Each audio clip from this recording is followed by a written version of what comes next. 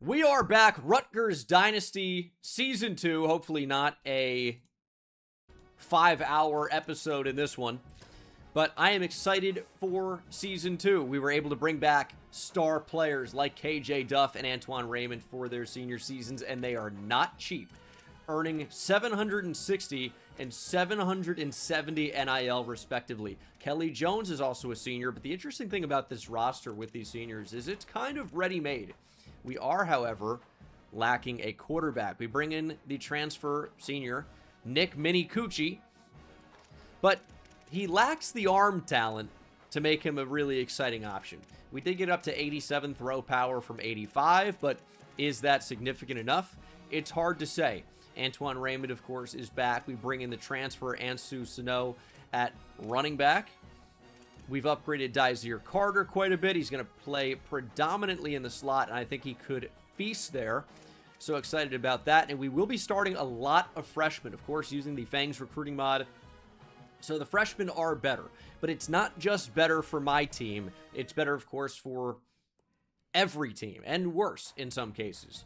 But there are more immediate impact freshmen, in my opinion, kind of the way it should be. If you're going after 5 stars and 4 stars, some of those guys can come in and make an impact right away, especially if you're not an upper echelon type of school. So is a 76 overall too crazy for a true freshman tight end? I don't especially think so, but Lewis Keene was an athlete. He really could have played running back, receiver, cornerback, safety, and we decided to settle on tight end. He's really never going to be a very good blocker at all, but as a receiver, he could be really, really exciting. So he's going to play right away. The offensive line, not amazing, but hopefully able to run block well enough to let Antoine Raymond continue to feast. And then our front seven in terms of the players we recruited, really, really fun. Jaden Sedberry, elite development trait from Mount Carmel, Illinois. Now, these guys already have deal breakers that could lead them to transfer away instantly. However, once we get KJ Duff and Antoine Raymond NIL off the books, hopefully get drafted in the first round, get their pro potential up, we will have NIL in order to hopefully keep these guys. But I'm really excited about Jaden Sedberry, kind of more of a power run stuffing defensive end rather than a true pass rusher, but I think the pass rush is going to come along strong. He's just not really the finesse guy, and he never will be, as he's a pure power guy. You can't even get it upgraded. Off the other edge, though, is someone I am especially excited about. Braylon Edwards, elite dev, gold quick jump, off the jump, and with his combination of lack of skill caps and pure speed, he could be a very, very fun speed rush option. And then at defensive tackle, I mean, Eric Dones is just ridiculous. He's our highest overall true freshman, 84 overall. Now, he's a power rush archetype because he's got 90 strength and 86 hit power, incredibly high ratings off the rip, 95 tackle, 88 pursuit, 78 block shed, but he's not really a great power rusher at only 77 power moves. What he is already a great finesse rusher, and as you can see, doesn't really look like your typical defensive tackle. He's 6'5", 277, probably would be an edge rusher on an NFL team, but here he should be a monster interior defensive lineman. And then, of course, fan favorite for everybody when it comes to Jacob Nutt. I think he's going to end up being a big finisher. Elite dev trait and already 84 power moves. So I think he's going to come in the face of quarterbacks really quickly and wrap them up and wrap them down. It's going to be a fun player to watch and hopefully a great player for years to come. And he likes conference prestige, so he's in a good spot there. We also have another superstar true freshman in Winston Millette Jr. I'm excited about his potential. He's got elite dev. Now, the speed isn't incredible, but it is, good enough. And he makes up for it in other ways. Crazy high strength and hit power. He can tackle already. The coverage is not good. The pass rush is not good. But the fact that he's already a really good tackler, I think will make his value really fun. And there are only 2 other freshmen worth talking about, but they are very good. I don't think Michael Williams is going to play very much. He does have elite dev. He was a top 60 recruit in the nation. He's already good in man. The zone coverage is quite poor. He's got some development to be done, but I think he's going to get redshirted right away. Now, he's a play style deal breaker type of guy, so we're going to have to stop the pass, which hopefully with our pass rush, we're able to do that. But I do think he's going to end up getting redshirted. And then maybe the most fun player out of all the freshmen is Benjamin Hubler. He was an athlete that could come in and potentially play, you know, corner, linebacker, safety, edge rusher, even some things on offense. He's 6'3", 216. Only impact dev trait when everybody else seems to have elite is a little bit disappointing, but he can run. His coverage is bad, but he's going to be good in the box. He's truly like a box style of safety, 93 hit power. I'm hoping he's going to end up being a turnover machine. He's got some development to be done, there's no question. We've got him at free safety for now. That coverage needs to improve. And then in terms of the recruiting board, we had a very good year one, won 9 games. So we've got some top recruits available to us. We're also locked out on a lot as well. And a particularly intriguing player when we're really looking for a quarterback is Chris Miller. He's a pure runner. 5-star athlete QB. Not something you see every day. And yeah, I mean, he's certainly a pure runner. Oh, goodness gracious, he's terrible. Well, we'll go ahead, check out the recruiting board, see if we can find some star players, and then get into season number 2. So as I said, it's going to be a really big focus to upgrade the quarterback position. Apparently, Andre Huggins doesn't think he's going to have the play time here. We added a bunch of QBs. Huge Dong doesn't think that he's going to have a chance to play very much either, which could lead me to believe that these guys don't think they're good enough to, you know, start over a lot of these other players on the board. So I'm thinking that we probably want to scout this inside group, and one of these 4 stars could end up being an absolute star. Who it is, though, remains to be seen. Probably should try and buy Recruiter so that we can scout these guys faster. I think that could be particularly helpful at this stage. I'll tell you, with the recruiting mod, we're seeing a lot more horrendous 5 stars. Eric Fafana, I got excited about. 5-star athlete, backfield threat. Maybe he's better at a different position, but to scout a 5-star and see 63 carrying, 58 ball carrier vision at running back, that's not going to be worth us pursuing him. That's a really bad start. I think we found our number 1 target of the cycle. Now, the change in direction is low, but a contact-seeking running back with 96 speed, 90 acceleration, 80 break tackle, Cedric Verbal. I mean, I'm going to be shouting for this guy. Does that work well? But no, this is absolutely our number 1 target on the board.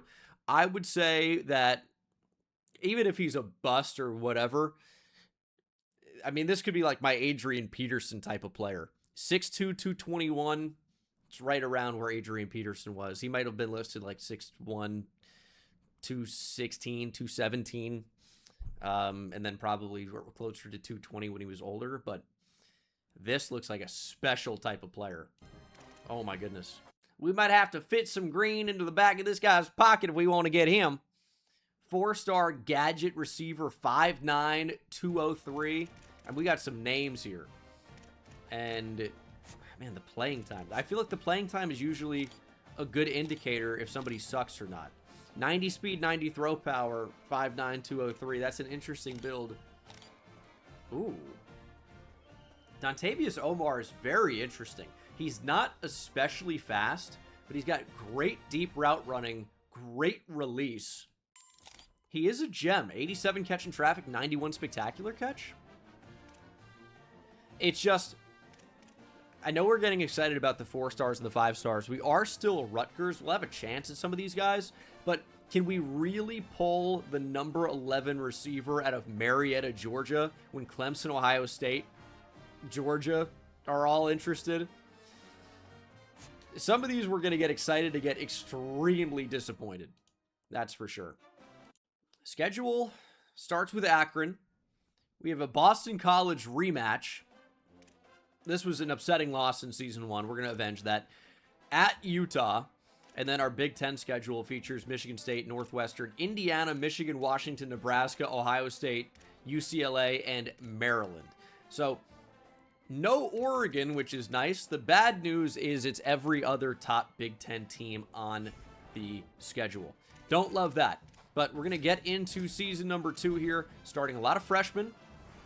Hopefully we'll recruit well. I didn't really show you guys a lot of the recruits on the board. I'm scouting the 5 stars early to see who's actually worth going after, because this is your only window at 5 stars. Now, we do have about 2,800 NIL. A lot of that is because KJ Duff and Antoine Raymond will be leaving. So we are going to be able to pursue some really good players. However, the problem becomes potentially keeping the guys that may leave from this past class. We've got to get our brand exposure up. We've got to get our coach prestige up. It's going to be really important to have a big season and make a deep run. And we've got a lot of NIL, though. I'm really worried that one of these big-time SEC schools is just going to run away with Cedric Verbal. He's looking for 165 NIL. I'd give him 250. I'd throw him 250 off the rip here, and I think that's a pretty salient decision. We do need to also offer a quarterback. Now, he's from an interesting spot, Merrillville, Indiana. Indiana doesn't want him. It's Clemson going after all of these top quarterbacks, and you'll notice that Kelvin Campbell and Hunter Cagle, no pipeline tiers for the teams going after them, which leads me to believe we'll have a pretty strong chance at getting at least one. I also like the look of Kai Chung. I think looks like a player worth pursuing, but don't really want to go after a bunch of these guys. Would preferably go after one quarterback, and I think Cagle probably looks to be the best.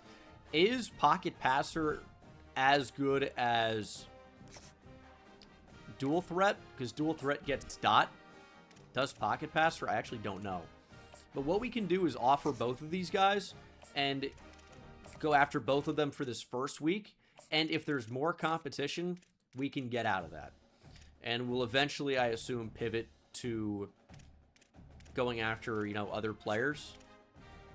But for right now, let's focus on bringing in more skill players, because we were light on that last year. I'll give 225 to Dontavius Omar. And Fitzum Green is interesting, but maybe not what we want to put all of our eggs into, basket-wise. These top 2 linebackers look very similar. Both from Texas, too. Linebacker's not the biggest need for us, but I would probably like to get at least one, if not more than that, in the class. And because we have 3 senior corners, upgrading at corner is going to be really big as well. So, again, we'll see what happens. You guys will get updates as we kind of rearrange this board. Our season goals: win 2 road games this season. We're going to do that. I mean, for sure, right? Beat Maryland by 7+ points. I feel like we're going to do that.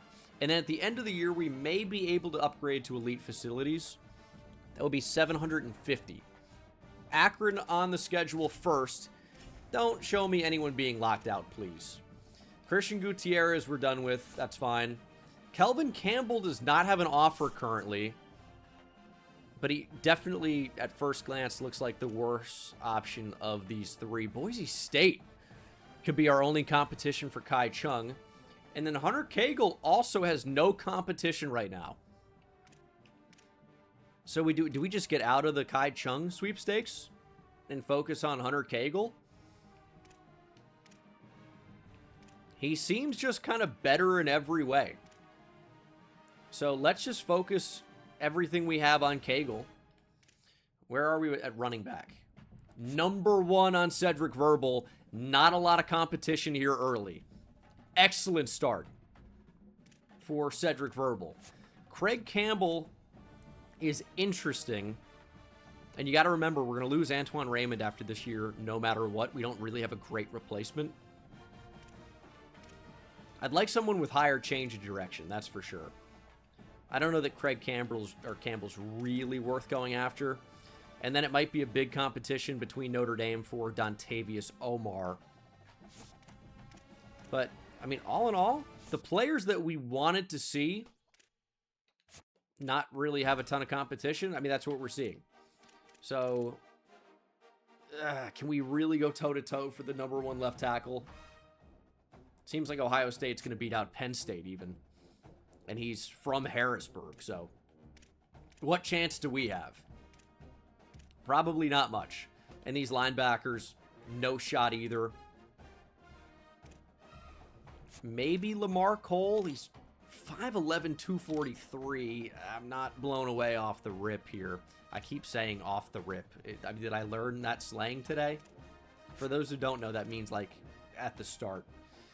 Willie Lewis, though, is an intriguing option, and it's only Minnesota that'll be our competition here, so we should be able to get him.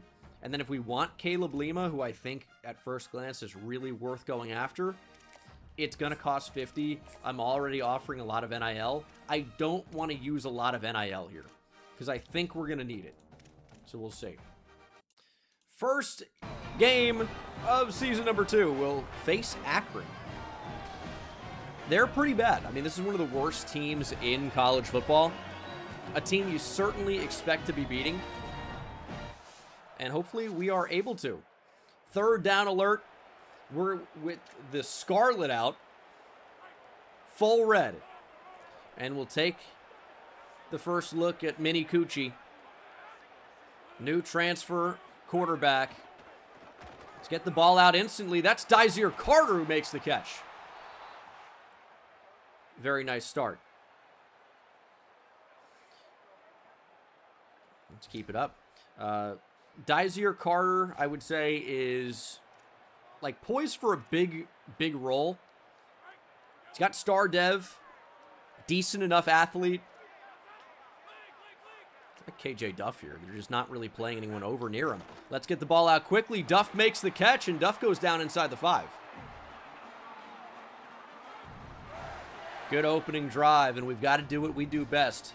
Hand the ball off to Antoine Raymond, and nowhere to go. Needed to spin back, maybe. He's had a good first drive, 4 for 37. But we need more runs like that. Untouched Antoine Raymond touchdown. We're going to tie Akron here, who got the lead early. Alt F4, thanks to the tier 1. Antoine Raymond's getting 770 NIL. 760. It's a lot. And the fact that Akron opened up with a score, disappointing. We are playing a bunch of true freshmen, though. We have a true freshman at free safety, left edge, right edge. Kind of 2 defensive tackle spots, although one's really more of a speed rusher at this point. And inside linebacker. Waiting on that, finding it, good block, and there's another true freshman. How did I forget about the tight end? That's a good reminder. It's a very good reminder. Death Scythe, thanks for the prime. Lewis Keene, 4-star true freshman tight end, very good athlete. Great block by Antoine Raymond, just set a pick, set a screen, get in the way. And that's what we're talking about. That is instant impact. And we'll see what the defense can do. Sedberry, Nutt, Millette Jr., all true freshmen. Although we're not really seeing the edge rushers out there, we might not need them. It's the transfer linebacker, Elijah Melendez, who gets to the quarterback and brings him down. Although I do want to see these freshman pass rushers on the field. They should be. But they were not on the field for that play. Here's 1st and 10. The entire offense seems to be on fire. We're going to go back to the tight end. Corner of the end zone. Diving catch is made.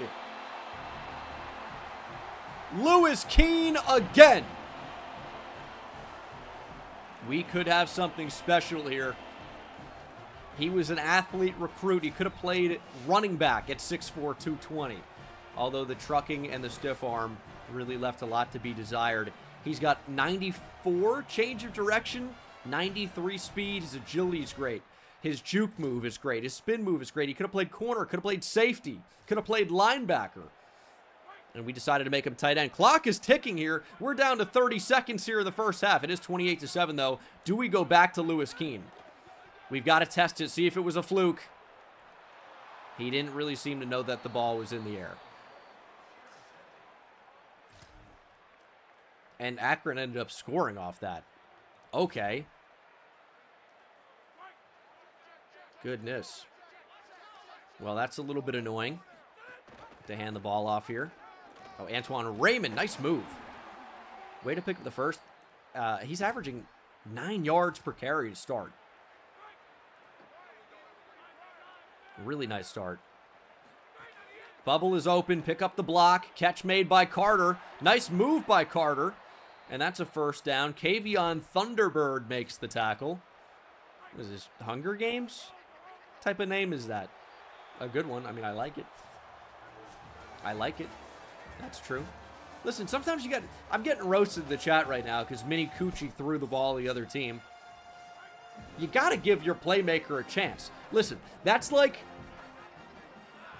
You got a shooter that makes, 4 threes in a row and then suddenly shoots a 5 and air balls and everyone laughs at him. It's called a heat check. Doesn't matter if you're shooting from 40. On the move with Mini Coochie. He's got a chance to turn this into a touchdown, and he will. Mini Coochie looking larger than life there with a stiff arm into the end zone. Touchdown. It's 35-10 over the Zips. And on 4th and 4, down 25, they'll leave the offense out there. Sedberry out there. Braylon Edwards out there. And we actually got good pressure. That's got to be a pick. And oh my goodness, how do you drop that? I don't think I've ever seen a more free interception in my entire life. I like the nickname Coochie Mane. There's Raymond.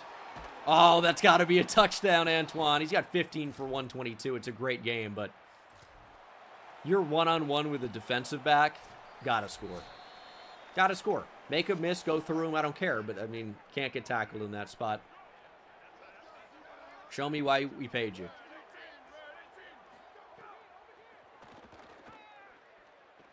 It's decent coverage by Millette. Quarterback looking to run. And on 4th and 7, that looks something I would do. But a great first game. 35-10. Started off a little bit weird, but Akron did not score a point in the entire second half. Our defense really showed up. And it's a great debut for Nick Mini Coochie. I know who we're playing, but 3 touchdowns, 270 yards through the air, completing nearly 75% of his passes. Antoine Raymond did the Antoine Raymond thing. 20 for 148 and a touchdown. 2 runs of 20+. Maybe you need to be a little bit more careful with him because it's a lot of usage against Akron in the first game of the year. But Lewis Keene, from New Jersey, 6 for 98 and 2 touchdowns in his collegiate football debut. Dysere Carter also with a touchdown. And KJ Duff, 4 for 57. Not awful. Sedberry had 2 TFLs. Messiah Tilson as well. Sack for Elijah Melendez, and Sedberry and Tilson, of course, combined on the sack. Pick for Kevin Levy. But yeah, defense played well. And Eric Dones. I was going to say, we didn't really see a lot of Eric Dones. I hope he's not living up to his last name and he's Duns for the season. That would suck. He's our highest rated true freshman. I think he's going to be a truly elite player. But it looks like it was just momentary. It looks like he's going to be okay. That was a scary one. But looks like he's going to be okay. No significant injury. I mean, we dealt with some injuries before. And we've still managed to be successful. He's going to be all right. So that's nice. But we're already ranked number 23 in the nation. And how could you not rank us after a big win over Akron, of all teams? Into first place on Hunter Cagle, that running back. Big first place over Virginia. I mean, Auburn, I don't think they know what they have in Cedric Verbal. I don't think anybody knows what they have. This is the best contact seeker running back I've quite literally ever seen. Could be a battle for Dontavius Omar. Got to get into the mix on Don Casey. We've got some hours back now. Probably going to be fine with Noah Campbell. But again, I've talked about it. We need to invest more with these skill positions. We did not do it at all last year outside of Lewis Keene. So it's going to be a big priority. And then linebacker as well is going to be something we kind of focus on. Because we've really just got the one right now. And we need more talent. And I'm looking for some true difference makers because I know these linebackers can be elite. I'm just not seeing it right now. I'm not seeing it. Boston College, undefeated to start the year. We took a week 2 loss to them last time. Let's avenge that loss. It's a blackout. Well, the crowd didn't get the memo, I guess. It was supposed to be. Wanted to dress for Boston College's funeral. It's really annoying to lose to them last year. Like, insanely annoying. This is not going to happen this year. I really think we're a college football playoff caliber team in year 2. Which is not going to be everybody's favorite. And, I mean, I don't want to, jinx that too early, I guess. But I think we got a really, really good team. And not every series needs to be the hardest series that's ever been done. Oh, Mini Coochie dives for 6. That was scary. But it's good to stay out of a negative play there on first down. Oh, man, Raymond's going to lose a couple. There's the negative play. Tried to bounce that out when we probably shouldn't have. Trying to just get a little bit too much there when we really didn't need to. And here's 3rd and 8. We need to block for a long time here. I mean, that's an insane decision. I really wanted KJ Duff. And I'm just like, is that coming open? It really wasn't. Really wasn't. And we'll punt. Weird drive there, if you can call it a drive. I guess we didn't really even get out of the driveway. Okay. Relax, Devin Hester. We're not going to get upset by Boston College again.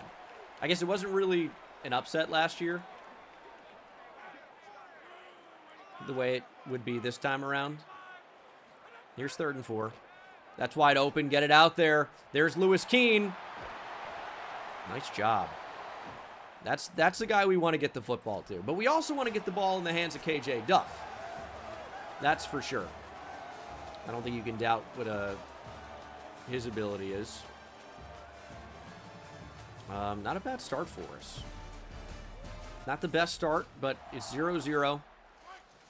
New ball game here at the start of the 2nd quarter. We got to lock in. And let's get back after it.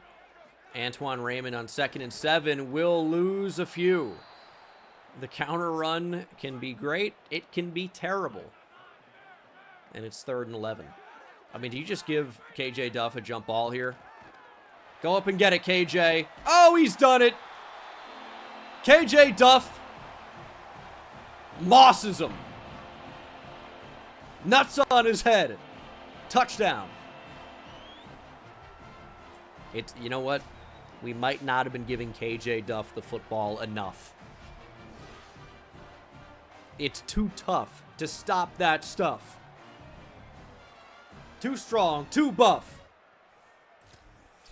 I mean, I don't know why I turned into Dr. Seuss. I don't know why that's a trend on the channel. But you know what? If it fits, it chips. If it works. Messiah Tilson in the hole. I mean, you honestly didn't even know he was on the field. Kind of fitting for Messiah. 2nd and 6. Winston Millette sheds the block. Big hit, and the ball's loose. Ho, ho, ho. The true freshman has incredible strength and hit power.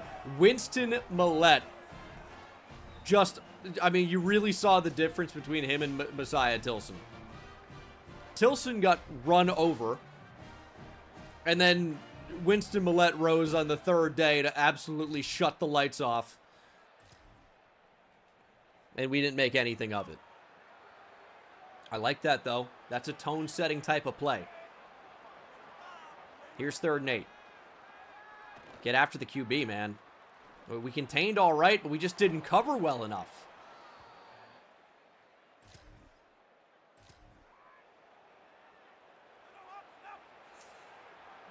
Frustrating. Benjamin Hubler's a really interesting player. Does not cover well, but really hits. If we can get him in a position to land a shot on the quarterback, we could have created something. But not to be. Touchdown. Boston College. Mason McKenzie. I mean, pancake off the edge. Play was basically dead from that point on. We have 51 seconds. We do have a KJ Duff, though. Lewis Keene also gives us a really intriguing option if that gets shut down. But we have single coverage, which means we take the shot. KJ Duff could not bring it in. Sierra Torrance on the coverage. I like the idea, though. Like, if we're going to get single coverage, we're throwing it up to KJ Duff. It's a mistake. KJ Duff brings it down.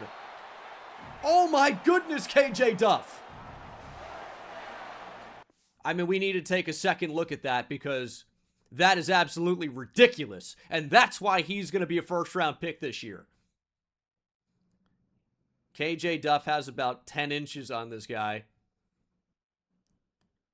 I mean, it really, to be fair, it couldn't have been played worse by Torrance. And he moved it to one hand, which made me think this was way cooler than it was. But you know what? Style points. Sunned him. Got the stiff arm for good measure. I mean, it's still a sick play. Even if it wasn't exactly what I thought it was initially. Ooh. Didn't really know the play there. We're going to call our second timeout.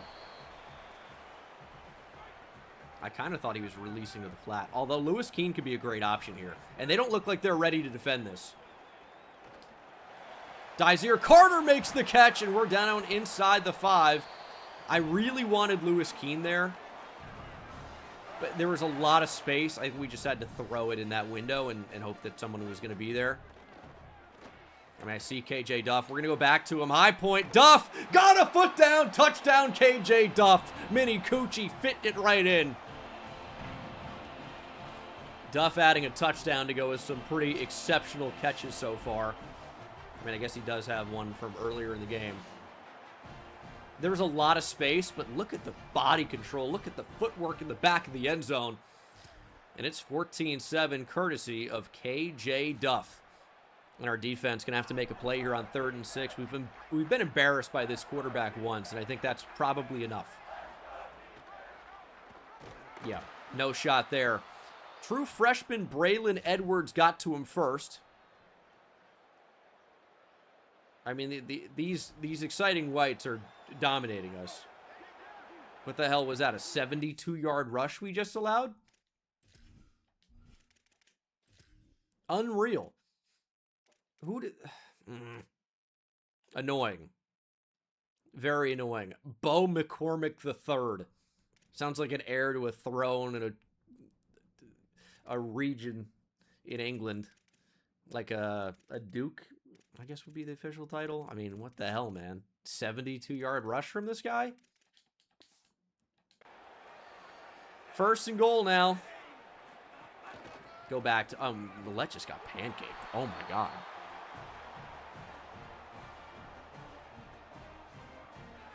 Okay, P. Blazel, thanks for the prime. Stinger, thanks for the prime. Well, I talked about the power of Winston Millette. He just got sunned. It's a bad matchup, and, I mean, Boston College is not going away. It's 14-14. Our defense is back out there. I'd love another big hit here from Millette. Give us a fumble. That could be it. Oh, man. That looked like Patrick Willis against Brad Smith. As we have a roughing the passer. I think that was the true freshman, Jacob Nutt. Getting a little too excited there. Here's 2nd and goal. 5.5 minutes to play. I don't like how we're cross-manned here. We're going to get out of this.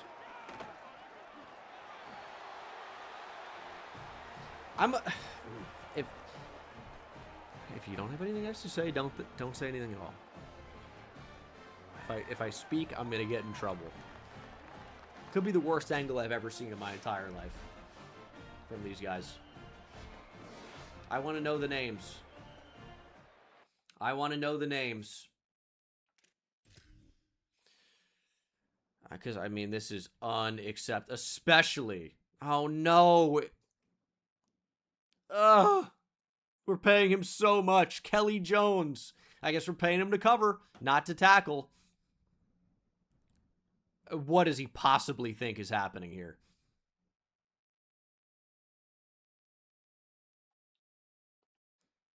Kelly, dude. Oh, my God. 21-14 Boston College. They're about to do it again. They are about to do it again. 21-14. Hey, offenses look good when we're actually out there, though. I'm not really too worried about it. We have a KJ Duff, and they don't. We also have Antoine Raymond. Like, there's no real reason to get one-dimensional here. I feel like they have defended the run okay. We don't even have him in the game.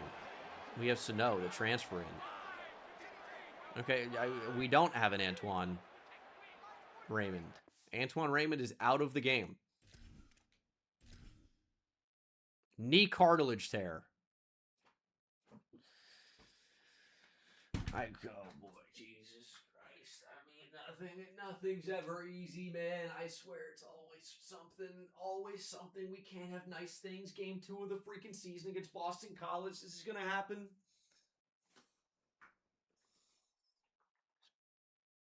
$770 NIL for a game and a quarter.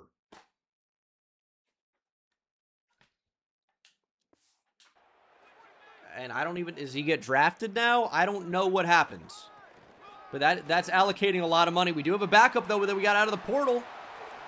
Sano takes it off tackle, I believe, to the 38. CFP talks too early. Hey, we're going to find a way. Good teams find a way.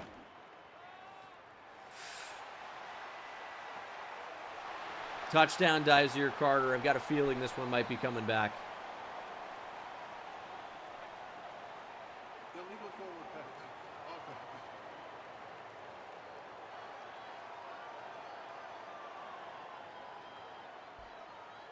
Second and 14, we might have been over the line.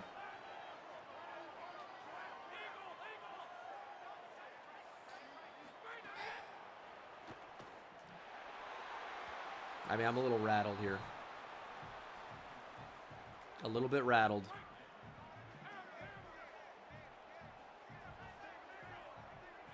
Third and 14.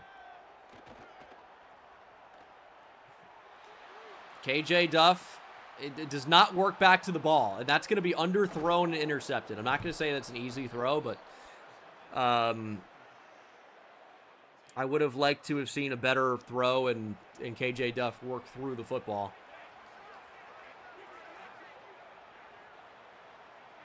Oh, boy. Big hit by Millette, though. He's going to force some fumbles for us this year. He's going to force a lot of fumbles. If he can deliver hit sticks like that from pretty much any angle, he's going to be an enforcer for us, and we're going to get after the quarterback. We better bring him down. Sudbury gets to him. Ball's on the ground. Boston College recovers. Eric Dones scoops him up and drops him. And then says, "You're my little baby," to a 330-pound offensive lineman. Dones does have high risk of injury, and he was injured last game, man. Obviously, the turnover would be nice. What is the injury rating for Eric Dones? If we have a sick 4-star like 5-star talent type of freshman. He's playing up to 99 injury, 94 toughness. All right, he's just having a tough time, I guess. We're looking at 3rd and 36. I think we can safely pass commit here. If they run the ball, they're not running it for 36 yards. We go with the screen. Nowhere to go, really. And we will get the football back. Let's see what we can do.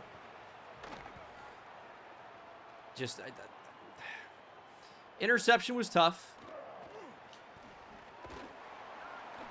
I think when you try to get risky like that without like a superstar level of quarterback, that's going to happen. But really a lot of our offense has been just throwing the ball up to KJ Duff. And man, that's another one where he looks open. And then that's a linebacker in coverage that just makes up kind of a ton of ground. I think it's the throw power that's a major issue there. There's Dysere Carter, though.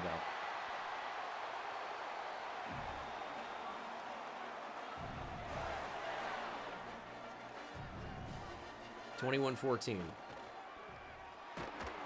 Are you fucking kidding me? I have no control!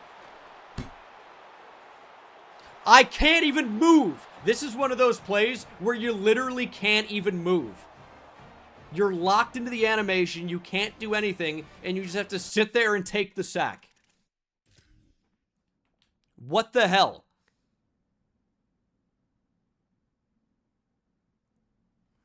What is that?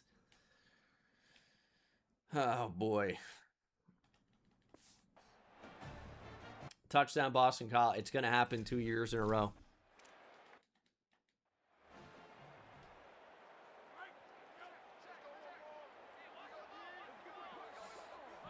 I mean, that's insanely frustrating.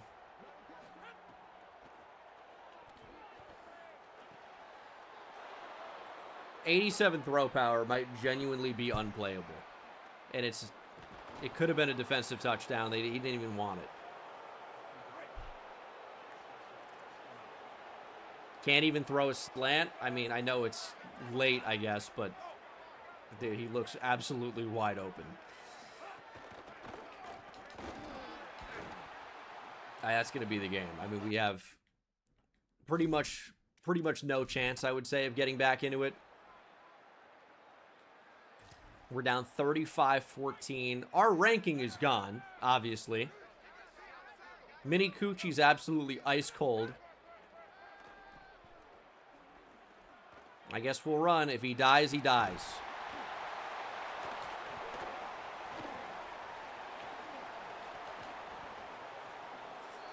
KJ Duff makes the tackle.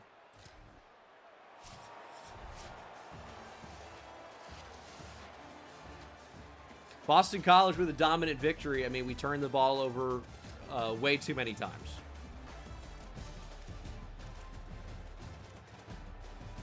I mean, all things considered, maybe the worst game of the entire series. All things considered. Nice game for KJ Duff, though. 2 sacks for the true freshman Jaden Sedberry. Pick for Kelly Jones. 4 forced fumbles in this game. We recovered 1 of them.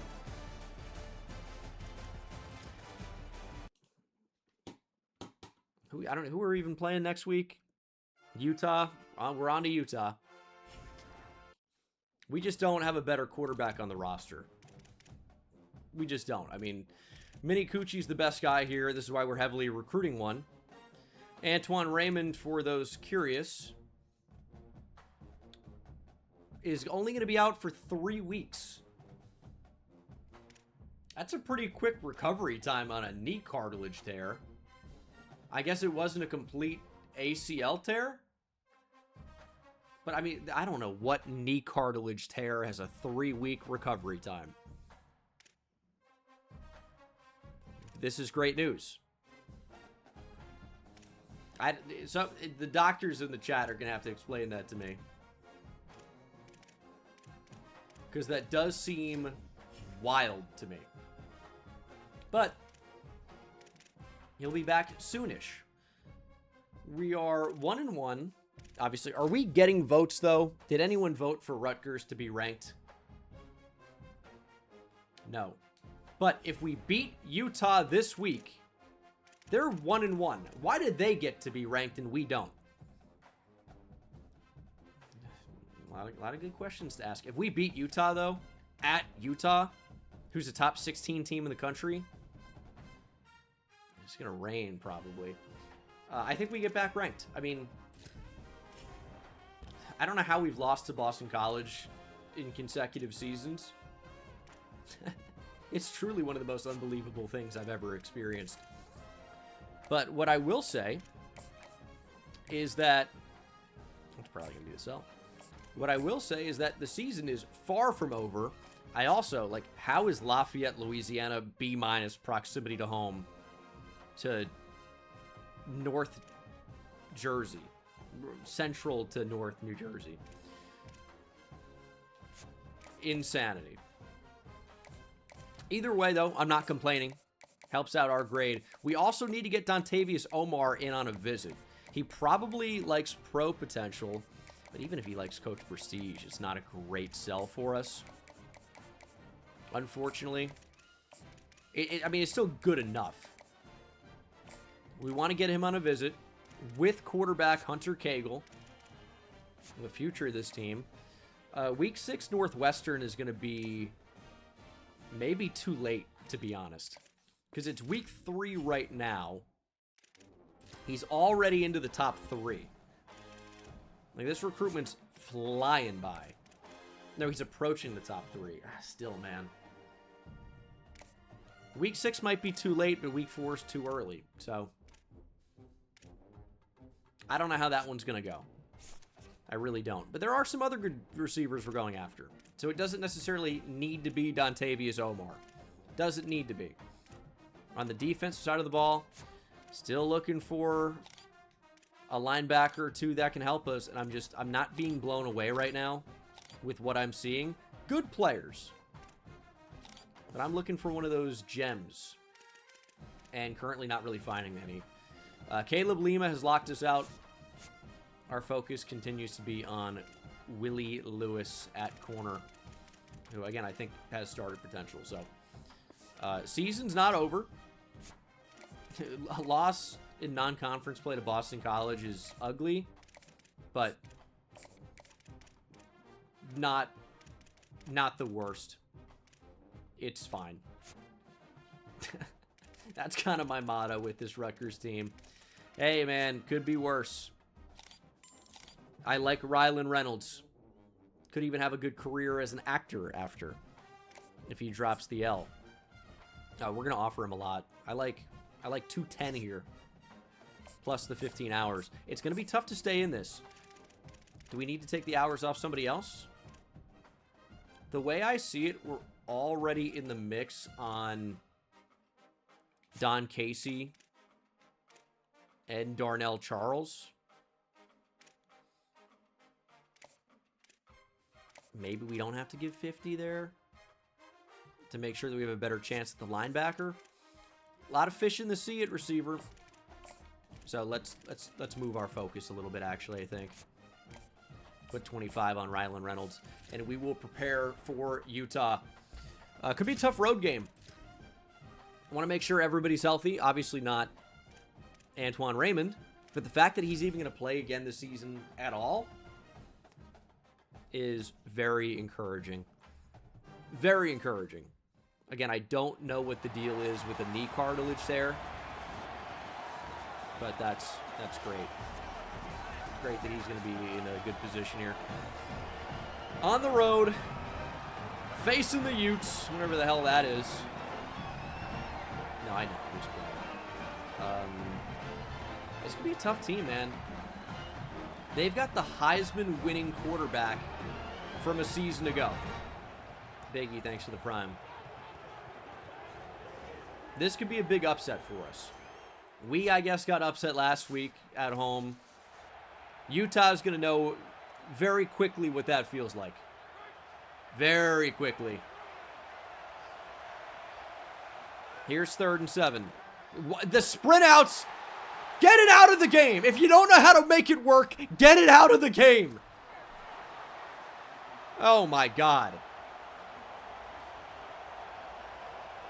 And I mean, miracle if we make this. Didn't really get full power. It's going to sneak in. Field goal's good. Okay. Not too bad. And we're back on offense already. Do we just get the ball in the hands of KJ Duff? Wanted RB, hit Y. Wasn't great. But our defense got us the ball back. On the 15-yard line. Let's start moving the ball again. Freshman Lewis Keene cannot make the catch.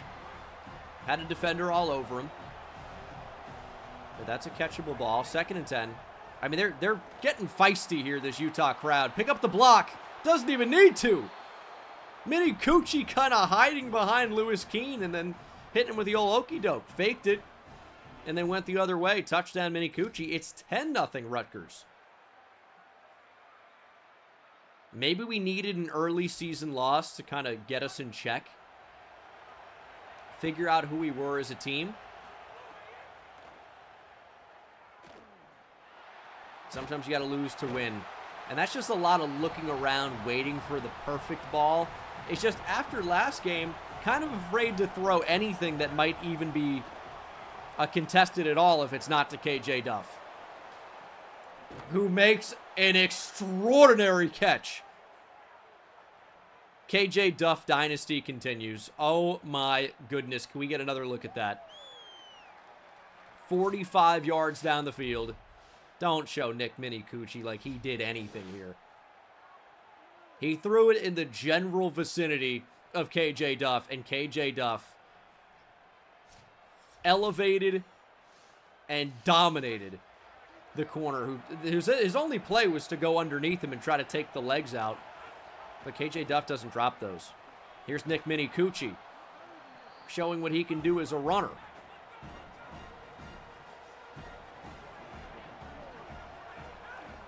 Play action. On the move. A little check down to Mitchell. It's got to be a touchdown. And it will be.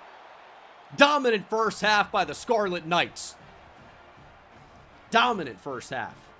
Going to be 17-0. Our defense is crushing Utah, who finally gets 3 and then another 3. 17-6 into the fourth quarter. It's 4th and 9. We need this pass rush to come alive. We've got the guys to do it. And that looks pretty open. That is Benjamin Hubler, the freshman safety in coverage, who's not really a great cover player at this point in his career. Kind of got exposed there. And it's 3rd and 7. It's 17-12. 4 minutes to play. Dude, who is 44 on the team? Are you seeing this? Hubler! Big hit! Oh my goodness. Well, that's Berg Ficklin in the game. Not Devin Dampier at this point. It's Berg Ficklin. And they're going to run the ball and get it. Hubler can't make the tackle. It's a nightmare drive for Benjamin Hubler.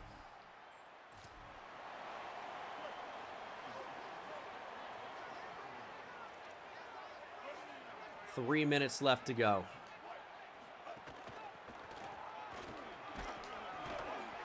There's a big hit by Hubler. I really think he's going to be an impact player for us, but kind of getting a little exposed as a true freshman. 2nd and 4. We're still in the lead, by the way. It feels worse than it is. Quarterback keeps it, pitches it. Who is this? They are handing the ball to a human meatball. They're lining him up in the slot. I mean, who? I don't even know. I don't even want to say what I'm going to say, what I'm thinking. Here's 3rd and 11. Millette hopefully takes him out of the game. 3rd down and 11. Big hit Hubler, but the catch is made. And Utah's down to the 6-yard line. I mean, that was just going to be wide open no matter what. I kind of don't know who was manned up on him. I guess it would have had to be the boundary corner. Did he just get screened off here? Why would you possibly try to go underneath the corner to follow the route? Are you kidding me? Oh my god. Why would you go under the other slot corner or this dude? That's why this was the most open route I've ever seen.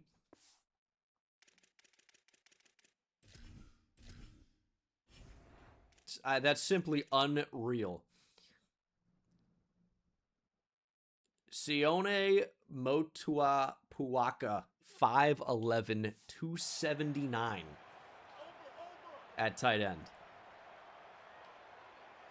And it's 1st and goal. Here's a run. That's going to be a face mask. The freshmen are killing me today. Winston Millette. I mean, the face mask at this stage really doesn't matter a lot, to be honest. Just half the distance. It should be, right? They got the ball on the 2, even though they had it on the 6. I don't get that. But doesn't matter a ton. We're going to start calling timeouts, by the way, because Utah's on the verge of taking the lead.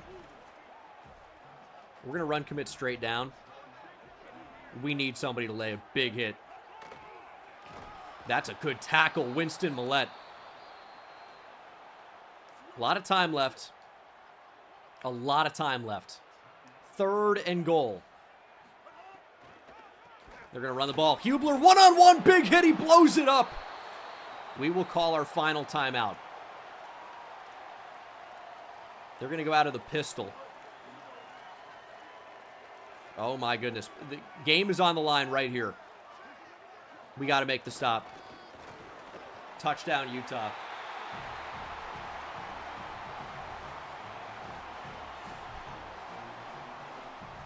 They're going to go for 2 to make this a 3-point game, you'd imagine. They don't. A perplexing call.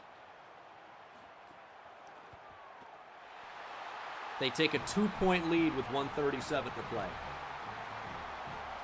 We have no timeouts and 1:37. Field goal wins it.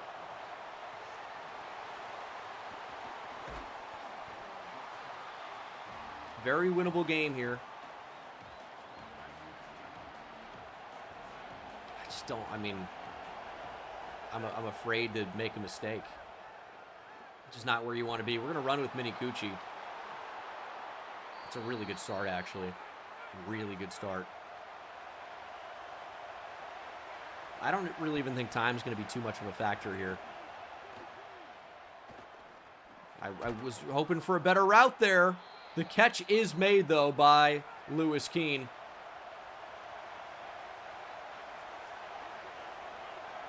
First and 10. 1:15 to go. It's going to be a pick. It's going to be a pick. I mean, it's completely unacceptable for me. I know it sounds crazy. You just got to take the sack there. Just got to get sacked. Just got to take the sack. Unacceptable mistake. Like, it does suck that our center got bitched straight away. And no one's open. But, I mean, that is... If you throw it away, it's intentional grounding. That sucks. Yeah, I mean, there's no read. Nobody's open. So you just can't throw it. You just got to get sacked. Which would have been bad clock-wise, but you know what also is bad? Is losing the game. We'll need a touchdown and an onside kick and a field goal, I guess, to get back in it now. That's going to be tough to do. That's going to be very tough to do. But I will say, I mean, this is a flaw of mine, one of many as a player, is I just don't want to get sacked. I just don't want to, right? So I think, oh, we'll throw it. Surely it won't be what it's going to be, and that's going to be a throw at a sack interception. So let this be a lesson to you. Don't ever throw the ball. Only bad things can happen. Only get sacked, and you'll do better on offense. High hopes of beating Utah. Unbelievable choke, really, if you think about how we were up by a bunch and then completely collapsed in the second half and lost. We were right there with the number 16 team in the country. Instead, we're going to drop to 1-2. We're going to need to figure this out, man. Because 0 second half points and allowing 20 in the fourth quarter is whatever. Like, obviously we saw the end of the game.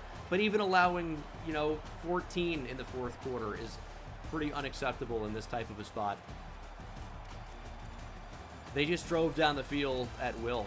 And we couldn't run the ball. We can't run the ball without Antoine Raymond. 10 for 23 from Sano is awful. We couldn't throw the ball in this besides one play to KJ Duff. And then, Jaden Sedbury had a great game. 2.5 sacks, 3 TFLs, sack for Braylon Edwards. But, yeah, Utah just completely drove down the field, and then we obviously couldn't capitalize. Tough. Okay, bye week really couldn't have come soon enough. Obviously, we've had a tough couple of weeks here. Really tough couple of weeks. But things are going to be looking up because we're going to get back on the right track. We're going to get Antoine Raymond back. And a couple of the offensive linemen that we just added to the board are now no longer considering us. And this is a good get-back game here. First game of Big Ten play. Honestly, everything else to this point doesn't matter. That's what I'm telling the team right now. It doesn't matter. Because we control our own destiny. Washington is undefeated to start Big Ten play. Oregon's 2-2. Overall, 1-1 in the conference. We play Michigan. We play Ohio State.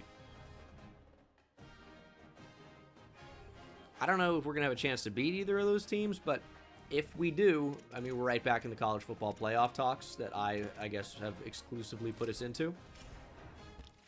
And recruiting's going really well. Hunter Cagle's going to get on campus with Dontavius Omar. It needs to be said that I need a new quarterback. I'm sure you guys would be completely fine with Mini Coochie. Some even like that. It's not for me, apparently. Cedric Verbal is about to give us a verbal. Virginia really not even close here. And we've got Dontavius Omar on a week 6 visit. It might not be enough. He's got a complimentary with the quarterback. Notre Dame with the pipeline tier is just probably going to beat us out here. But there are other good receiver options. It doesn't just have to be those guys. Or just him, Dontavius Omar. There are other options. It's unfortunately the F playstyle there. That's just not a good sell. A+, D+, F. Might be just good enough. We're going to continue to send the house. Kind of need him on a visit. Honestly, we should get out of the Dontavius Omar recruitment right now. If we have a monster blowout win, maybe we can get into first place. It does seem unlikely, though, doesn't it? It does seem unlikely. We're going to get Don Casey on a complimentary as well, because I think we probably just have a better chance against Texas Tech than we do against Notre Dame. So we'll go in with that mindset. Only 10 hours here. We got to go after Darnell Charles, too. It might just be in our best interest to get out of that. And then in terms of upgrading the offensive line, I think we're going to be in a pretty good position to get Stephen Creviston and Lamar Redpath. Hopefully not giving any paths to the quarterback and no crevices either. Man, a bit of a stretch to get there, but I'm so flexible. Not accurate, though. Not actually true. Looking good for Rylan Reynolds.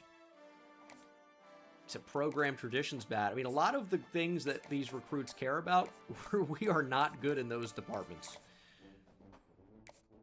At all. So it's going to be a lot of just continuing to send the house. And now Miami's into the mix on Willie Lewis. Why do you have to be? Just let us have him, please. Our championship contender's still a B-. We're going to get Darnell Charles in on a visit. I took the top receiver off the board. We're just not going to beat out Notre Dame. I've got Don Casey on a visit next week. I've got Darnell Charles on a visit. So, I feel like that is our best bet. We are on the road at Michigan State. We are hopefully going to get Antoine Raymond back. He's got one more week left with his knee cartilage tear. I still don't really even know what's going on with that. But I'll tell you, we need him back so badly. So badly. Michigan State is undefeated. They're probably on the verge of being ranked. This could be a big win for us. We open up Big Ten conference play. We need to win. Need to win. They're striping out the crowd. Their four-fingered mascot doing one-handed push-ups. I'm not impressed. Here we go. Mini Coochie starting off ice cold. That can't be great. Prefer way warmer. And, I mean, we're going to try to throw that to KJ Duff. That's been a pick before. We've seen that be an interception. That's what we were looking for previously. Better start here. We're going to get sacked. Running backs to the flat. He's open. Ball's got to be out. Just get rid of it. Take any positive yardage.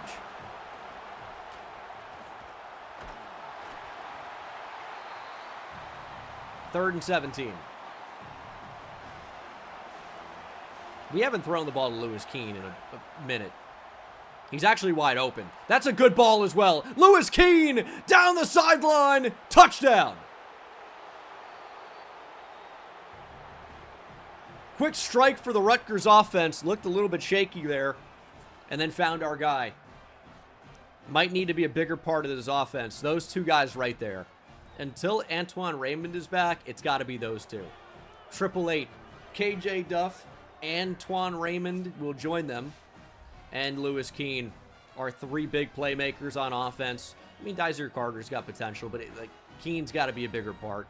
He's just a big mismatch. He's got great speed. He can really outrun defensive backs and obviously has size on them. And then obviously he's going to be able to outrun these linebackers. Here's 3rd and 8. Like, do we just try to use Keene as a receiver here? Like, really get down the field? Oh, man. Yep. Threw it right to him. Thought the linebacker was going to run with the crossing route and then just dropped into the space, and I had already made the decision.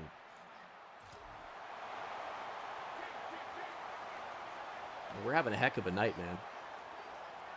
The fact that the CPU keeps baiting me into making poor throws really says a lot about my ability, I would say. Good pressure, though. We need more of that. That is our future superstar, Eric Dones, bringing down Milivojevic, forcing a 4th and long. I need these freshman pass rushers to get better and take over games. Here's 3rd and 7. Our defense has bailed us out. I mean, we got to get it to KJ Duff. Instead, we step up into a sack. I've said it before that I don't do it. The offense needs to be KJ Duff-centered. KJ Duff-centric. Throw it to him pretty much no matter what. If I throw an interception targeting KJ Duff, they got me. Whatever. God, oh, good drop. But nobody else is good, and the offensive line isn't good enough to give the type of protection I want, which is sitting in the pocket for 20 minutes. Throw the ball to KJ Duff. KJ Duff no matter what. He's like basically triple covered, and the running back is so open. We've got to get it out. Mitchell makes the catch down the sideline. Touchdown. We're back. We are back. Just needed a positive play, man. Just needed a positive play. Terrell Mitchell, 3rd string running back in the game, wide open on the wheel. Had to get it to him. And we've got a chance here to extend our lead before half. Minute and 15. Okay, they had a cornerback lining up out of bounds. Clock's ticking here. I mean, we might be able to get favorable coverage. They're kind of shading over towards that side, stepping up with Mini Coochie and getting dropped. Derek Simmons. We had him in a Dynasty last year. Was he Texas State Dynasty? Get it down the field. Wide open. Dysir Carter makes the catch. Was not really even trying to score after the bad play. But now that we have 3 timeouts and we're on the 41-yard line, I guess anything is possible. There's Sano. Nice play. Let's get a timeout in there.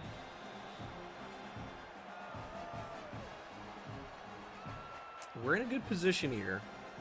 This is throw the ball up to KJ Duff territory. I mean, maybe the safety gets over there, but I think we have one-on-one. That's where the ball's going, and KJ Duff cannot bring it in. I like the chance, though. Guess what? Incomplete. Still 3rd and short. Still very manageable. Out to the running back. You got to make a miss. Let's go. Sano, and he gets out of bounds. So we have 2 plays here over the middle if we want them. But even getting a field goal here to erase their field goal, not a bad idea. Just too much pressure. I don't know if throwing the comeback was a good idea there anyway. That's a long throw for Mini Coochie with throw power in the 80s.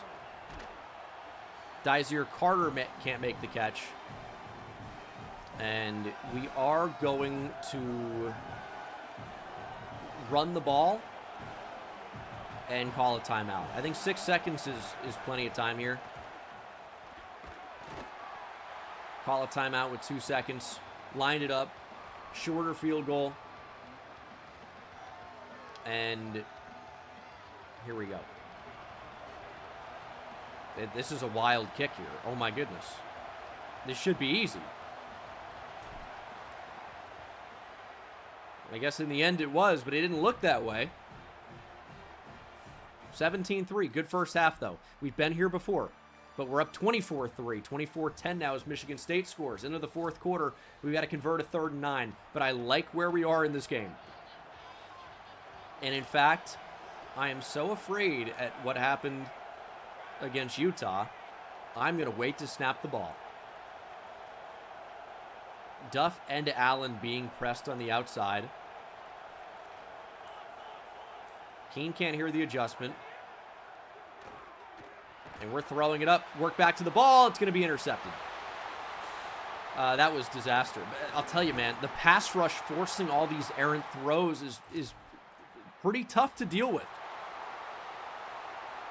Arm punt, I guess, with the return. It's not the end of the world. Got to play defense here. Here's a shot down the field. Don't get mossed.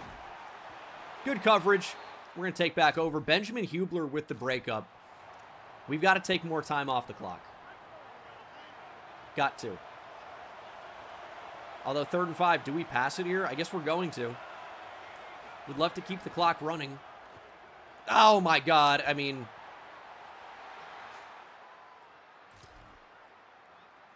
RB could not have been more open. I think that was Dysir Carter. I just didn't trust the throw. We're going to keep the offense out there, I think. Or not.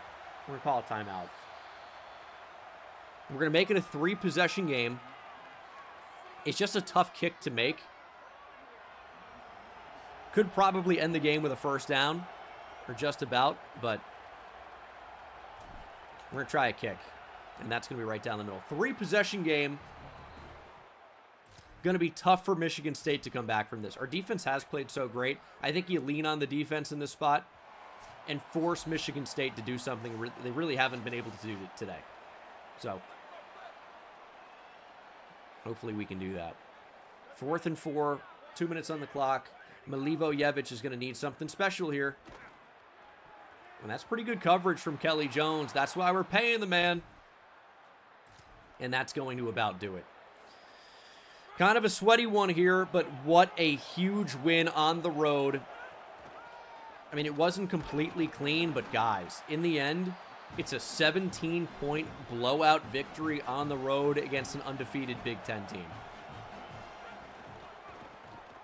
We're really happy with that result. That is your final. Let's go. Back in the win column. Good game. Good team win. Defense played outstanding. Offense did enough. You score in every quarter, you're going to be a tough team to beat. Better game for Mini Coochie. I mean, the interceptions in this one got baited by one and then had a throw at a sack pick on the other. That'll happen. Not really too mad about it. Obviously, still looking to avoid turnovers, as Mini Coochie, of course, had a touchdown on the ground. And then receiving, we had 3 for 83 and a touchdown for Lewis Keene. Terrell Mitchell, of course, with the long touchdown. Didn't really get KJ Duff involved enough. We got to feed him the ball. Sedberry with another sack, TFL. Eric Dones, of course, had a sack. Braylon Edwards had a sack. 3 true freshmen all making their presence felt on that side of the ball. I love to see it. I mean, I think if we can establish an incredible pass rush, we're going to be a really tough team to score on. So, I like what I'm seeing. Let's keep it up. And we've got some visitors to welcome here. Week 6, we're going to host Northwestern. We've got 2 4-star receivers. We've got a fantastic 4-star quarterback in Hunter Cagle, maybe the future of this program. I guess we're we're in New Jersey now, where it's not program, it's program. Or just program, that's how I say it typically. Northwestern's 4-1. I mean, man, the Big Ten is stacked this year.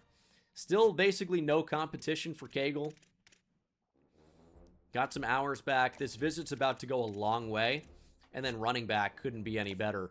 Cedric Verbal is on the verge of a verbal commitment. Virginia's got a Week 10 visit. It's not going to matter. It's not going to go that far. But this is a tough one. Don Casey looks destined for Texas Tech. Arcel is just not good enough. And now Michigan is into the mix on Darnell Charles. There are a couple ways we could go about this. What we could do, and what might be the best decision, is to take Don Casey off the board, wave the white flag, and focus exclusively on Darnell Charles and then Noah Campbell. And say we're not going to get Don Casey. I don't think we're going to. We'll get the hours back. We'll take away the competitive visit for Darnell Charles. I think we could use some help there, and we'll focus more on Noah Campbell. Focusing on the offensive line, I think, is going to pay dividends as well. Those guys have been about as bad as you could be this year, I would say. But things are looking up. If we can land all of these 4-star offensive linemen, plus add in a couple reinforcements defensively, I like the way that we're trending. I really do. Let's get ready to beat Northwestern. We're going to upgrade the team and get after it. Okay, got to win here. Hosting some pretty important visitors, but also it's Big Ten play. Another reason why I'm confident going into this game, other than just winning the last one and being undefeated in Big Ten play. Look at number 3 in the backfield. Antoine Raymond is back. He's going to get the ball, and we're trying to dance around, be a little bit too cute there, only get 1. And it's 2nd and 9. Got a star boundary corner. We're going to get on the move here. They're just not accounting for Mini Coochie. He's outrunning the entire Northwestern team and will duck out of bounds after a gain of nearly 30. And he's on fire now. Oh, the left trigger, man.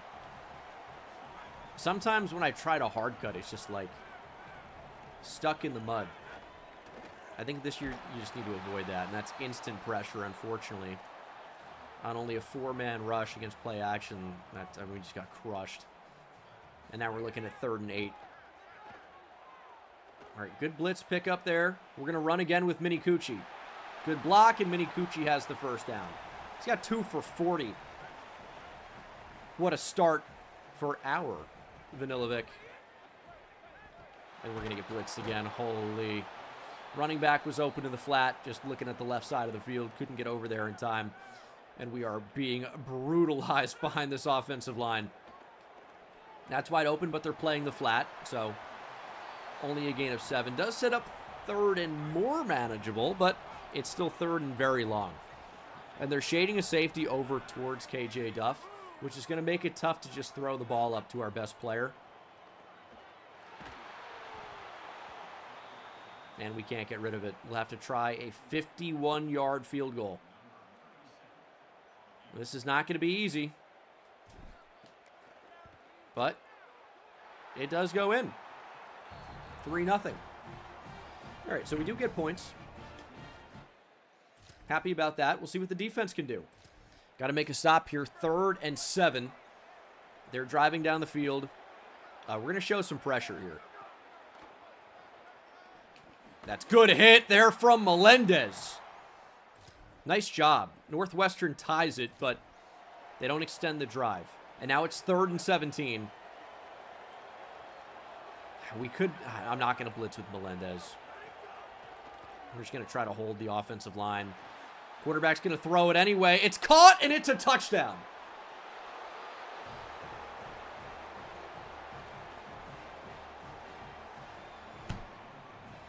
Wow.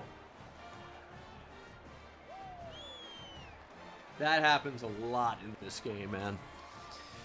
I mean, Hubler was trailing. Well, I guess he stepped up and just took a bad angle. Sanders kind of got crushed there. We do answer and tie it at 10. It looked like a long Antoine Raymond run, and we've got the ball back. 3rd and 6. They're doubling KJ Duff. We're running again. I see the post over the top. There was a safety. I don't know that we would have had that throw, especially not with 87 throw power. They're not really accounting for the quarterback run. Until they do, that's how we're going to beat them. Running back's open. Antoine Raymond, you got to get it. Thank you. 32 yards passing here in the first half for Mini Cucci. Running the ball has been more effective for sure. Raymond will get it. We're going to go hurry up. I really think Lewis Keene could be wide open on the wheel. I don't like this glitch where you can't see your routes. All right, that fixed it somehow. Lewis Keene makes the catch. Great grab by the true freshman. I like how the crowd's blacked out for this one. Not when I told them to. And Northwestern's actually calling timeouts.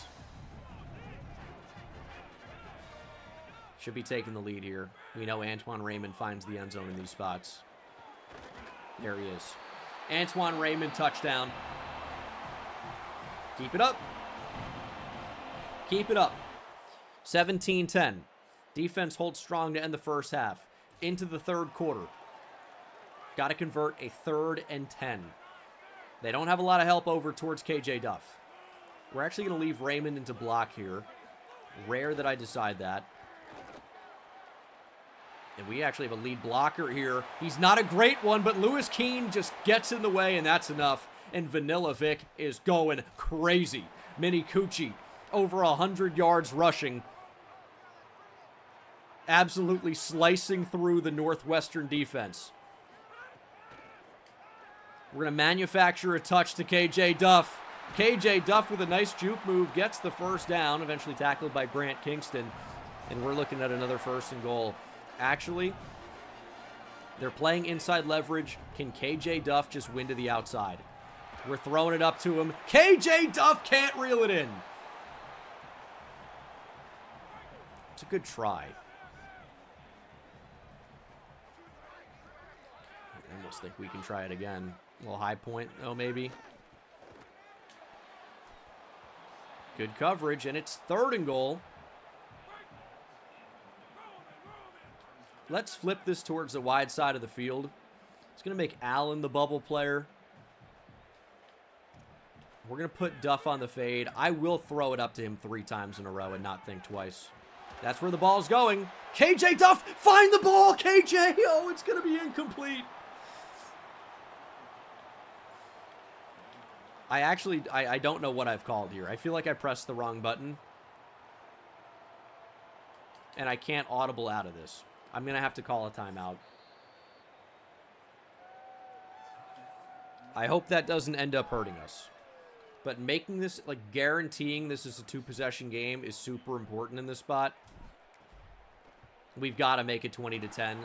If I accidentally called fake field goal, whatever, and got crushed there, would never live it down. Simply would never. Had to guarantee. There's a 38-yard rush from Antoine Raymond as our defense gets us the ball back. Also, yeah, taking the delay game was an option as well. Maybe the better call.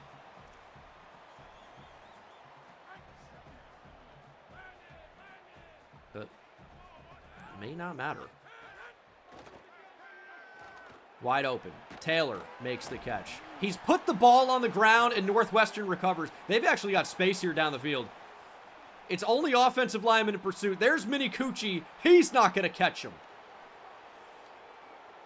And it's a scoop and score for Northwestern. We are going to be challenging the result. Because that is a devastating play if he actually fumbled. Oh my God. I mean, we throw it to you for the first time all year. You had to have been down. I mean, the problem is they stood him up here, and that's a helmet on the football. Although I think when that ball starts to move, I do think that left knee is down. I mean, it's certainly worth a challenge either way. You've got to challenge it. And it's a no-brainer because the result is just too huge. And I think the left knee is down. Give us the football back. We will get the football back. A huge, huge play. But keep in mind, it shouldn't have been a fumble. So it should be like it is now. It's not really a break. We almost got cheated. Antoine Raymond touchdown. That should be enough to do it. That should be enough to do it. Northwestern finding themselves in a similar position as Michigan State did. It's 27-10. They've got to convert a fourth down. Let's go, Scarlet Knights. Yeah, we didn't run with that. Totally fine with it. Not trying to be a hero. Just keep them close. And let the pass rush go to town on the next couple of plays here. That's really all we need to do. Because this pass rush is going to start to feast. Good coverage. Northwestern can't convert on fourth down. And that's pretty much going to do it. They're not even calling timeouts down by 17. I don't even want to give the ball to Antoine Raymond here because I don't want to risk any type of an injury. But he might not even get touched. Nah, he's going to pick up the first, though. He's got 20 for 83. That's a lot of touches for a guy coming off a knee cartilage tear. But he's out of the game. Mitchell's in. And we got the blowout win we needed with recruits on campus. I thought we played great in this one. I mean, it was tough to pass, so we didn't really. I mean, we ran the ball with our quarterback. Mini Cucci's athletic enough to get it done. We scored again in every quarter, and our defense was locked down. That's sometimes all it takes. 2 touchdowns for Raymond, more of a short yardage guy in this one, but 9 for 107 with a long of 55 for Nick Mini Cucci. Great game on the ground for him. Not much to report through the air, but 3 for 42 for Lewis Keene is a good game for the freshman tight end. And then Jaden Sedberry is absolutely dominating. Braxton Kyle with a good game too. Redshirt sophomore D tackle, 2 TFLs, 1.5 sacks. Millette even got half a sack. But Jaden Sedberry is absolutely dominating. I thought Braylon Edwards, because of his speed and having gold quick jump, I thought he was going to be just unblockable. And while he's made some plays, Jaden Sedberry has been an all-conference type of player, if not all-American type of player. Look at the numbers. He has 9 sacks Here's a true freshman. The next highest on the team has 2 true freshmen, Braylon Edwards, and of course Braxton Kyle. Now, we are risking that these guys are going to leave. You know what it's going to be? We're going to have to pay them. Probably a lot. Edwards actually a little bit banged up here. I mean, wear and tear is getting to the boys here early. But we are 3-2 overall. These last couple of games have been huge. And we have our first verbal commitment. And who else but Cedric Verbal? Kind of fitting here for him, I would say. Kind of the best name of all time for a verbal commitment. And I think as a contact-seeking running back with 96 speed, he is a generational type of recruit. Willie Lewis hopefully not too far behind, but we're right back in good position. Indiana, despite being 3-2, is ranked in the top 25. Where is the Rutgers love? I actually wouldn't be surprised if we're at least getting votes, and we are. Got 175. With a win here over Indiana, we are guaranteed to be ranked. It would be malpractice not to. And that's a tough loss. Had to play number 6 Ole Miss, so I guess I see why they're still ranked here. But if we can beat Indiana, which we did last year, we are going to be in prime position. As Hunter Cagle had a great visit, but we're going to be in prime position to be ranked. We're back in the college football playoff race. We're back in the Big Ten championship race. Not that we were ever out of it. Virginia scheduled a visit here for Cedric Verbal, but they're not even in the picture. What a recruit to get. What a commitment to earn. Job's not finished. Anybody can also catch. I mean, yeah, the change of direction, lateral movement skills might not be elite. But as a downhill type of player, oh my God. Oh my goodness. The potential is super exciting. Darnell Charles had a great visit. Great visit. In the lead on Noah Campbell. And offensive line recruiting is going really well as well. So, I'm loving the way things are going. We probably do need to get a visit for Rylan Reynolds if we're going to get him over Boise State. Maybe, maybe not. It's probably best to have one. We'll schedule against Vanderbilt maybe next week. And then we're in a pretty good position to get Willie Lewis. So, I mean, until there's more competition, actually, maybe we'll just schedule that visit right now. So let's get Rylan Reynolds on campus. Week 9 against Vanderbilt. Not mess with it. Our championship contender grade only goes up. Things are looking good. Things are looking very good. Let's just jump in to play Indiana. Huge game. And that guy right there is dominating. Jaden Sedberry might be the best pass rusher in the nation. We needed to get those losses out of the way so the wins would feel that much smoother. On the road at Indiana, obviously hosted them last year, but it was a better Indiana team, and we were a worse Rutgers team. So I like our chances here. Kurt Signetti can get his guys fired up, but there's not enough fire in the entire state of Indiana to beat this motivated Rutgers team. And boy, are we motivated. Undefeated in conference play. Indiana, unfortunately, had to play number 6 Ole Miss. It didn't go great for them. And I don't like that we're stuck to inside zone here. We got to get out of that. And we might just throw the ball down the field to KJ Duff. Carter in motion. There it goes. What do we have here? KJ Duff makes the catch. That's what like 99 spectacular catch will do for you. That's 6'6". Clean pocket as well. One-on-one. That's a mismatch. There's Antoine Raymond one-on-one. Can't make the safety miss again. We had another one of those moments. Early in the season. One-on-one. Same type of spot against the free safety. And just could not make a miss.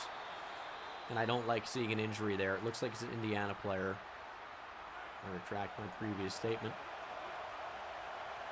Here's first and goal. Antoine Raymond slipping through and finding the end zone. Hug the mascot. All right, big league the mascot. Have an Alzheimer's type moment on the field. I don't know what he's doing. I don't think he knows either. Very sad. Indiana is driving, though. 3rd and 8. And that's going to be a great throw and a catch down to the 1. We needed to drop back into the space there. That's my fault for not helping. And it's first and goal. We're going to shoot the B-gap, make a play. Nope, completely blocked out of it. And that is a diving touchdown.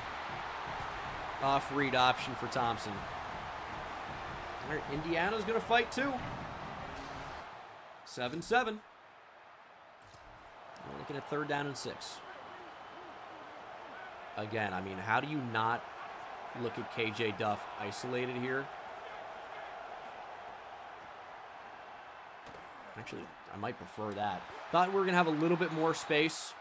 Unfortunately, didn't. He's just not that level of route runner yet. And we'll settle for a field goal here on 4th and 13. A little bit of wind going on. But I think a makeable kick. And the wind blows it right in. This is going to be a back and forth game, man. I mean, yeah. And Jaden Sedbury's injured, of course. Oh my goodness, what happened? Indiana scored. It's 14-10. But the Jaden Sedbury injury flash, just a shoulder strain.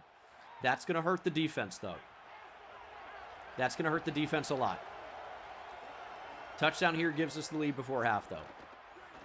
Great throw in the cross. KJ Duff, block him out of the club. Allen with the stiff arm. Look at the fight. Look at the fight. Maybe Allen needs to be a bigger part of the offense here. Here's Dizier Carter throwing a stiff arm. And it's 2nd and inches. We can still run the ball here. A minute to go in the half. We have all 3 timeouts. Running the ball could just be the best way to score. And there goes Antoine Raymond. Great blocking, and he's got the speed to make sure that no one's going to touch him. Antoine Raymond for 6. Going to be 17-14 Rutgers. And they do not get any points here to end the first half. We're into the 3rd quarter. 3rd and 14. Sedbury's back in after the shoulder strain. And Eric Dones comes over to make the tackle. There is an injury. Not one of ours. Don't care, but our defense does need help. 3rd and 8. My end goal is not having to blitz to get pressure and these guys just make an impact by themselves. They're just not in that spot yet. Look at Winston Millette making a great tackle. Saving a guaranteed first down there. And Indiana will try a field goal. Don't really see any of these get missed. So that was guaranteed to be tied. And we need a touchdown. Final play of the 3rd quarter just happened. And we move into the 4th, knotted at 17. That's a look at the top 25. We're going to knock Indiana out. UAB in there. Interestingly enough. Not really in field goal range here, but I mean, obviously we're going to try to get it there. In there, the field goal maybe or a run maybe guarantees a field goal, but not really what we want to do. We're going to have to throw on the run. That is a great ball. Carter dives and cannot make the catch. We're forced to punt, but we get the football back, and we pick up 21 yards there to Lewis Keene on 2nd down after the punt return. 5:30 to play. Allen in motion. And he's open, but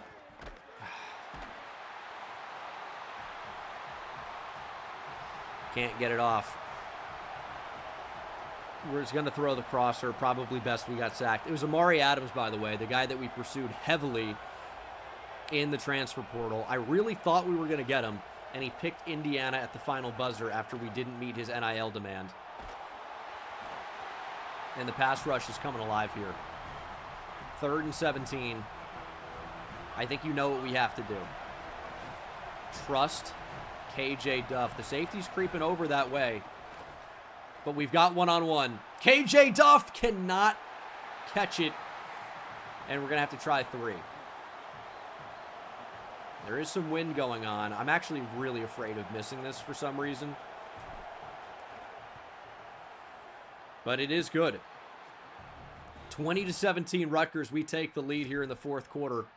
And our defense got us the football back. 3 minutes to play. We're going to bleed this down. We're not snapping this football. Oh, shit. Clicking the mouse, I guess, is snapping the football. And now Indiana's going to fake injuries. And Antoine Raymond has high risk of injury. Oh, my God. Oh, man, what an awful result there. Other than the 6 yards. There's Sano. And Miguel Sano gives us the first down. Didn't strike out that time.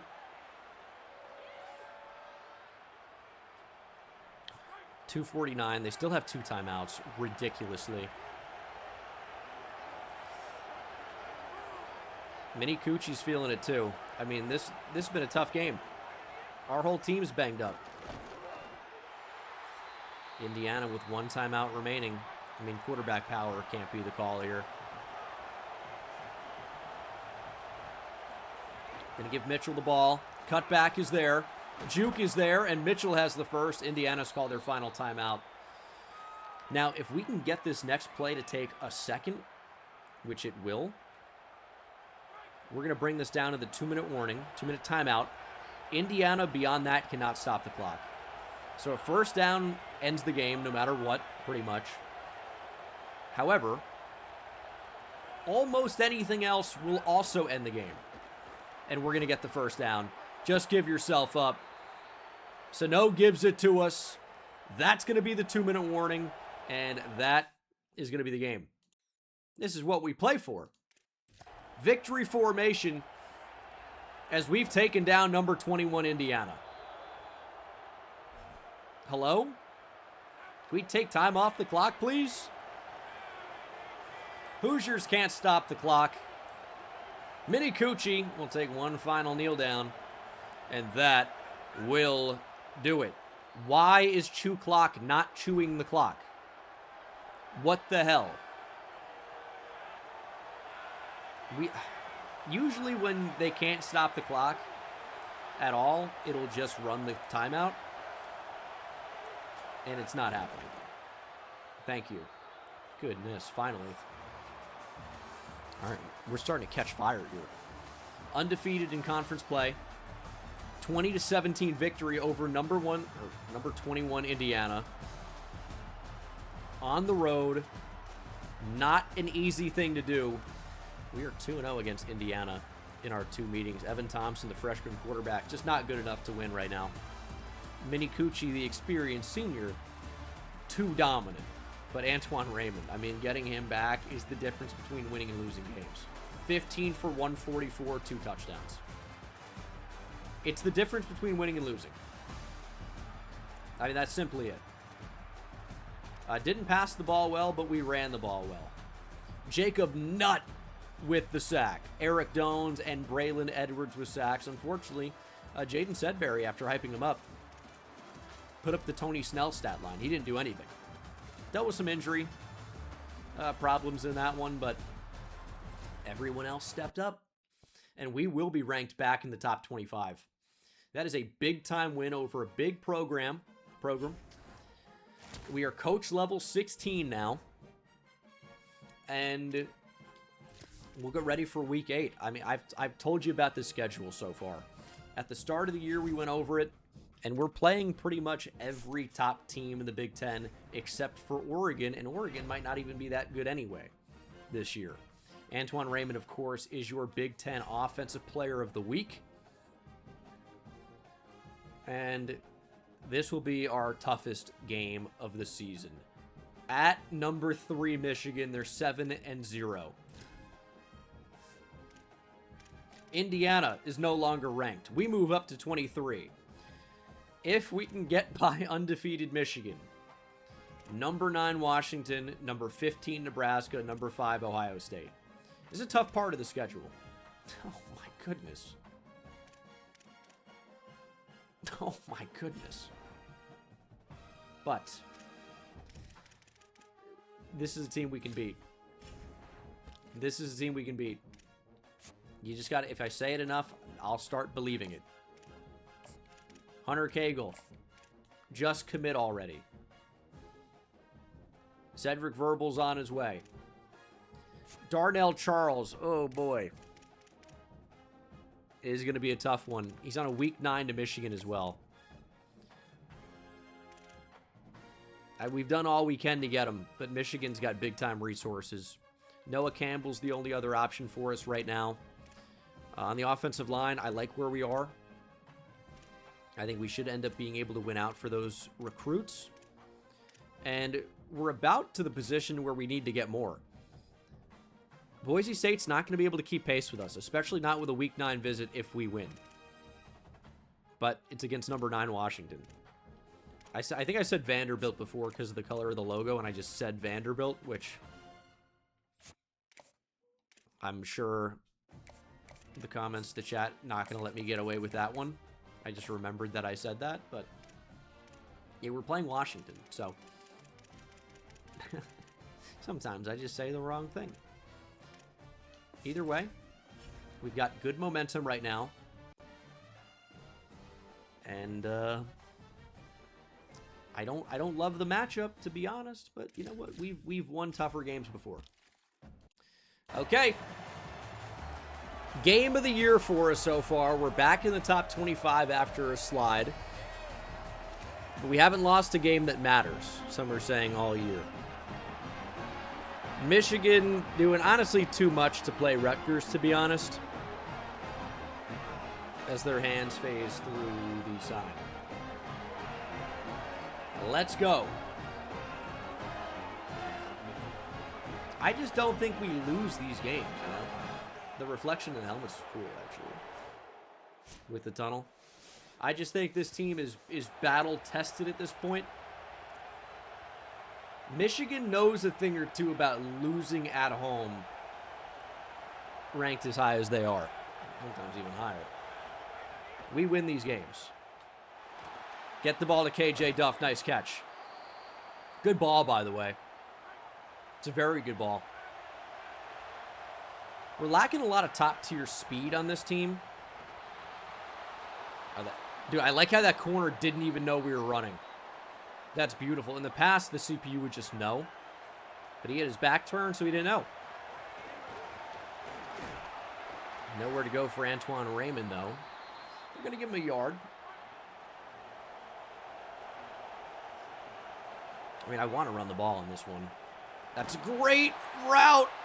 Keene comes back to make the catch. The throw at a sack probably stopped a touchdown. But Lewis Keene was able to work back to the football and make the catch.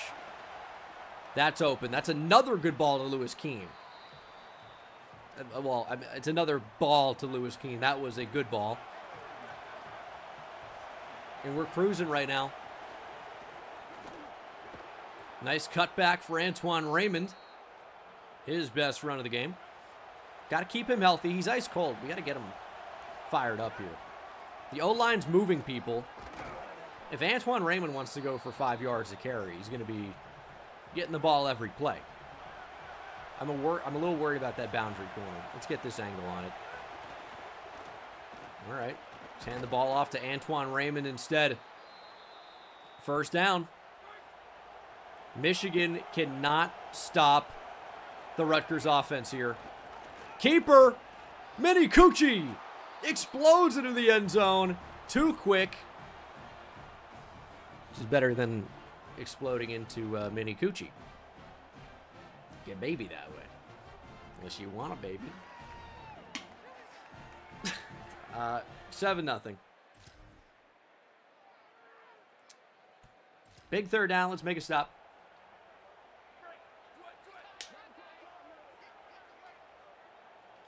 Let's go. Come on, defense. Is he going to run here?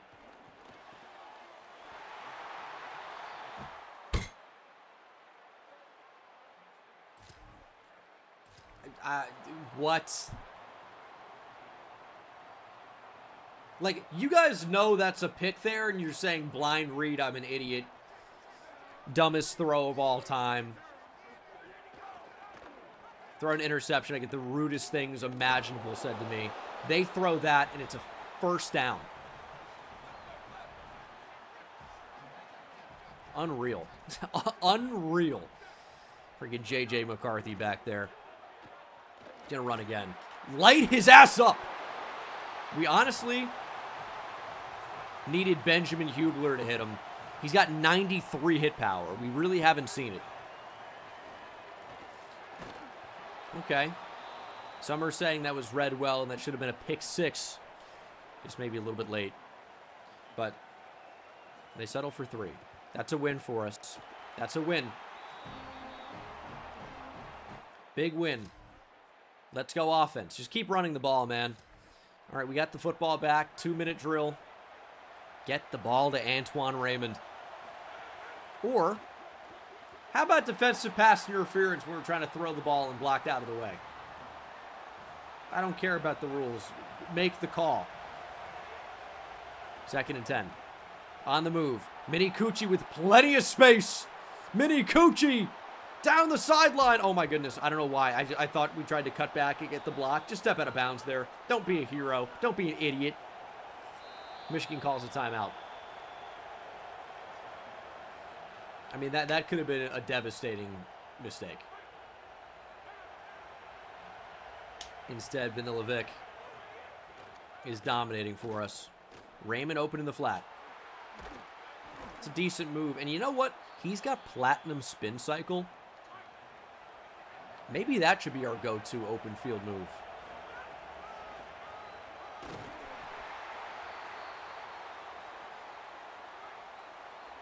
Managing the clock well. Ideally, we score with 0 seconds on the clock. I mean, Dysir Carter is not really much of a catcher of the football. More of a, if you can get him the football, he can do something with it. And Raymond can't make anybody miss. And we're looking at 3rd and 8. Do you just throw the ball to KJ Duff no matter what here? I mean, we're letting the clock tick. I don't really want Michigan to have any time to answer. And I feel like we're really only going to need 20 seconds or so if we can convert here. So, snap the ball. Step into the throw. KJ Duff down the field. Makes the catch. KJ Duff no matter what. KJ Duff no matter what. 20 seconds. That's what I said. All we needed. Raymond on the move. Throw back to Allen. Let's call that timeout. 14 seconds. Touchdown here would be huge. Just throw it to KJ Duff. He makes the catch. He's down to the 1. We're going to have to call that final timeout.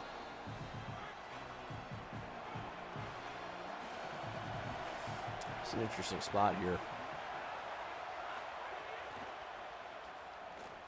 I mean, I hate the double move, the little fake out TikTok route action, but you know what? He got open enough. He caught the football more importantly than anything. Touchdown, Allen. We extend our lead, but Michigan answered right back to start the second half. It's 14-11. Wolverines only down 3, and they've got the football. It's 3rd and 12, and we've got to be really aware of some BS happening. But Millette stands up the back right in the hole. And Michigan can't score at all.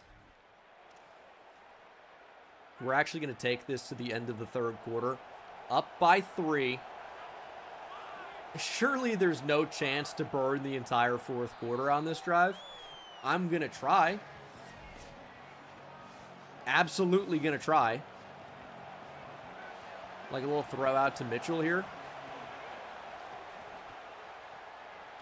He's got the first. He's actually got way more. And then almost lost it, but forward progress marks him to the 34. We're going to try to take the entire time off the clock. If we can bring it down inside 4 minutes and score a touchdown, I would consider that a big win. Obviously, a 7-minute drive is going to be impossible from this spot on the field, especially when we're moving the ball like this. Michigan getting run through. We don't know anything about that. We've got mini Coochie, not... Well, never mind. That's fine. That's just more time to kill. 3 here actually isn't great. Really need a touchdown. Really need a touchdown. 2nd and goal. There's the handoff. And what a tackle. What a tackle to stop Sano from getting into the end zone. 3rd and goal.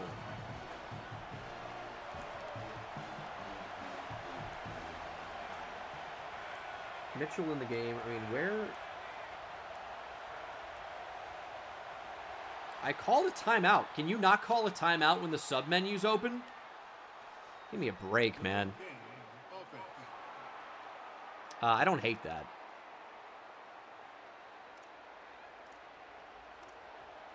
Where is our lead back? Oh my god, this fucking guy. I hates playing football more than anything. Forearm fracture for Antoine Raymond.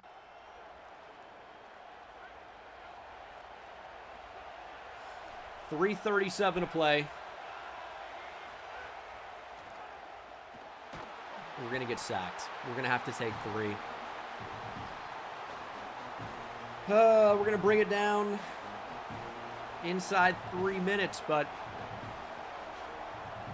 I mean, our defense has played well the entire game. They've got a touchdown to open up the 3rd quarter. Outside of that, they've been completely dominated. Need the defense to continue to play well, and we're going to win the game.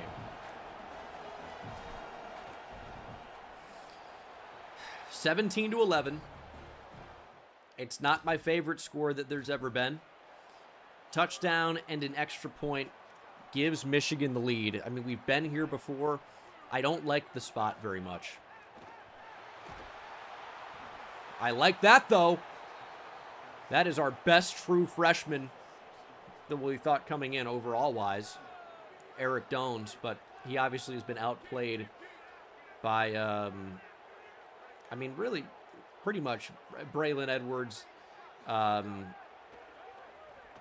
oh man, we're just not even close to that. We got to carry that, and that's a broken tackle, and that's another broken tackle. I'm not mad about this. It's not great.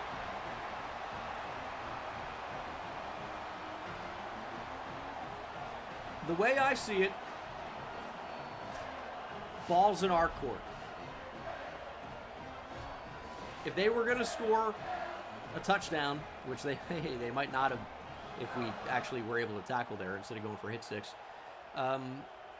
If they were going to score, it's good that they scored when they did. They go up by 1. Field goal wins the game. We've been here before. We control the clock. The thing is, sometimes it's tough to score, and we don't have Antoine Raymond. We do have a wide open tight end in the freshman Lewis Keene, though, and KJ Duff. Great block down the field.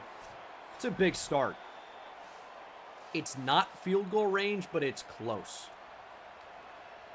It is close.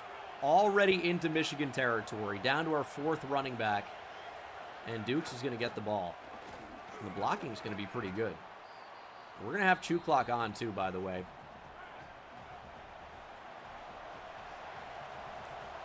Let's get Sano back in the game.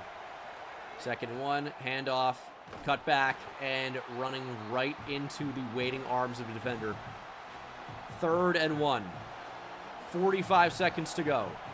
Sano gets the ball. Sano up the field. Easy first down. Michigan cannot believe it.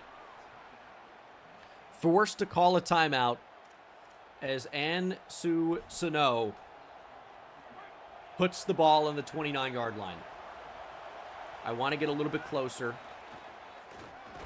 There's Sano. Michigan with 1 timeout remaining. This is a makeable kick. We might not even need it. So no, stiff arming down to the 7. Michigan has called their final timeout. I mean, we do have good run blockers. They're just not as good pass blocking. So no broken tackle. I mean, they're going for a fumble at this point. We're going to line up the kick. Michigan out of timeouts. There is a little bit of wind here. Clock's moving down. We're going to take the pressure off. We're going to get a timeout in there. We're not icing our own kicker. We're just giving himself a second to compose himself in a tough environment. 23 seconds. Down to 2. For the win. That kick is right down the middle. Field goal is good. We have upset the number 3 team in the nation. 20-18. This Rutgers team does not quit from 1-2 to battling back, beating back-to-back ranked Big Ten teams on the road. Our ranking's going to shoot up into the top 20. What a victory. Hey, they've been close, but we are undefeated in Big Ten play. Our 5th win of the year. Colton Joseph kind of destroyed us, averaged 13 yards a pass, but they didn't stick with that. They tried to run the ball, and Jordan Marshall really didn't have much. He did have a huge receiving play, but not as a runner. And Nick Minicucci, 11 for 15, 134 and a touchdown. It's a good day. Antoine Raymond hurt again. Forearm fracture's not going to end his season, though. He will be back. He will return. So, I feel good about that. KJ Duff's kind of slowed down for us, but still was our leading receiver. When we need a big play, we're going to KJ Duff, and he comes up clutch. 2 TFLs were 2 sacks from Eric Dones. Braylon Edwards also had a sack.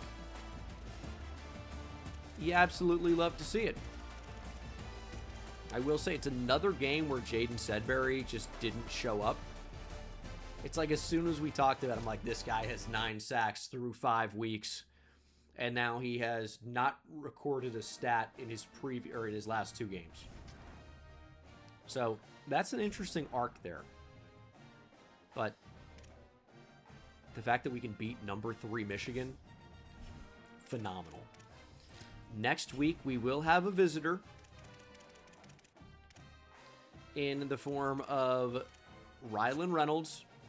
A victory over Washington means he commits. Hopefully, Darnell Charles just saw what we did and decides that Michigan is not worth it. I can assure you, you'd be making a bad decision, young man, if you choose Michigan. Make the right call. Come to New Jersey. You're going to have a lot of fun here. It's a good time. Now, I know I moved away from New Jersey, so maybe I'm not the right messenger, but it would be the right call. Cedric Verbal said the verbal commitment's not enough, but verbal hard commits instead of verbally committing. Boise State's back ahead on Rylan Reynolds, so the visit couldn't be coming soon enough. That is perfect timing. Hunter Cagle is on the verge of a commitment. And we might have some competition for some offensive linemen. Might be worth offering. We do not have scholarships in those guys yet. Our NIL's running down a bit, and Washington just keeps winning. They are undefeated in Big Ten play. They are the number 7 team in the country. We, by the way, are up to 16. South Carolina undefeated. Miami undefeated. Both getting number 1 votes. South Carolina just with a few more. Boise State, by the way, 6-1. Number 6 team in the nation. Man, how are they doing that in the Pac-12? What a tough schedule. Georgia Southern's undefeated and ahead of us. Oh, they beat Old Dominion by a touchdown. How do we rank them in the top 15? Got it. When you can rank Georgia Southern, you got to do it. Number 12. Goodness. Listen, I hate Oklahoma as much as the next guy, but a 6-2 Oklahoma is better than a 7-0 Georgia Southern. I'll be the first to admit it. Let's keep the win streak alive. We're rocking and rolling. Let's keep it going. Rylan Reynolds, Week 9 visit. USC making a big push. A little scary. But if we have a big win over Washington, we are going to get them. That's a promise I can make. What about the corner? Where are we with Willie Lewis? Ohio State's pushing. Okay. Well, we've been recruiting him the entire year.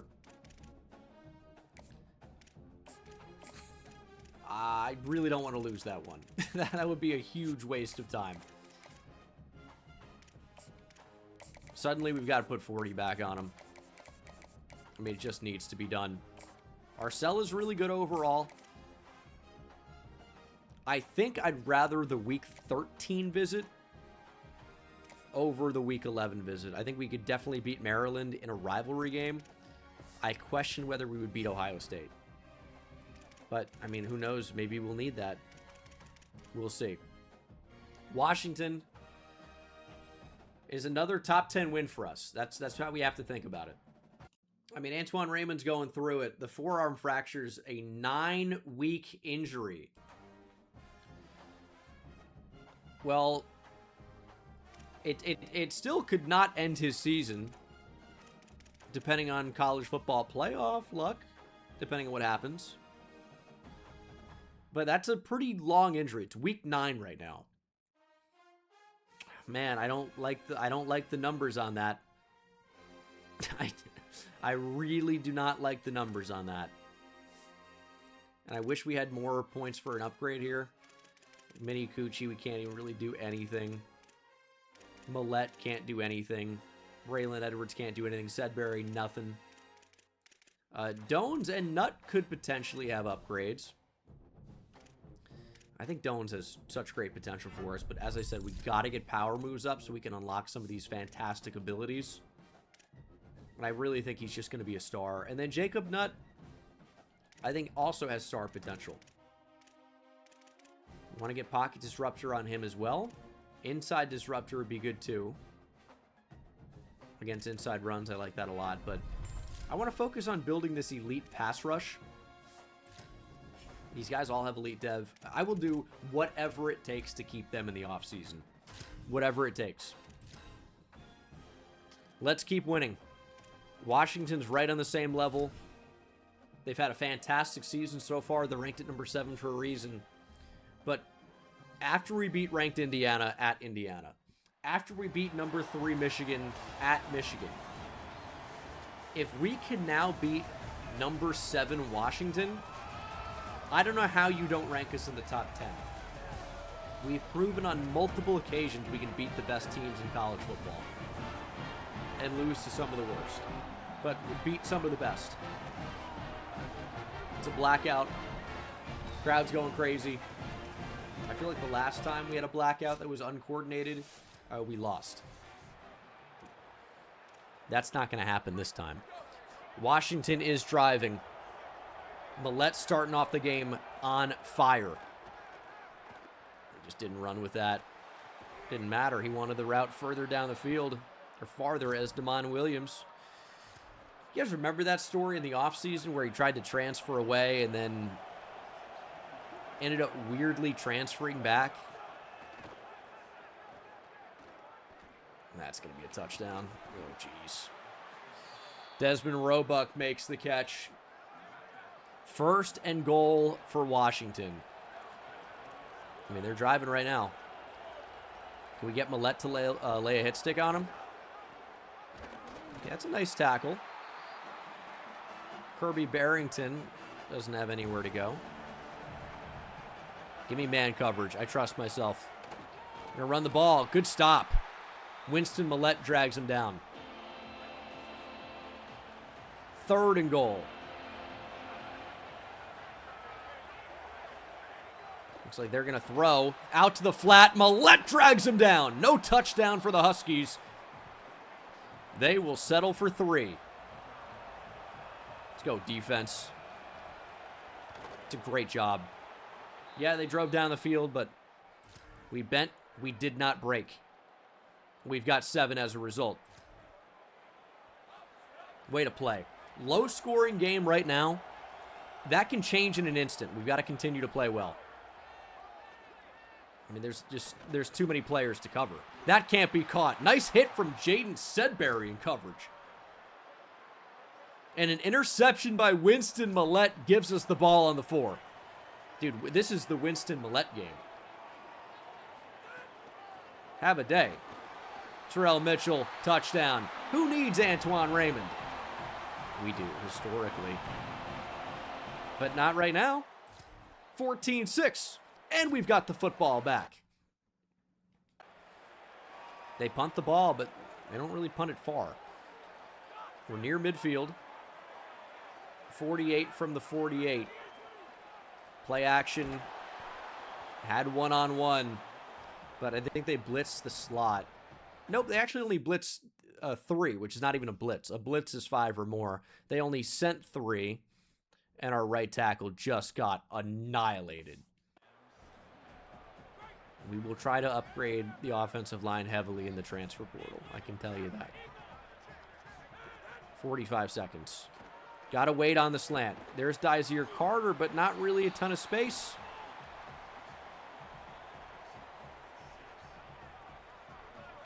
I mean, jump ball here would be nice to KJ Duff.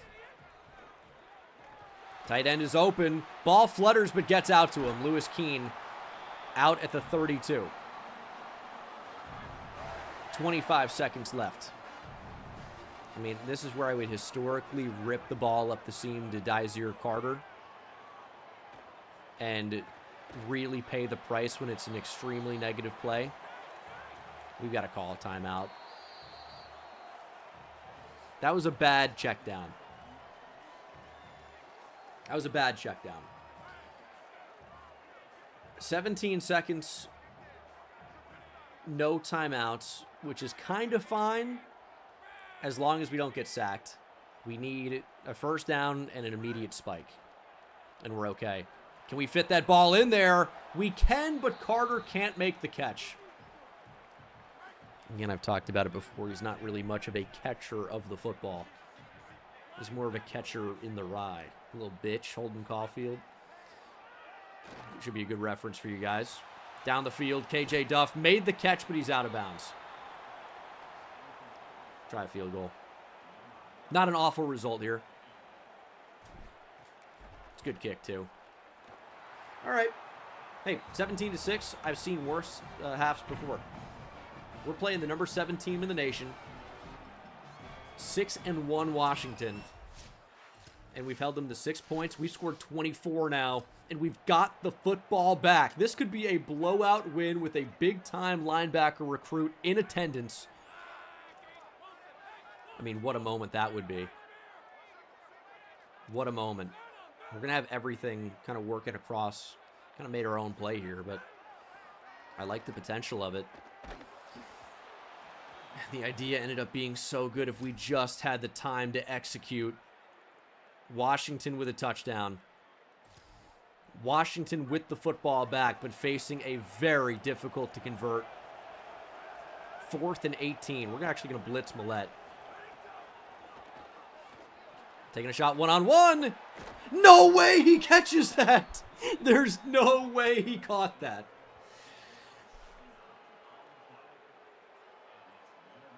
Green timed interception, and he still catches it. Touchdown, Washington, but we answer right back with a touchdown of our own. It's 31-21. Let's see how Washington cheats us on this 4th and 8. Yeah, that's about right. Damon Williams finds an open receiver, and then another big play. And Washington has the ball at the 10. What they don't have, though, is any sense of urgency because they have 3 timeouts. Throw to the end zone, touchdown. Oh, my God. I have chills right now because I know what's happening.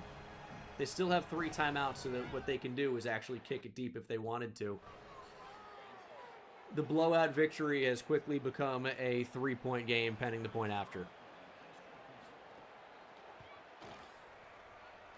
Will they go for the onside kick? I actually don't think it's a good idea. It's such a low percentage play, and you basically put us in field goal range. Even with a 3 and out, they might be in trouble. That's what they need. They need a 3 and out, and for us not to kick a field goal, really. Sano has 9 for 69. He's played great. First down ends it. I don't like all the read option power read stuff. That's asking for Mini Coochie to put the ball on the ground. Nice little cut back. That's going to do it. And Sano puts the Huskies on ice. He doesn't actually care.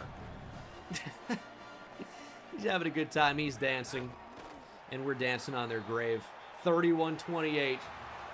We have upset the number 7 team in the nation. Gene Dangus on the hot seat? Should Gene Dangus be fired because they're not undefeated in year 2? Hey, what do you think? What do you think? We should be ranked in the top 10 after this. Why is Antoine Raymond in full gear celebrating? He's got a fractured forearm and didn't play. What is he, like Russell Wilson? Not even eligible to come to the game, but dressing anyway? Mini Coochie had 10 completions for 240 yards and 3 touchdowns. 10 for 83 for Ansu Sano. Receiving, 1 for 74 for Vernon Allen, 1 for 79 and a touchdown for KJ Duff, 4 for 49 and a touchdown for Dysir Carter, who apparently did not drop the ball. I question that. And then the defense, Jaden Sedbury back with a vengeance. 3 TFLs, 2 for Melendez, 2 for Kelly Jones, who had a sack, 2 for Braylon Edwards, 1.5 sacks, 1 for Dones, 1 for Millette, who played great. Edwards, great game. Interception for Millette. No forced fumbles in this one. Benjamin Hubler with a couple of pass deflections as well. I mean, the freshmen are playing out of their minds right now. It's a big reason why we're finding our stride. Started off a bit slow. Boy, are we heating up in a hurry. Now, unfortunately, we did not get Rylan Reynolds. We're in a recruiting battle against Boise State. We do have the lead, though. We are also in a recruiting battle with Darnell Charles. We're not going to win that one. He's going to Michigan. And we're going to be back to scouting receivers. If only we had any hours. We need to start getting some commitments, man. Ohio State is making a push for Willie Lewis. I mean, at what point do we just schedule the visit against Ohio State? It's week 10. Can we make it to week 13 mattering? I almost think Ohio State's going to close us out before that. We kind of just need to schedule Ohio State and then beat them. We are the number 11 team in the country. We still have no hours. Rylan Reynolds still might go to Boise State. Here's what we can do, though. Give him more money. That always seems to work. But I don't think we're going to get Darnell Charles, so we're going to leave him on the board for now. I'm taking my hours off him, though. And we're going to try and get some other players committed. We really, really need to. Got to fill out this class. I mean, I like the players that are in the class currently. I really do. But there just needs to be more of them. I mean, so many more. Absolutely needs to happen. But again, I like how things look right now. Here we go. Nebraska. A team that we did not beat last year, if memory serves. This was a tough opponent for us. Or was it Wisconsin that we lost to when we beat Nebraska? It's tough to say. There's really no way to know, unfortunately. But now we have to go on the road and face the Colts. No, the Cornhuskers here. And they're a talented team. Matt Rule has these guys playing great. And it's a packed house. Nebraska's playing really good football right now, but it doesn't seem to matter who we play. Right now, we're rolling through everybody. Nebraska's number 23. They have home field advantage. We're up to number 11. After starting the season 1 and 2, we have not lost. 3rd and 7. We keep it on the ground, and we take them by surprise. Terrell Mitchell has enough for the first. We did make a change defensively, by the way. We took Benjamin Hubler out of the starting free safety spot. I do think he started to play a bit better, but I think Stephen Murray is just a better cover player, and I think Kaj Sanders is a better cover player as well. He is going to be in the sub linebacker spot, so hopefully able to make an impact there. But for right now, let's just keep the drive alive offensively. Throwing the ball up. KJ Duff makes the catch. There is a flag, and there is a touchdown. It's going to be defensive pass interference. We're going to decline, and that's going to be 7-0 Rutgers to start. Just threw a jump ball up. Amari Sanders found himself entirely out of position. It's 14-0 Rutgers after a long rushing touchdown. This is a phenomenal start for us. Phenomenal start. Mini Coochie with a 71-yard run. He doesn't even have that many yards rushing because he's been sacked. But has obviously made an impact here early. This is 4th and 3. Do we want to get Hubler back there? No chance to return. We've got a chance to make this 17-0 or even more, or 21-0. And we've got the football right back. My goodness. I mean, this is a slaughter. Throw over the middle. It's Vernon Allen. Allen has enough for the first. I mean, we are crushing Nebraska. My goodness. Let's keep it up, though. I mean, we're still capable of losing a game like this, unfortunately. On the run, there's Vernon Allen again. What a move from Vernon Allen. We just got to stay perfect here. No turnovers, and it's 24-0.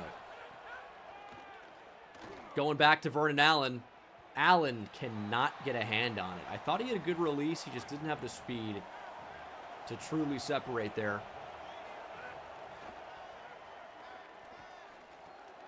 Throw to Dizier Carter. Hard to drop that one.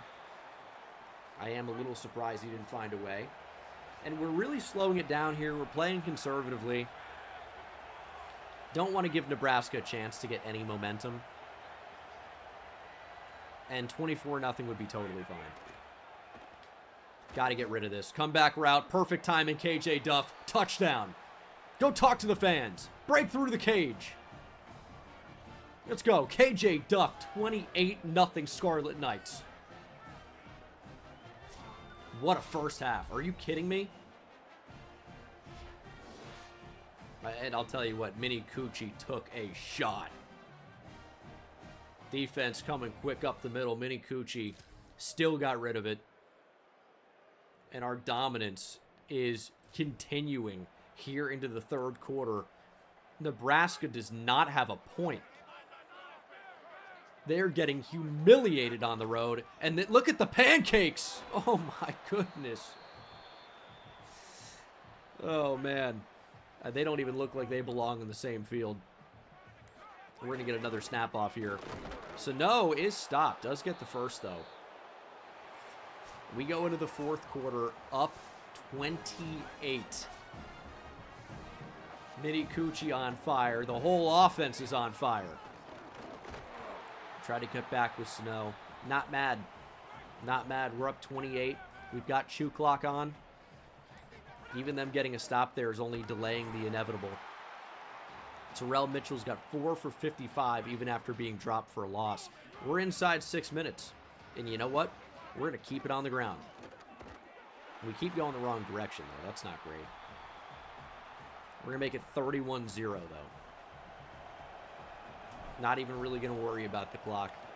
We're just going to kick it. If Nebraska can come back down 31 now in 3.5 minutes, they have never deserved to win more in the history of their program. This is an unlosable game to this point. Or at this point. Hey, we're going to try to find a way to make it close, though, I'm sure. I'd love the clean sheet. I'd love the shutout. That's the 1:59 timeout, of course. Okay, Nebraska. Okay, Matt Rule. He's got a sense of humor. Nebraska cuts into the lead. Makes it 31-3, and that is your ball game. And they didn't get shut out. Nebraska will not be shut out. Nick Minicucci is your player of the game. 180 through the air. 3 touchdowns. We improved to 7-2. They went to multiple quarterbacks. They're like, listen, TJ Lateef, Queen Latifah sucks. Let's see what John Lundy can do. Not much. Maybe they played him because he's from New Jersey. I guess he went 4 for 4, but only 58 yards. No touchdowns. It was all Rutgers today. 11 for 16, 180 through the air for Minicucci on those 11 completions. 2 touchdowns. Rushing, Sano struggled, but Minicucci and Terrell Mitchell were great. Love to see it. Receiving, 4 for 90, 2 touchdowns for KJ Duff.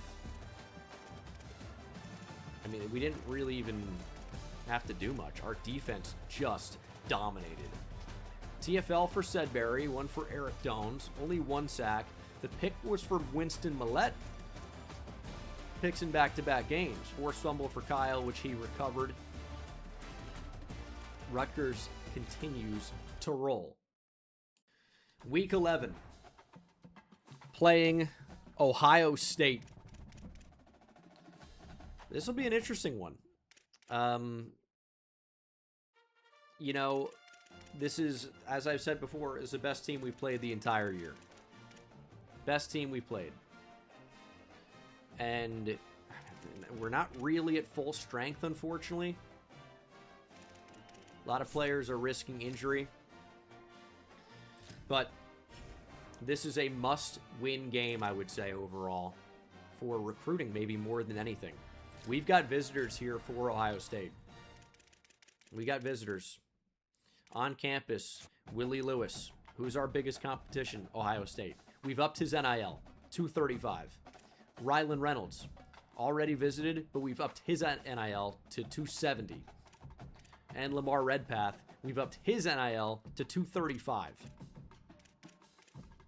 He's on campus with, of course, with Willie Lewis, who, I mean, Ohio State's really making some big progress, but with a big win today over Ohio State, maybe he ends up with us. I increased the NIL. Our sell is good. Our pipeline's not awful. Ohio State is just such a tough team. We've played Tavian St. Clair in the past. He's pretty awesome in other dynasties. Ohio State scoring 37 points per game. Rushing for over 200 yards per game. And we've got basically a full, true freshman defensive line. This is your game of the week. Rutgers. Ohio State. We're going with the Blackouts. Let's go. Come on.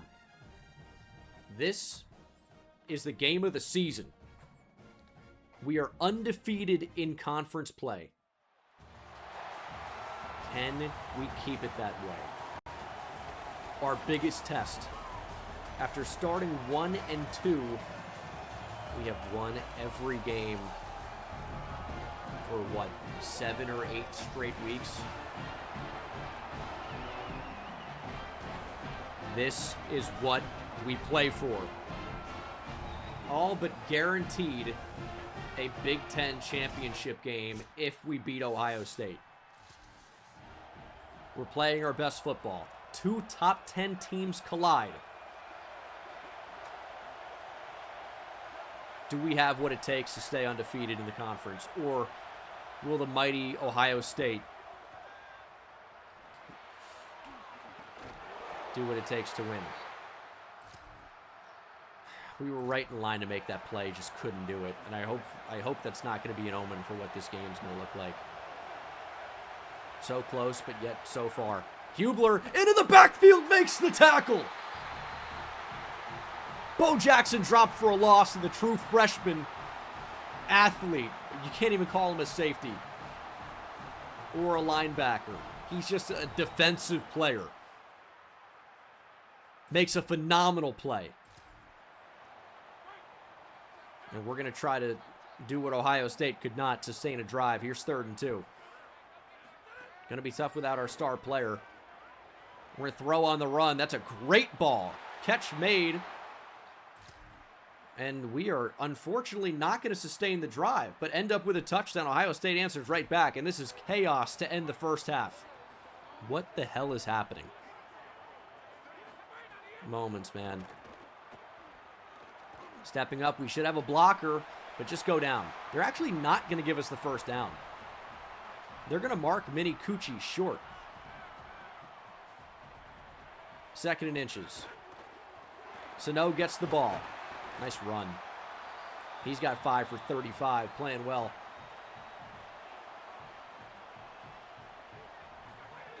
We're back to the ground game.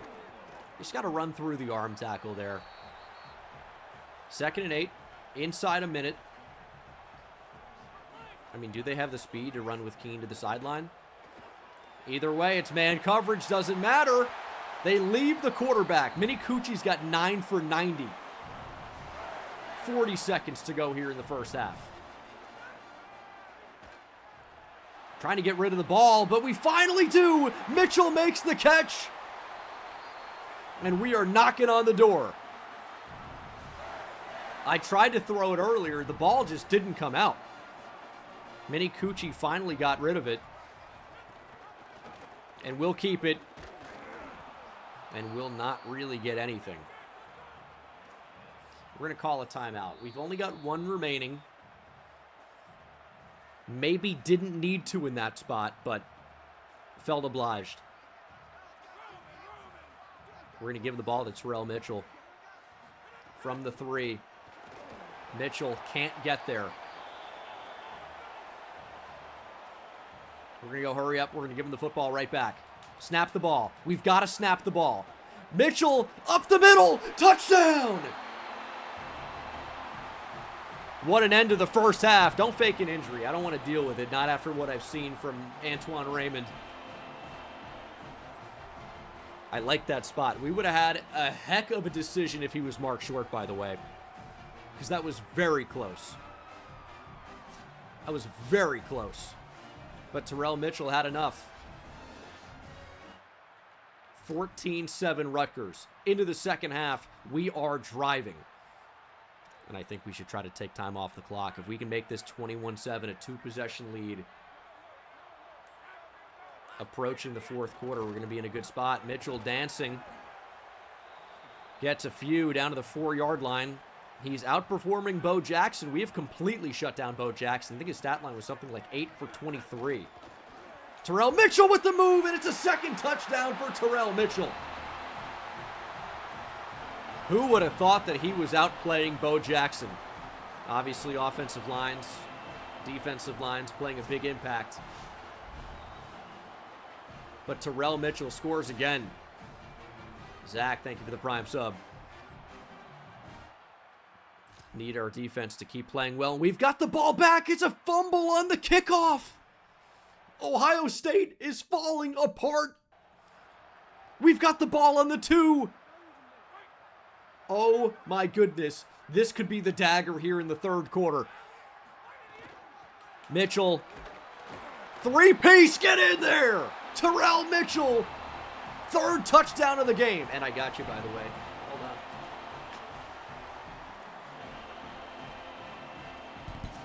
on. (28-7).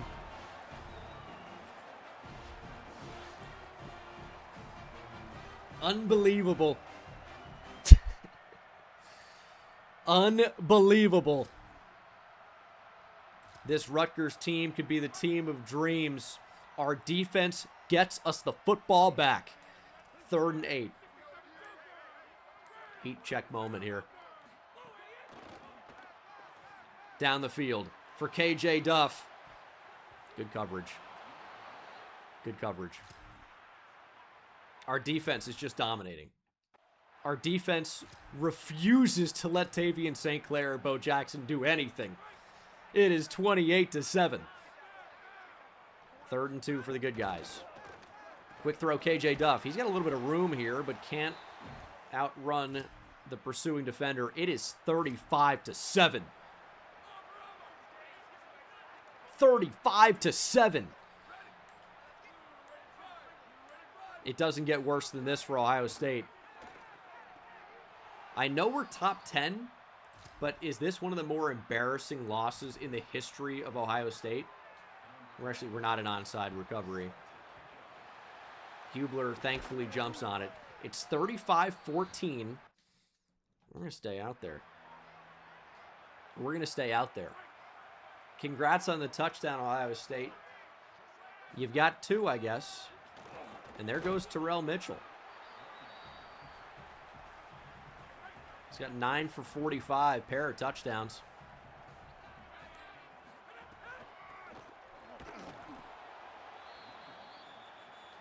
I know, okay, in the scheme of embarrassing losses, on the road to number 9 Rutgers is not tough. But think about Rutgers in 2027. That's tough. You got to leak out here, please. Sano makes the catch. That takes us the 2-minute timeout. Ohio State, I mean, are they even going to try here? It's hard to say. We're going to try a little punt here. Just pin them deep. Just shut it down. They say I'm the best punter on YouTube. Can we back it up? That's fine. That's a reasonable punt. That's not trying to do too much. And sometimes you got to know the spot. Sometimes you got to know the spot. Put him on the 8. Don't give him the 20. And Tavian St. Clair is upended by Nutt.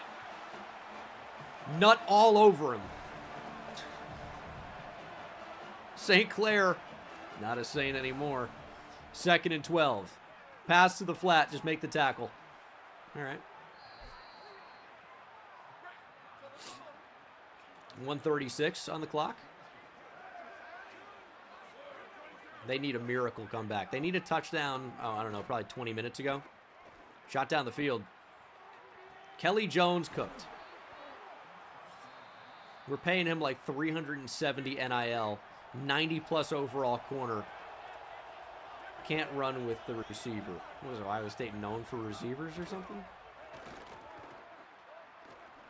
Hubler! It's a user pick! Easy reads! 1 fish, 2 fish, red fish, blue fish. Easy reads for Hubler. It's a pick 6 for the true freshman. Gritty on him. Actually, is that what that is technically? I don't know. I'm not as hip. More like Good Night Moon. It's 41-14.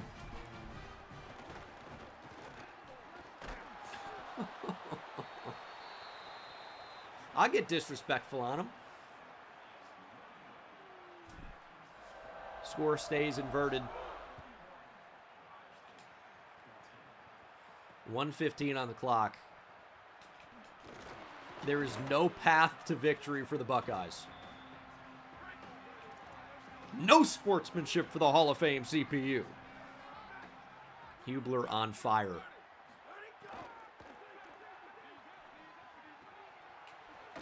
Ooh, he's got 93 hit power. You wouldn't know it from that. He's got -3. -3 to tackle there. You're gonna run the ball. Ooh, we went for a career-ending type of hit there and just couldn't get in position. They've given up. Shot down the field. That's incomplete. That is incomplete. 3rd and 4, 20 seconds to play.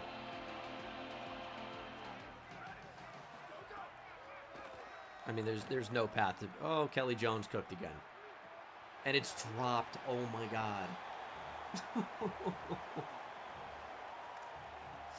Oh, my God. Not a serious team.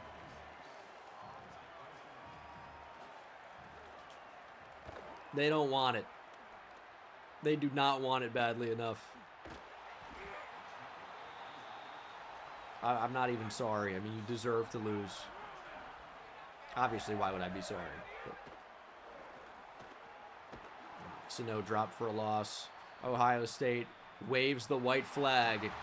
And we have upset the number 3 team in the nation. Down go the Buckeyes in dominant fashion.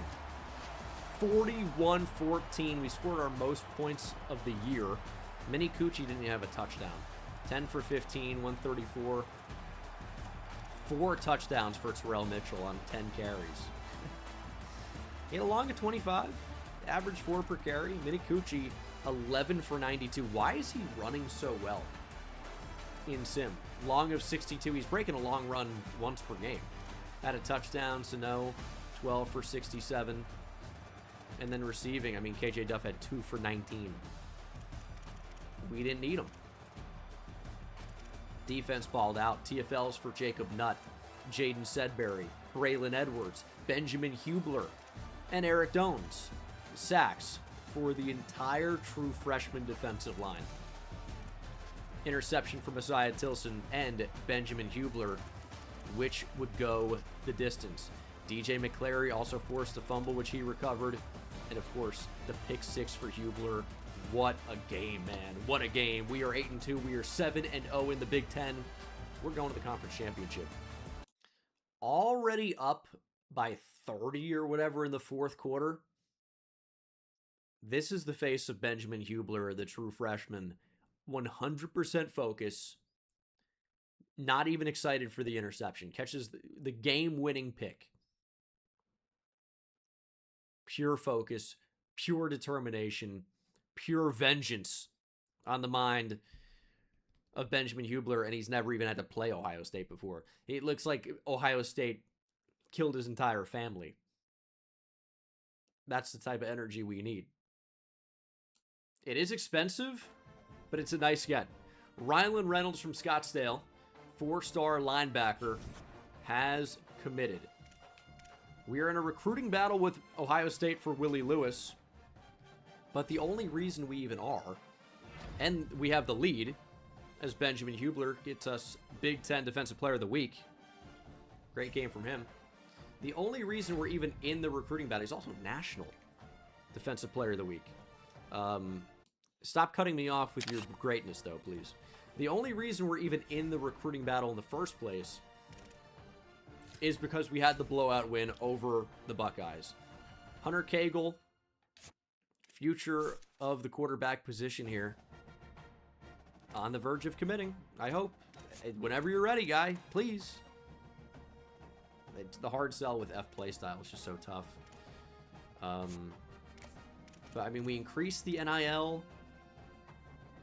I hope we have what it takes. If Ohio State jumps us, like, maybe we'd put it to 250. You guys hear that? Golly. Noah Campbell's looking good. I still don't really want to offer Steven Greviston. I don't know that we're going to have to. And the Lamar Redpath had a great visit. And we're paying him way more money now. So, I mean, we're going to get him over Michigan, which, that's sick. 4-star tackle to add. And a good spot for Trey Lassen. We don't want to do that. Can we offer anything here? It's going to be A plus FD, probably. Man, our grades are just not good right now. We got 60 hours to scout at least. Is Dylan Zavala worth paying? He's got 94 change of direction. He's a little slow. I don't know. We'll think about it. UCLA up next. We're 8-2. Still dealing with some big-time injuries. But after the thrill of defeating the Buckeyes in our last game, I feel like we can beat anybody. So we're going to hopefully continue that trend. The Big Ten picture is that we're the only undefeated team left in conference play. There is one team with one loss, and there, I believe, are a couple teams with 2 losses. We'll check that out after today's events. However, we've lost to some inferior teams before, right? And then sometimes we lock back in to beat the better teams, which I found out is apparently, even though I stream the entire time, is me changing the difficulty and the sliders, even though they all have remained unchanged. You got me, dude. I care about winning so much that I use my witchcraft abilities and wizardry to shield everybody's eyes as I change the sliders so I can win more. We're starting from our own 3. It's not a bad start for Sano. We got to get out of our own end zone. 97-yard drive is possible. We're on the road at UCLA. This is actually it's a packed stadium. Stadium pulse is going crazy. And Terrell Mitchell will have the first down. And we got to keep it on the ground. You can see we only have a small contingent of Rutgers fans that made the cross-country trip. We got a blocker. Terrell Mitchell is not going to be the ball carrier as Ansu Sano rips off our longest play of the day. We're keeping it on the ground. UCLA is little up front. It's 10 yards a clip right now as Sano runs for 39 on only his 3 attempts. Finally, we'll put it into the air, and wide open is KJ Duff. He's got a lot of room down the sideline. KJ Duff to the 30. Our first pass goes for 25. We are cruising to start. And that's a positive play. We'll take 4 yards on first down. Bring up 2nd and 6. Mitchell's actually ice cold. Is the environment too much? We're going to throw down the field. Got to go up and get it, and it's going to be intercepted.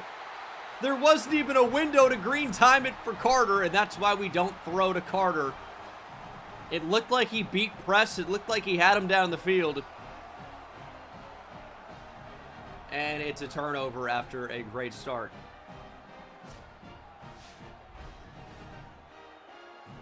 That's a tough one, man. Clean pocket. The cornerback just made up so much ground. Because it looked like a pretty good release off the arm. Or off the line here. Playing outside release. Bang. Got him to the inside. But he's just staying in phase, I guess. It would have been nice, obviously, if the receiver even made an effort to jump for the ball. But that is a tough turnover. And then, yeah, maybe we should have kept it on the ground. Only run. Maybe we'd have it right now. Maybe we'd have it at 7-0. Here's 3rd and 6. Got a receiver in motion to the outside. And Millette makes the tackle. Aaron Davis is, I think, the first pure runner quarterback we've played this season, at least. So that's good to know that he doesn't actually want to be able to throw the ball. He wants to run it. And we're going to have to make a stop here. Down 3. It's a good defense, though. But we know we're going to have to contain today. And we have a great pass rush. The freshmen have truly played incredibly well. But we're going to have to try and contain this quarterback. Big hit! Millette forces the fumble, and I think he recovers. Winston Millette has started to play so incredibly well. Braylon Edwards hit him from behind. And then Millette laying down the hammer. Or should I say the mallet? Are they going to give it to Kaj Sanders? I don't think he had anything to do with that play. Edwards made contact first. And I really think it was Millette that laid the boom. Let's take another look here. So we had a contain on, and of course he's going to have space to step up the middle if we're containing the outside. Breaks the Braylon Edwards tackle. And then Millette lays him out, but Kosh Sanders is literally like, boop. E.T. fingers the ball out, apparently. How does he get credit for the forced fumble? I mean, that's absolutely insane. There's no way they're giving him credit for that. Okay, 3 guys forced the fumble, apparently. It was Winston Millette, Kosh Sanders, and Messiah Tilson, who I don't even know if I saw him in the play.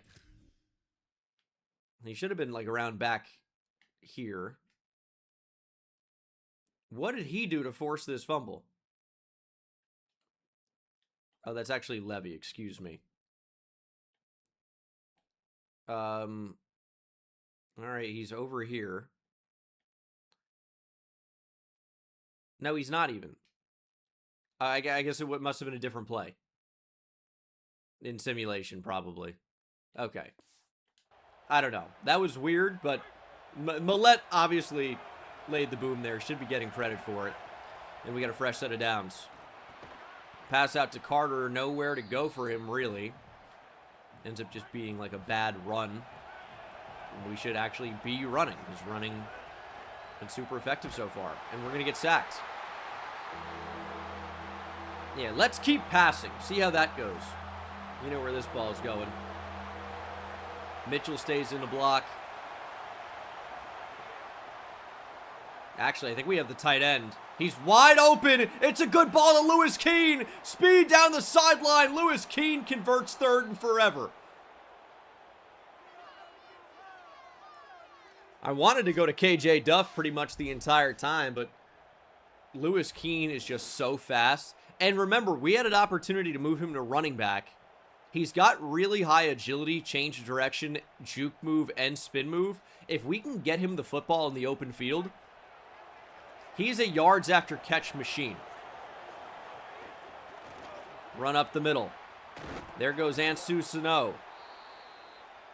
Ansu... who knows if we're even saying the last name correctly. Either way, Ansu with a good gain there. We're just going to run here with Mini Cucci. We've got space down the sideline. I mean, he's untouched. I'm not... Man, it's some of the things that pop into my head. No good.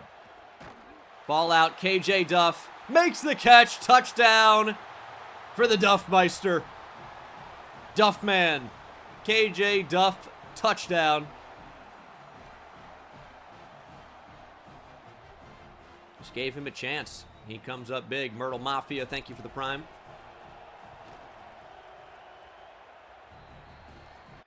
Seven to 3. Okay, good drive that time. Was a little bit bad for a moment, but we converted 3rd and forever.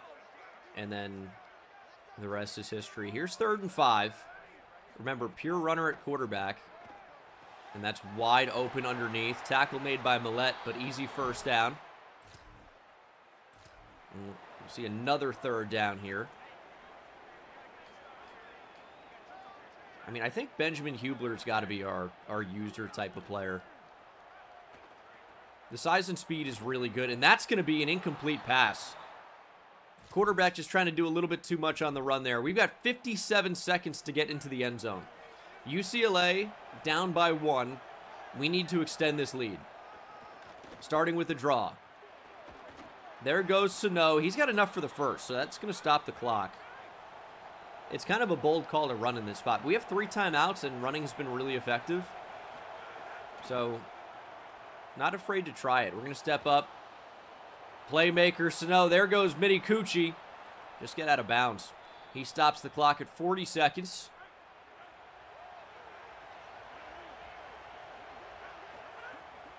And I think Lewis Keene has a mismatch. His catching ability is just not good enough, so if he's not wide open there, we've pretty much got no chance. Unfortunately, at this stage in his career, the true freshman tight end needs to be wide-ass open to make any type of an impact, and that just is not where we wanted it. And suddenly it's 3rd and 10.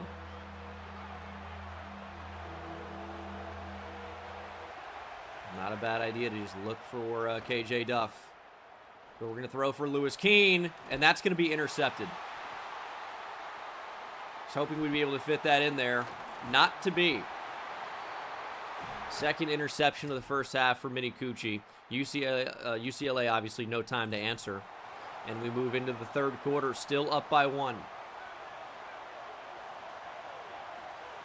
3rd and 5. I mean, we're looking for Lewis Keene a lot. Got to be looking for this guy a lot. KJ Duff goes airborne.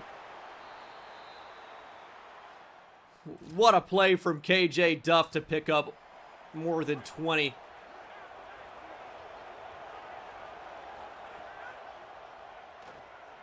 What a playmaker. Ooh, Dysir Carter actually caught the ball. It's actually hard to believe.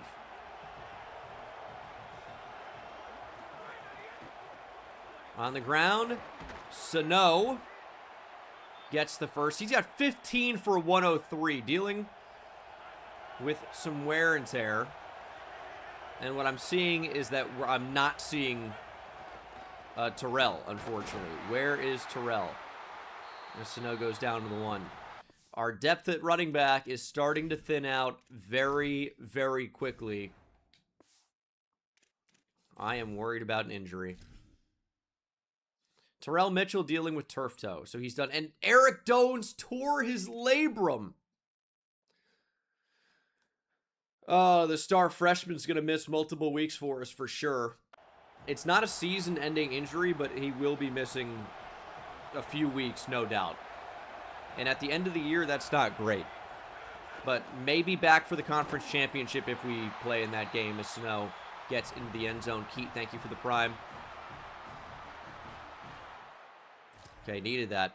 14-6 into the 4th quarter. Defense playing well enough. And we've got to put UCLA away. A touchdown will do that. We're going to step up. They forget about Mini Cucci. Good block down the field. Mini Cucci into the end zone. What a finish.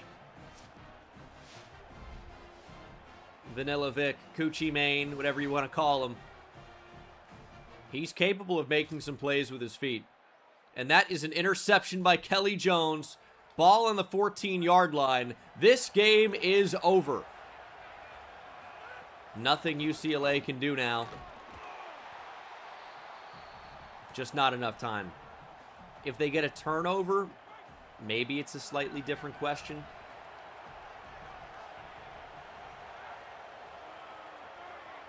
But as long as we don't turn over the ball, we're not losing this game. There's Marvin Dukes. Dude, the safety is just playing in Narnia. You got to step up, buddy. Undisciplined, stupid team, poorly coached. That's why they're about to be 6-5 and barely bowl eligible. They'll keep the offense out there on 4th and 3, down 28-6. Can we get Sanders off the line, please? Oh, my goodness. I don't like the cross action. Shot down the field. Millette! Oh, can't get there. Kind of a tough hip turn, but good coverage. And we will take over on 3rd and 9. A minute left to go in this game. Mini Cucci is sacked. It's amazing how many free shots teams get to the quarterback. 0-0 on the clock. Another great team win. Started out slow, but we just picked up steam as we went. Michael Dukes is your player of the game. That's crazy. That is a crazy decision by whoever makes the decisions.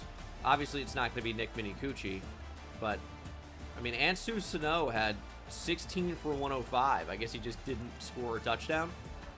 I mean, Michael Dukes had a good game. 2 touchdowns is great. Sano had more than double his yards. He almost had more yards after contact than Dukes had, period. KJ Duff, 3 for 57 and that touchdown. And then defensively, 2 TFLs for Braxton Kyle and Braylon Edwards, and Jacob Nutt had 1, and Jaden Sedbury had 1. Our D-line is still good, even without Eric Dones, the superstar true freshman. Braxton Kyle's great, 2 sacks. Braylon Edwards starting to heat up as a pass rusher. He's going to have double-digit sacks as a true freshman. Jacob Nutt with 1, and then Sedbury, we already know, has double-digit sacks. Very nice win. Honestly, probably a good thing that chat wasn't on the screen for some of that. Anytime Mini Coochie does anything, it turns into a heck of a spot. But if you guys are on YouTube, what do you think about having the chat above? Does it take you out of it? Or do you feel like you're watching it live alongside everybody else, even though the video's already out? As Lamar Redpath, 4-star right tackle from North Attleboro, Massachusetts, does commit. Willie Lewis, hard commit. We're paying him a lot now, so he better. We got to fill out the rest of the class. Of course, we won the 2 road games, and this is our final game of the regular season. Rivalry week against Maryland. We are 9-2, and as I mentioned, we'll check out the conference standings. 8-0. We are officially in the Big Ten championship game, no matter what. Will it be a rematch against Michigan? Will we play Ohio State? Does USC somehow sneak in? Now, the interesting thing about that is this is Ohio State's rivalry week game. It's the big game. Michigan, Ohio State. 9-2 Ohio State that has only lost to us and Nebraska, weirdly. They just beat Northwestern 47-0. Michigan, on the other hand, is 10-1. Their only loss, us. But they've had closer games. This is a big, big game. Literally. In the big house. But we're not really worried about that right now. Hunter Cagle, our quarterback of the future, is about to commit. Super excited about that. Getting Willie Lewis was nice. Rylan Reynolds. You can see what we're paying these guys. It's not nothing. And we're going to need this NIL desperately in order to keep a lot of our 4-stars that we got last year that I think are really at risk of transferring out. They're going to want money. And a lot of it. But getting Redpath is really big. We could scout him, but he's already committed anyway, so there's just not a point. And then for Trey Lassen, looks like Utah could make a push. Like, we might end up having to offer a scholarship here. But again, I want to be really careful with this NIL. I think it's going to be playing style, right? Yeah, we just can't do that.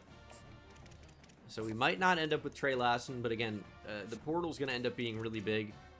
Really, really big for improving the offensive line. And then we talked about Dylan Zavala in the last one from Ann Arbor. Michigan not even interested, interestingly enough. He's got 94 change of direction. Could be a good 3rd down back. I mean, we have the hours. We could try to get in there. But right now, it's a really, really small class. If you look at the top classes, sort by Big Ten, we're at the bottom. Not even in the top 100. We only have 4 players committed, but 4 4-stars. And some good 4-stars at that, or at least one particularly special. So, still without Antoine Raymond for 5 weeks. And Eric Dones is out for 3. It's not the end of the world. Nappy and Hawks, thank you for the subs. We got Maryland on the schedule, but it's week 13, right? So, if you look at the schedule, Dones will miss this game. We'll miss the bye week, obviously. We'll miss the conference championship. We're guaranteed to be a college football playoff team. Guaranteed. We will get Dones back for the college football playoff. And I think we're going to get Antoine Raymond back. Depending on how far into the college football playoff we go. But I'm feeling good about it. I mean, Maryland is not going to, you know, stand in our way. There's just no way. We've got a home game. We have won 8 straight games. Obviously, to be undefeated in conference play. We got a little bit of a light show working here in Piscataway. The crowd is striped out. The atmosphere is electric. When is the last time Rutgers was a top 10 team? 2007? Maybe not even then. That was a crazy year, though. They were good around then. But were they top 10? Someone in the chat will tell me. Yeah, they had to have been, or had to have been when they were back in the Big East. But it's been a while, is my point. Maybe 20 years. If then. Can't let this opportunity go to waste.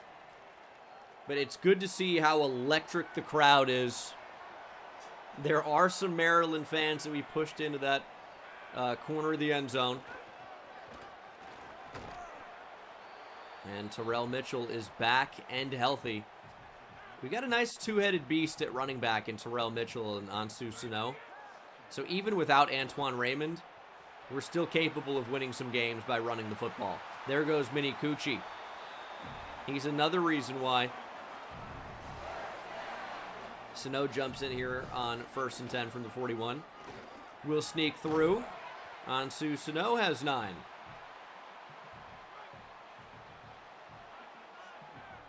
Little RPO. I actually think Keene could be wide open here. They're playing way off. But that just often doesn't function the way it needs to. Pretty frustrating. I think we really would have had something there. It's just the time does not work, and that does not work. Mitchell is short. We're going to leave the offense out there, of course. And more of the power back. Sano is in there. Tanker, thank you for the tier 2. Very much appreciate you. Sano gonna get there. Just barely. Okay, this Maryland run defense is a little bit better than UCLA's, despite being a 3-8 team. They're not bowl eligible, only playing for pride at this point. Although, we gashed them there. To be fair, they only had 3 down. Running back wide open, stay in bounds, Ansu Sano. As Ansu Sano gets us another first, this time through the air. Yeah, Sano is not going to get drafted, but I'm trying to think of a good comparison. I mean, a lot of these good teams do have a second running back that, you know who he is? He is, oh, the name's going to escape me. No, Mini Cucci takes off. Mini Cucci's got a chance to score here. That's a touchdown. You remember on like that 2013, 2012-ish Auburn team? How they had Trey Mason? And then they also had the other running back. He was drafted by the Panthers and was never anything. But he was the second back. It's a hyphenated last name. I just can't think of it. Oh, man. It's just escaping me. I have Tyrion Davis Price in my head, but that's not the right answer. That's LSU and way later. It's like, it's one of those on the tip of my tongue. Is nice play by Winston Millette for the sack. Cameron Artis Payne. Thank you, Stain. First time chat from the top rope as Mini Cucci goes for 78 on the ground. People guessing Ben Jarvis, Green Ellis disappoint me greatly. But it's not important right now. Ansu Sano, touchdown. 14-0 Scarlet Knights. And I think our defense is going to be a story here. That's for sure. We are stifling the Terrapin offense. It's a good route from Dazier Carter. Decent enough ball out to him as well. Doink Smoker, thanks for the prime. But yeah, like, Sano is great for what he is. There's an injury to our starting running back. Our offensive line is actually a very good run-blocking O-line, even though they can't pass block. So he's just able to not do too much as we find Lewis Keene wide open over the middle. Good ball for Mini Coochie. And this is where we maybe just give KJ Duff a chance. Or not sacked. I mean, the pass block, they're so bad. To be fair, they were facing what looked to be a simulated pressure. I think they only sent 4. But it didn't matter. Our center just got bitched. I mean, like, hump move, tossed. Oh, boy. Our offensive line makes everyone's defensive line look like they've got Reggie White and Lawrence Taylor. Duff makes the catch, or he doesn't. But wouldn't have been a positive play anyway. Captain Milky, thanks for the tier 1. And it's 3rd and 17. We're just going to throw it up. KJ Duff can't get a hand on it, or maybe if he did, couldn't bring it in. And we will settle for 3. Good attempt to block that. It's 17-0 though. All right. Maryland on the board with 3. We're into the 3rd quarter. And we're really in cruise control right now. I mean, they're set up to stop the run here. Look at how many they have in the box. We just need time. Somebody will be open. Will it be KJ Duff? Will it be Dysir Carter? Maybe Lewis Keene ends up being the right option. Now they actually played pretty good coverage there and take just about everything away. We will leave the offense on the field. 4th and inches. We're going to run right at him. Sano sneaks in, 1st down. Another 3rd down alert. 3rd and 8. I feel like their defense has actually been, like, somewhat hard to score on. That's going to be a pick, probably. Well, Carter drops the ball. I didn't think he was going to run straight at the defender. You know, usually what you want to do when you're a receiver playing against zone is find the open spot in the zone and hang out. Don't run towards coverage. We get 3, though, and our defense has been so dominant that I'm not really too worried about not scoring a touchdown every time we touch the ball. Not that we're even close to that. Is Mini Coochie going to put it out there? Lewis Keene's going to go track it down, and the true freshman scores again. It's probably about 5 touchdowns for him. It's a pretty good true freshman season.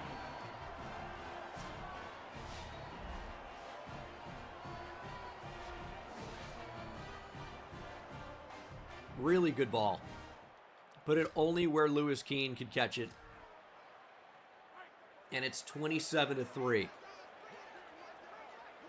Let's get this pass rush going here. Let's heat him up. Yeah, we'll take that. Nut all over him.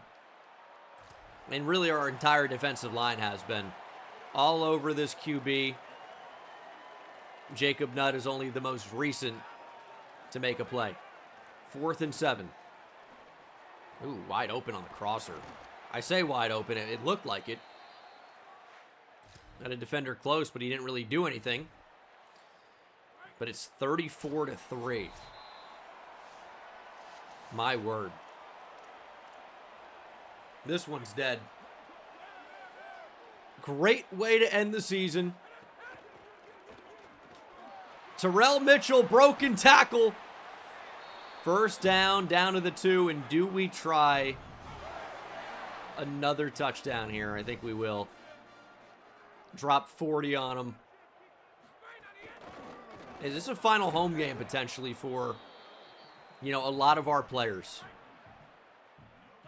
KJ Duff may never play here again. Give him the 40 bomb to go out on top. On Susano. Touchdown, poster on the ref. 40 bomb. And that'll do it. 41-3. Big victory for the Scarlet Knights. Nick Minicucci, 9 of 20 for 136 and a touchdown. Rushing, too dominant on the ground. 18 for 102 and 2 scores for Sano. 6 for 59 and a touchdown for Terrell Mitchell. And Nick Minicucci, 5 for 102 and a score, a 78-yard run. Receiving, Lewis Keene, 3 for 52, led the way, had a touchdown. KJ Duff didn't do a ton, but he didn't need to. And then we got 3 TFLs. Sack for Millette, sack for Jacob Nutt, and a sack for Braxton Kyle. No picks in this one, just a dominant win. We go undefeated in Big Ten play. And we are going to the college football playoff. We are going, obviously, to the Big Ten championship.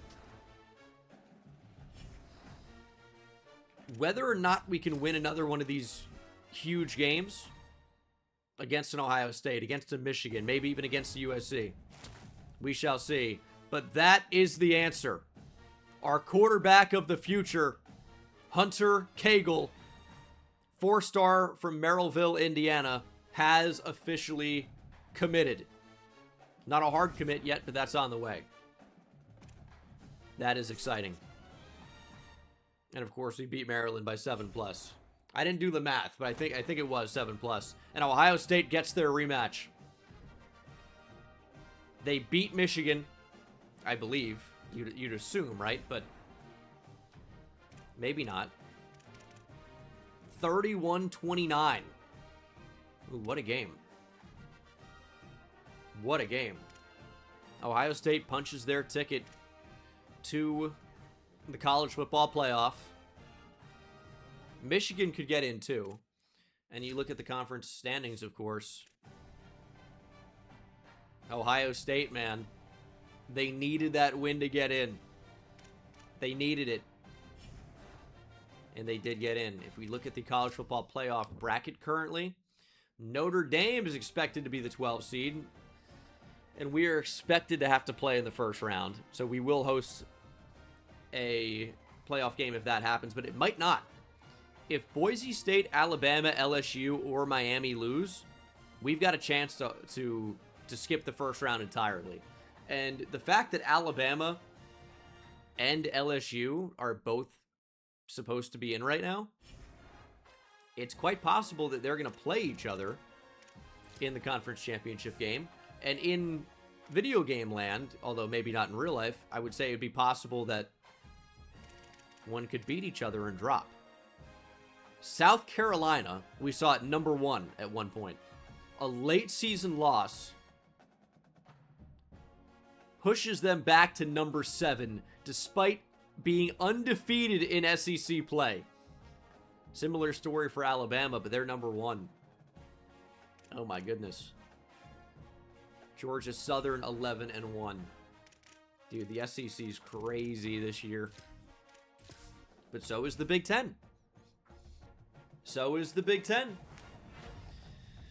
Verbal commitment for Stephen Creviston.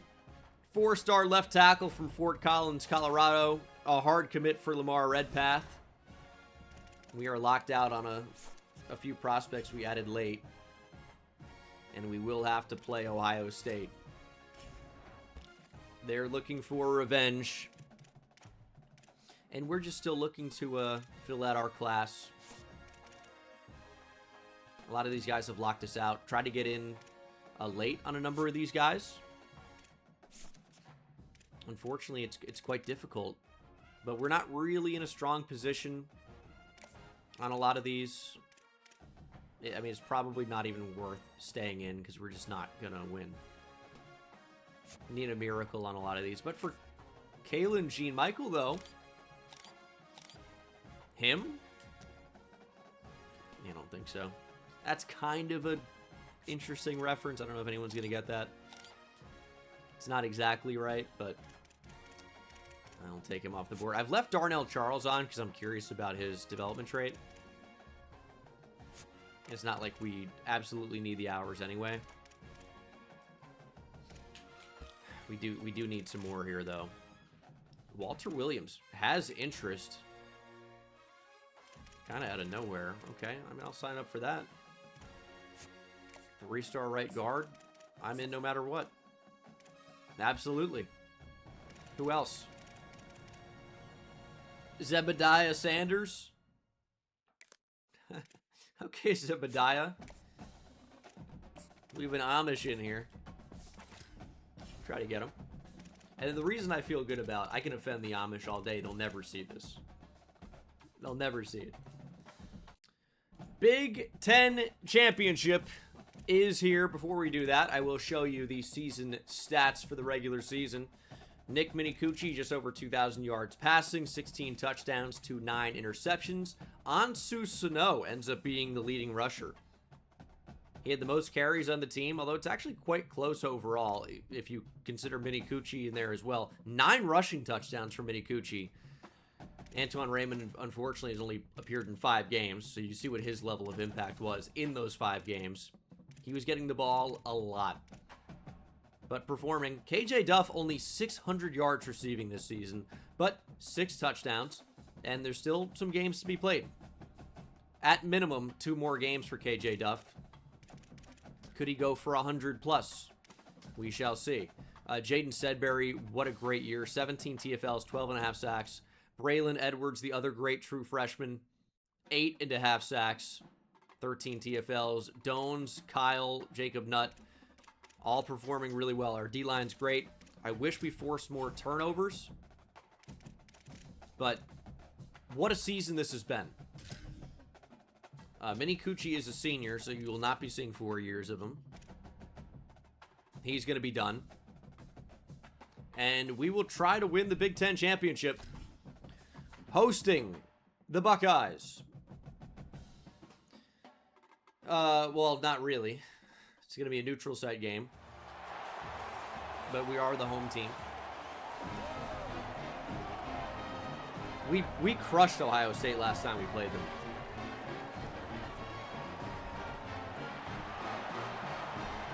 They've obviously got a ton of motivation. They want to avenge that loss. They just barely beat Michigan, who we barely beat. And they've got us starting on our own 6-yard line. Got a long way to go. There's Terrell Mitchell. He's going to sneak through. Oh, what a start for Terrell Mitchell. He gets 16. It's good running. Sano will relieve him. Positive play for him. That's 5. And we will throw on 2nd and 5. And we're going to air it out. We have one-on-one. KJ Duff cannot make the catch. We're going to give him chances to make plays.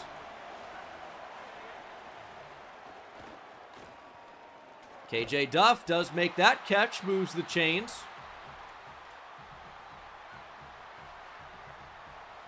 We talked about it, only 600 yards receiving for him. But he's still a willing blocker. Look at him go. Gives us 2nd and inches.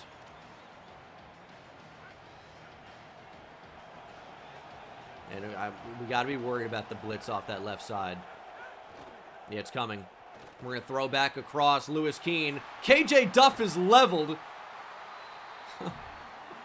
Oh my goodness. But Lewis Keene picks up a big chunk anyway. You can see at the bottom ticker there some of these finals.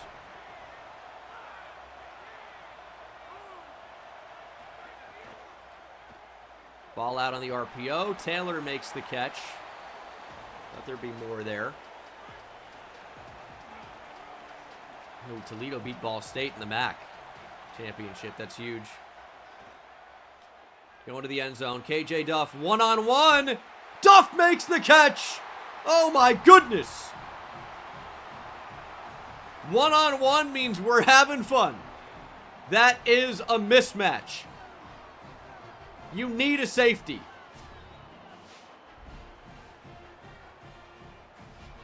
Without a safety, you ain't safe. Not one-on-one with KJ Duff.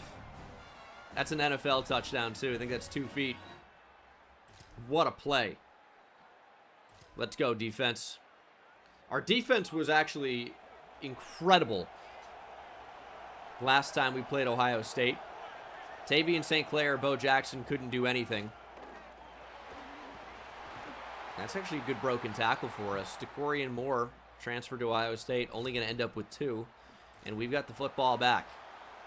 3rd and 4 from midfield. Are you thinking what I'm thinking? They're playing single high. They look to be shading over that way. Mini Cucci's going to get dropped by Edric Houston. And Ohio State is driving, but they suddenly find themselves looking at 3rd and forever. We're going to back up our DBs here. And that's going to be good coverage. Oh, nearly a pick opportunity for Millette. Ohio State with a field goal. Approaching halftime. Got 1:20 to score. We can erase that 3.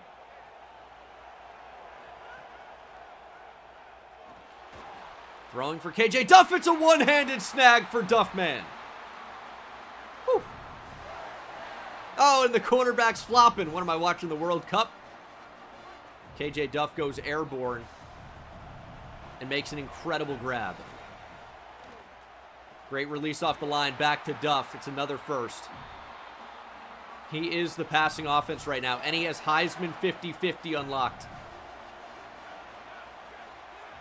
We're going to be looking his way here. Bullet to Duff. He makes the catch, and he's got the ball across the plane. Touchdown, KJ Duff.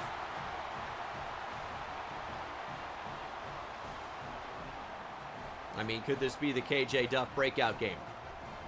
No, he's already broken out. He's like a 95 overall. But could this be the best game he's played all year? Could be. Nice snag. I don't know how he got the ball across the line, but we'll take it. It's 14-3 Rutgers. Ohio State. Whoa, whoa, whoa. With 11, and now they have the ball on the 6? What happened? RPO slant is dropped. So 12-yard rush for Bo Jackson for a touchdown. They convert the 2-point conversion, and then we fumble on the kickoff, and Ohio State has the ball on the 6.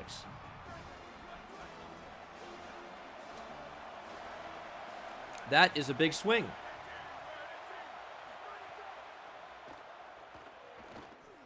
Kind of a major swing as Braylon Edwards will wrap up Tavian St. Clair, his 3rd sack.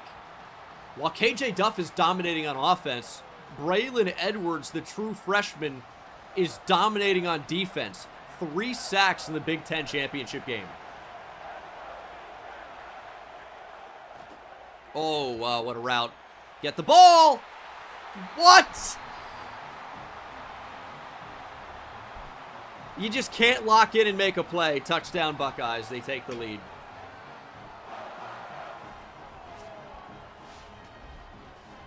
Cedric Pittman-Jean.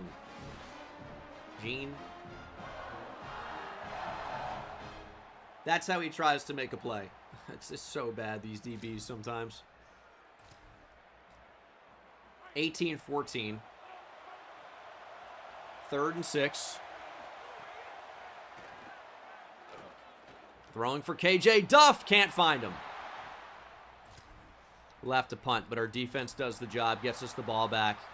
And that is 3 quarters through here in the Big Ten championship game.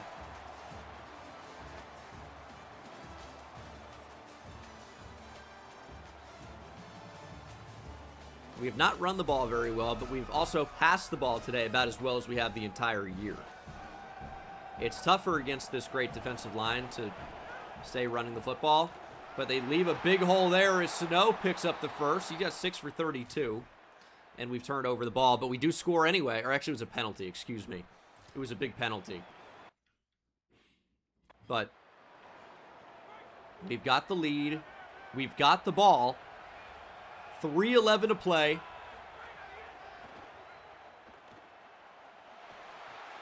Check down to Sano. It's a great gain of 8. Mini Cucci's got a 179 and 3 touchdowns. Has been intercepted. That was not me. That was not me. There's Sano. Good block from KJ Duff. Broken tackle, Sano, Ohio State. Out of timeouts. With 3 minutes left to play in the game. I mean, you understand the timeouts. They're trying to have as much time as possible. And they're just not defending the run. Sano gets 8. Well, maybe even 9. He's actually a little bit banged up right now. Kind of don't want to go back to him.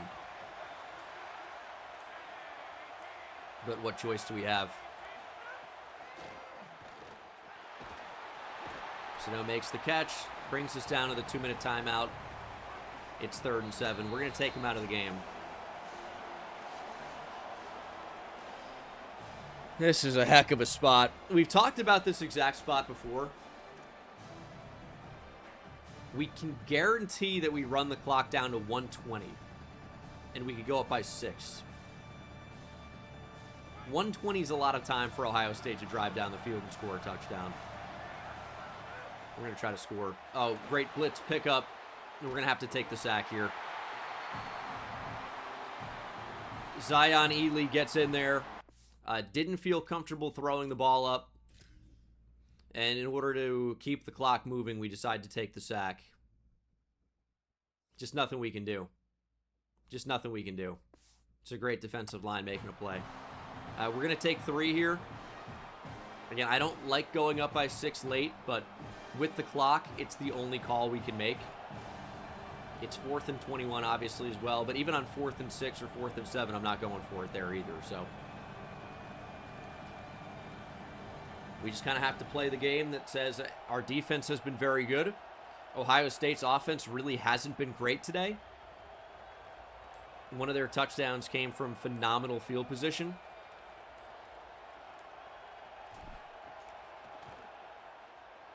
And maybe if we kick it deep, that's not going to happen.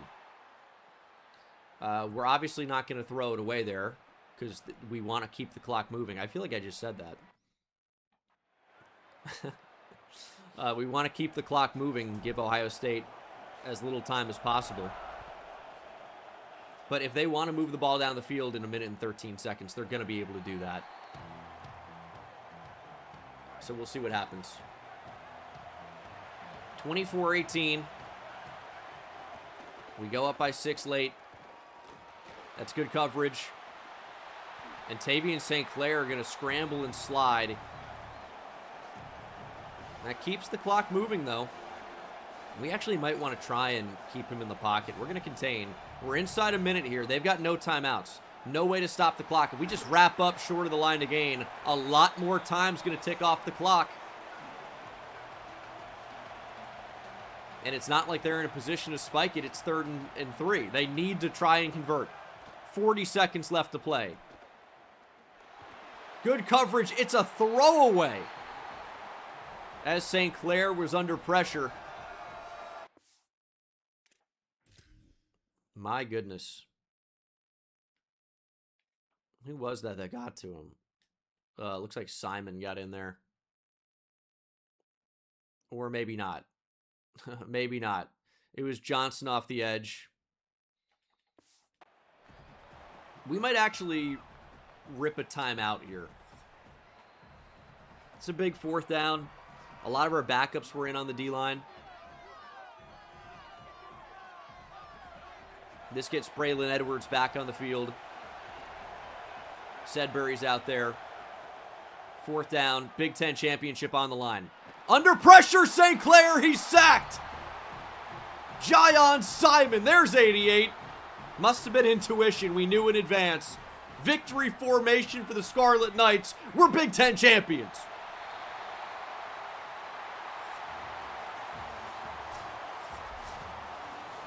Eric Doan's injured. Jayon Simon forced to play. And what a play it was. That's why having depth on the D-line is so important.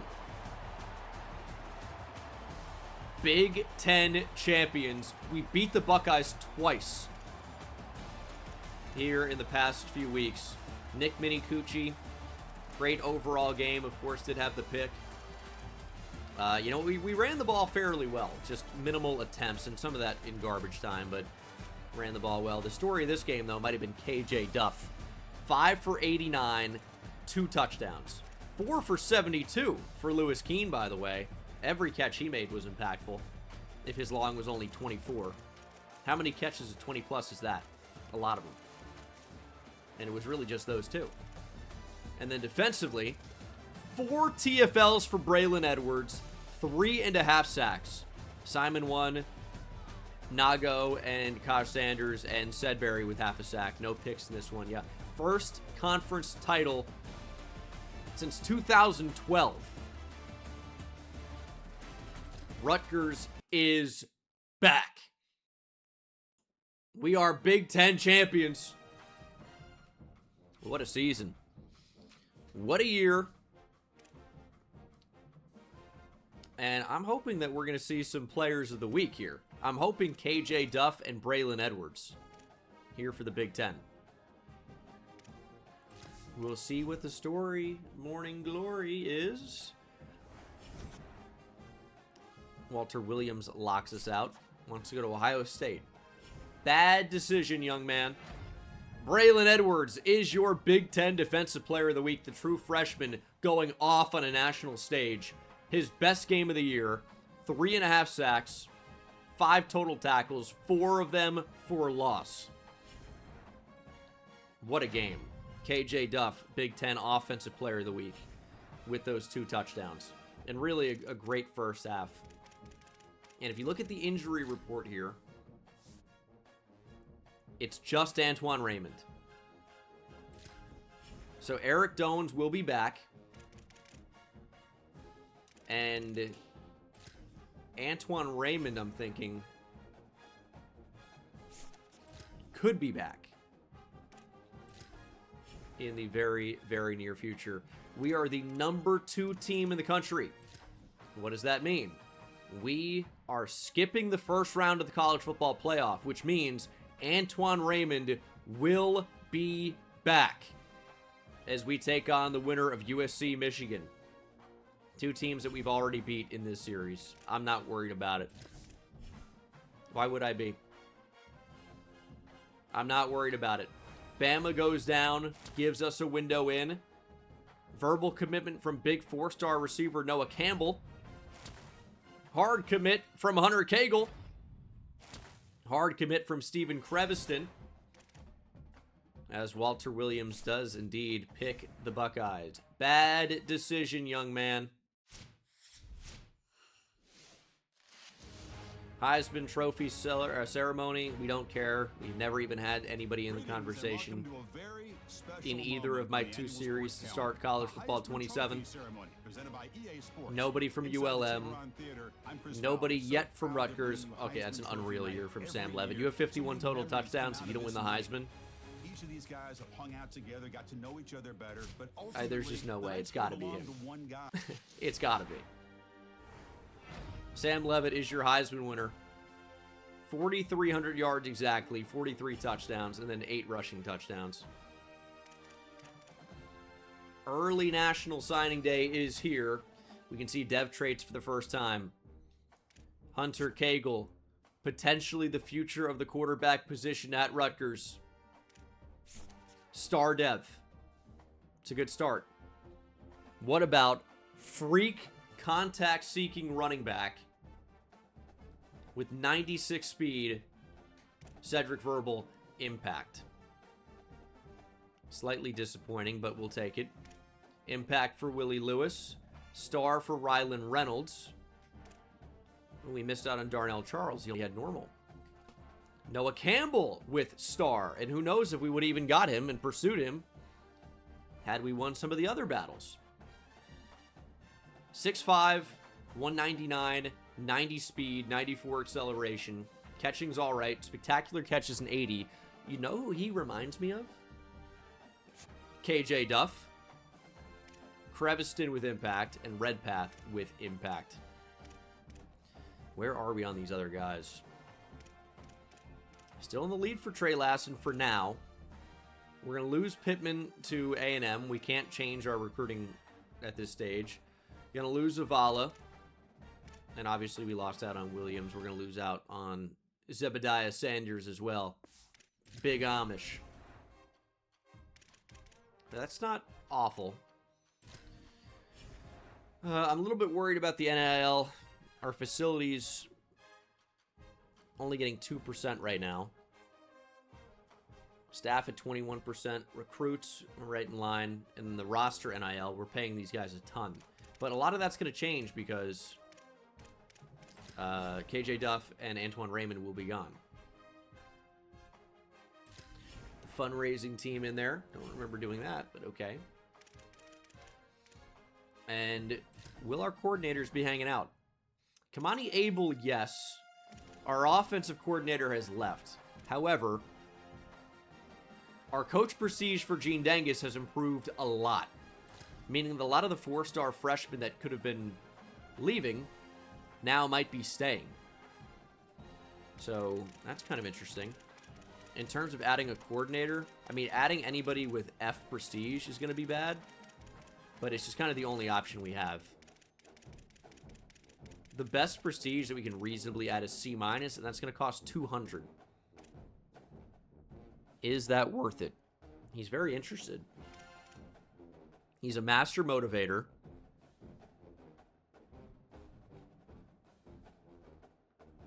And that could be good. It's a lot of NIL, but we have it right now.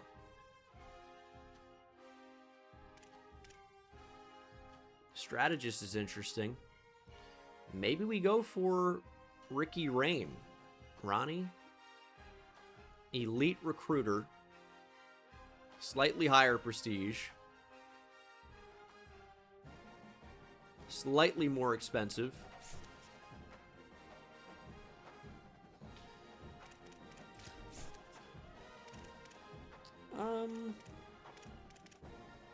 Very good with receivers. Very good with quarterbacks. Very good with running backs. All right, let's make an offer to Ronnie here. Got 535 available. We'll offer him 220. See what happens with that. And we do have Kamani Abel in there as well. All right, we'll see what happens there. And we will simulate the week. Bowl week 2, our first college football playoff game. Coach Prestige is still listed as a D+. Kind of needed that to go up. And our Rose Bowl game will be against Michigan. Another rematch for us. We didn't play USC this year, so I guess I wouldn't have called that a rematch. And Ricky Ronnie is our new offensive coordinator. We will play 11-2 Michigan.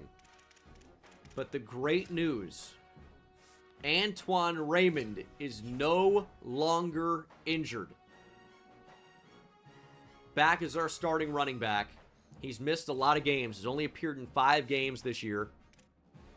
But man, it feels good to have him back. Antoine Raymond could lead us to a national championship in year 2. How incredible would that be? I'm hoping it happens. Rutgers, Michigan. College football playoff semifinal on the line. We're going with the blackout. Let's go Rutgers.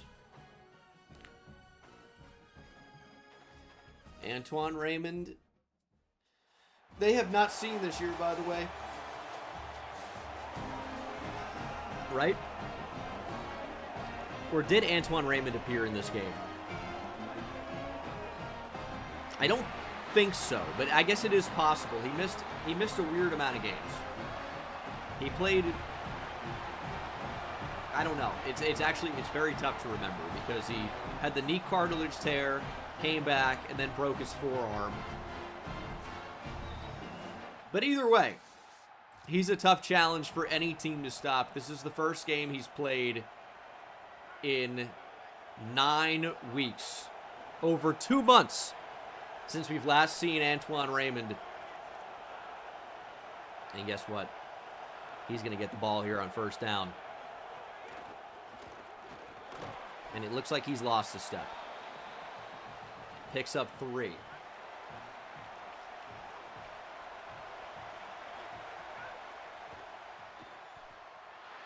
Can't step up. Camden Mason with the sack. And it's 3rd and 8.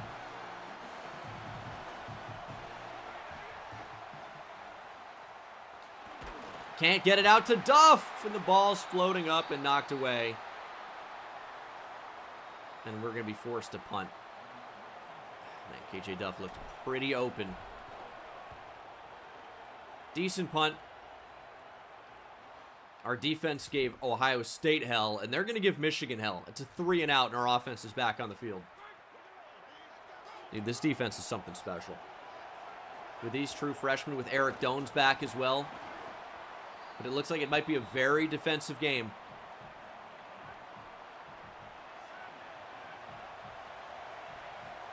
Second and 7. Raymond only finds a yard. It's 3rd and 6.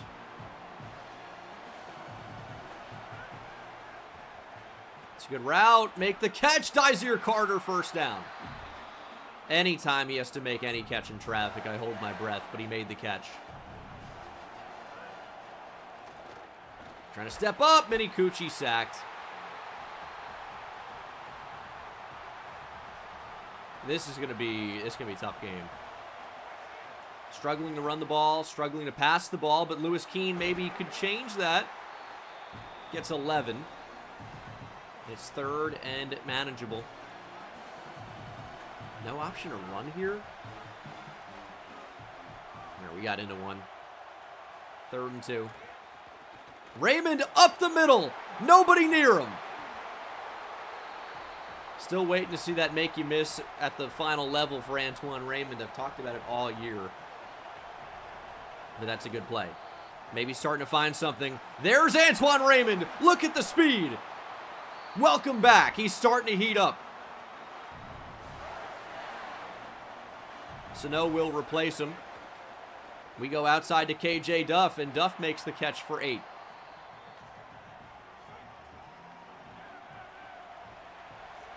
Raymond back in.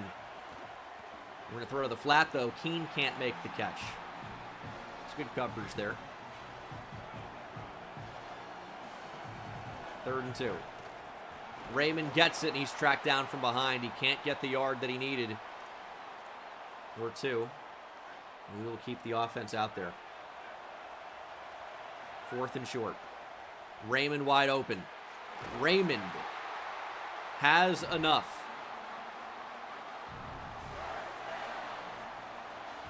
First and 10.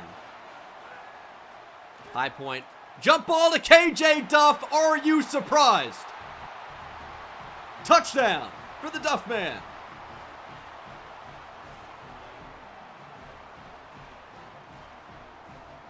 Duff got to be down there somewhere. That usually works. This was only a short throw, but he elevates and we celebrate. 7-0 Scarlet Knights. One-on-one, no fun. That's what I've said. Trouble for the secondary. And they're going to punt the ball to us on 4th and 2 from the 45. It's a weak call. It is a very weak call. And it's just straight out of the back of the end zone. We'll start with the ball on the 20. And our offense is looking to move here. 37-yard rush by Antoine Raymond as our defense continues to force 3 and outs.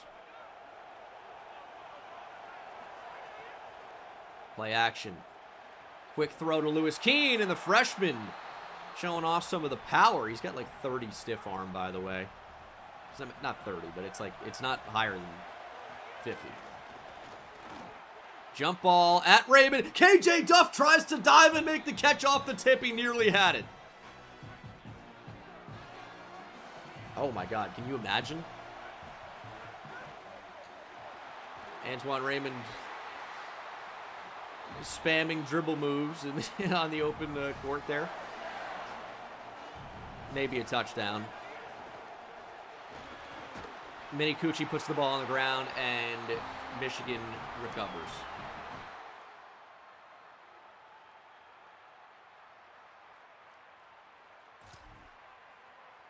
We've got the football back, though.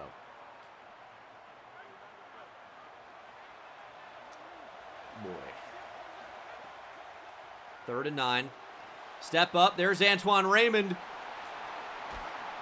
He picks up the first. We can still make this 14-0 here in the first half.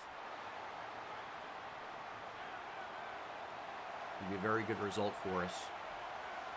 3rd and 2. Their safeties actually creep up slightly. We're going to run the ball. There's Antoine Raymond. He has enough. Oh, another moment. Thank you. Raymond, by the way, 10 for 120. Dominating here in his return. Double coverage. Turns to single coverage. KJ Duff can't locate the ball.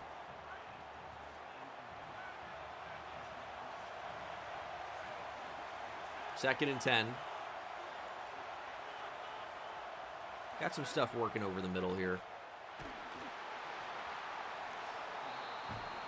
Nearly finding KJ Duff, just cannot quite get it there. And it's 3rd and 10. Throwing for Lewis Keene, the true freshman. Still needs to develop the hands, and we can't even pick up a yard on 1st, 2nd, or 3rd down. Field goal makes it a 2-possession game at least. And our defense has played great. So, got no reason to not trust them right now. Eric Doan's back in the game. Love to see that. Trying to sneak through. Quarterback with all day. Colton Joseph will throw. It's 3-on-3, and it is knocked away and complete. That is the first half. 10-0 Scarlet Knights. We start with the football. And I honestly think we can try and work this clock down. There's Antoine Raymond. Nice gain for Raymond. He's got that Heisman level spin ability right now. Want to try to use that, but you just got to be able to set it up. Here's 3rd and inches. 1st and 10. We're going to get that going, I promise. Don't throw it to Allen. We know that's a mistake. I don't actually love this play on 3rd and 10. There's Lewis Keene. He survives hard contact. We should keep the offense out there. It's already a 2-possession game. It's 4th and short.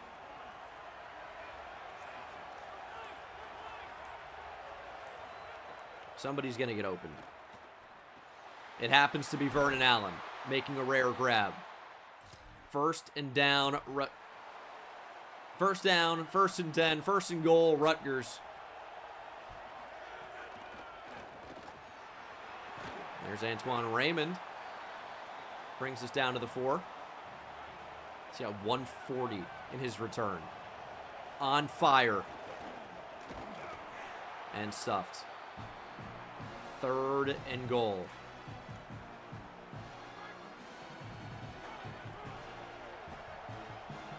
I mean, we'll see. I think we got to go to KJ Duff. Too easy. The corner was terribly confused. Poor guy. We just throw the ball to KJ Duff. Touchdown. 17-0 Scarlet Knights. Our defense is suffocating, and our offense is doing just enough. Not perfect, but doing enough. 4th and 2. Michigan needs to do something here. Otherwise, their season's over if they don't convert here. And they go with a kind of screen. My goodness. What a ballsy call. And it worked, but we've got the ball back. Fumble recovered by Kelly Jones. And we could put this thing away. This defense, man. Playing so well. Raymond's got 21 for 39, and he's got a real high risk of injury. His day is going to be done. Going to get Terrell Mitchell in there. We cannot risk him getting injured again. Absolutely cannot happen.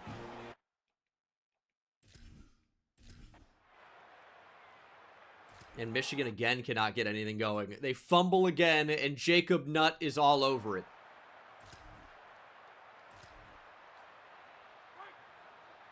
Their defense is crazy.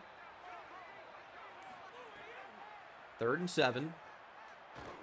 Actually, like that to Lewis Keene. Nice catch. His 5th. And this one's done. 3rd and 6 inside a minute.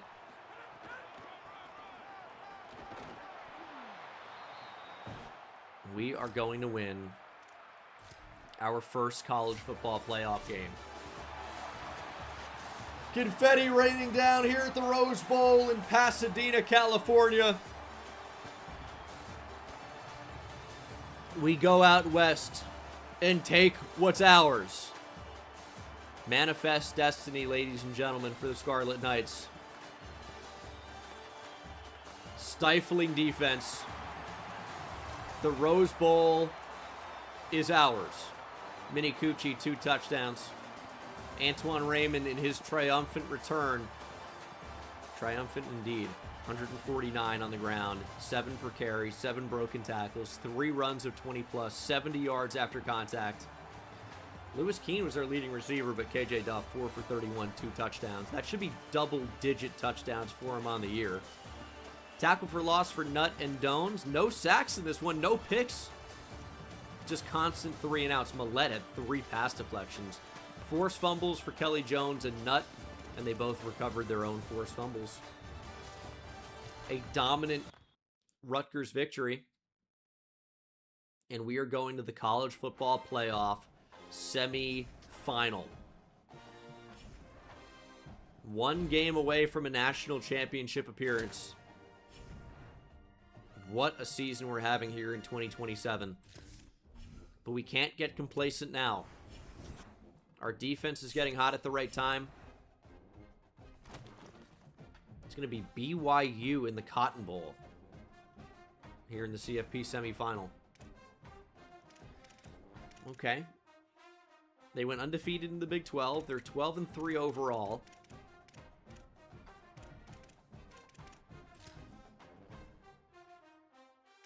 If we win, we will play the winner of LSU Miami in the national championship.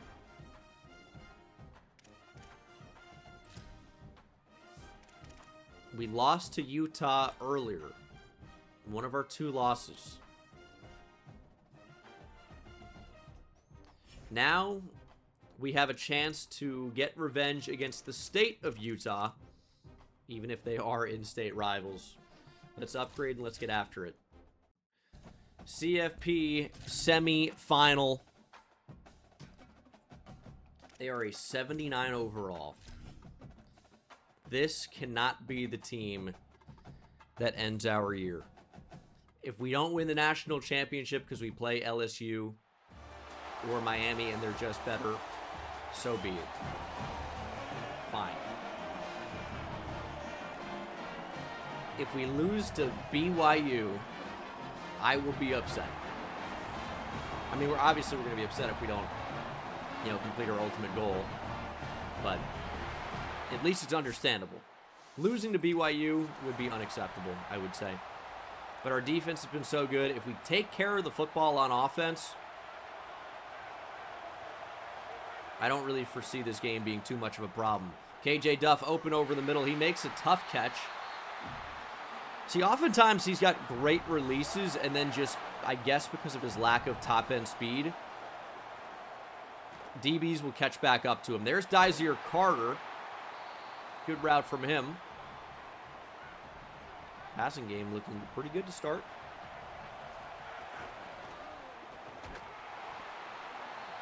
Nowhere to go for Antoine Raymond.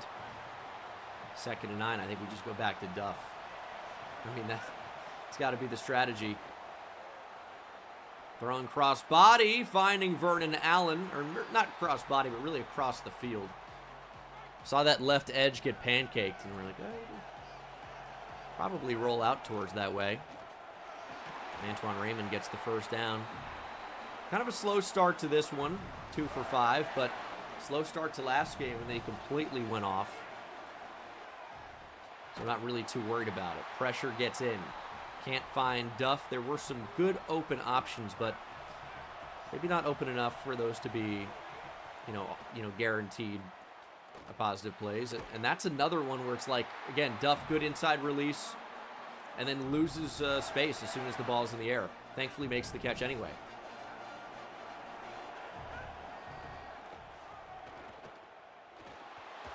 To the end zone, diving catch made by Vernon Allen. We were late to it. I didn't know if we made a mistake, but the scoreboard says we didn't. Diving catch made by Vernon Allen. Good ball by Mini Cucci. Took a shot as well. Beautiful. And we'll see what our defense can do. We've got them to a 3rd and 5. I will also mention Nutt has pocket disruptor now. So we need Nutt in the pocket. We now have an ability to make that happen a little bit easier. BYU stays out on 4th and 4. Big play for the defense. Can we contain Bear Bachmeier? Just too much space. Man, Benjamin Hubler, like 93 hit power, and he just can't land a hit stick. We gave too much space there, for sure.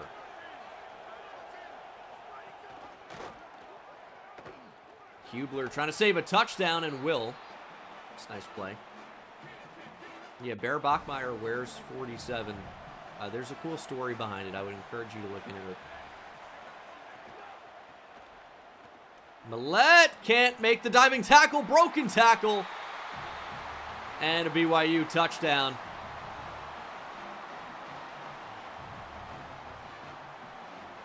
This game is already tougher than Michigan and Ohio State combined.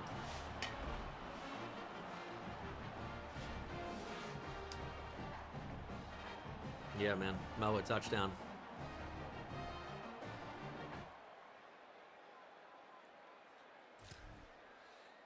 Our offense is driving, though. Got the ball in the red zone already. Need to capitalize. Nice spin from Raymond. Gets a couple extra yards. He's already got a high risk of injury. I think we're going to get Sano in there. Raymond gets another first. Just worried about the injury at this point. He is constantly banged up. Ansu Sano into the game. And Sano is stuffed on the 1.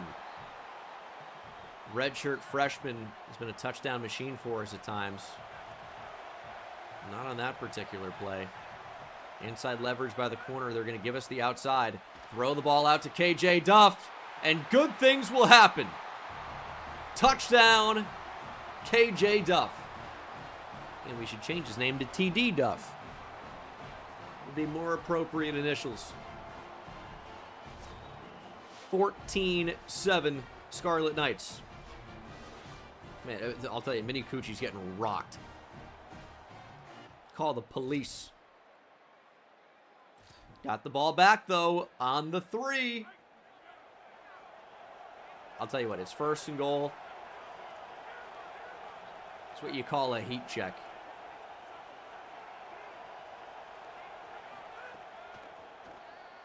KJ Duff can't make the catch.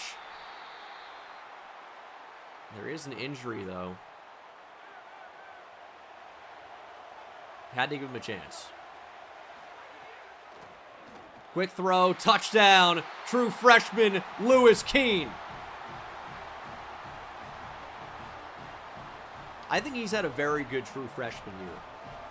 We haven't been the best passing offense. He hasn't made every tough catch. but that's not his game right now. We are improving him as a receiver. The hands had, you know, a long ways to go. The route running's good for a tight end, but not incredible. But he's had a very nice year. He's made big plays. I think that's for sure. 1st and 20. You know where the ball's going. Just give him a chance. KJ Duff! Not going to happen, and it's picked.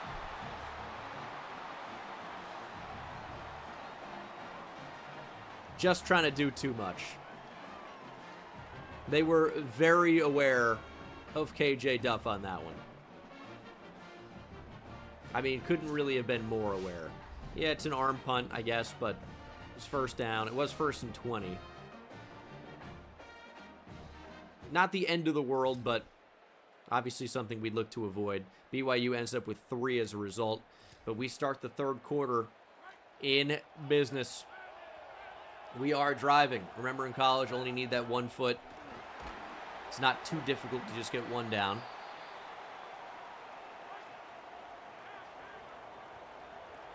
I think we're going to leave Raymond out of the game for now. It's 21-10. We're in a good overall position. Don't want to force him back too early. Oh, they covered the flat very quickly. Dysir Carter is not going to have enough. We will leave the offense out there. It's already a 2-possession game. 4th and inches. Running back wide open in the flat. It's Terrell Mitchell. And we've got a fresh set of downs. Maybe worth a challenge anyway, going back to the end of the 1st half. KJ Duff just taking a little bit too long to release there. Sacked as a result. 2nd and goal. Mitchell makes the catch. Terrell Mitchell with a pickup of 10. And we've got 3rd and goal from the 3. Can Terrell Mitchell get in there? He cannot. And again, we will keep the offense out there. 4th and goal. It's been, I would say, a lot easier to pass than it has been to run against them.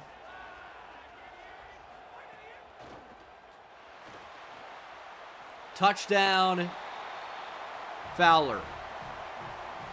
The running back, Terrell Mitchell, may have been wide open. He may have been.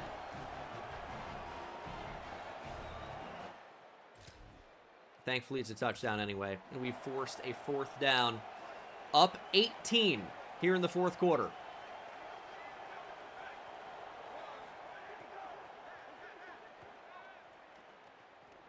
Shot down the field.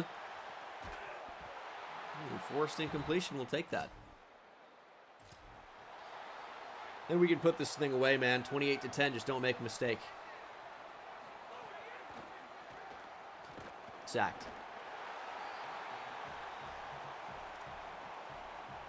Ace Kofasi just gets into the backfield at the right moment every time. He's always in there right as he needs to be. Right in time to stop a touchdown. 3rd and 18. Work back to the ball, Duff. He makes the catch because of course he does. And it's a 1st down for the Scarlet Knights.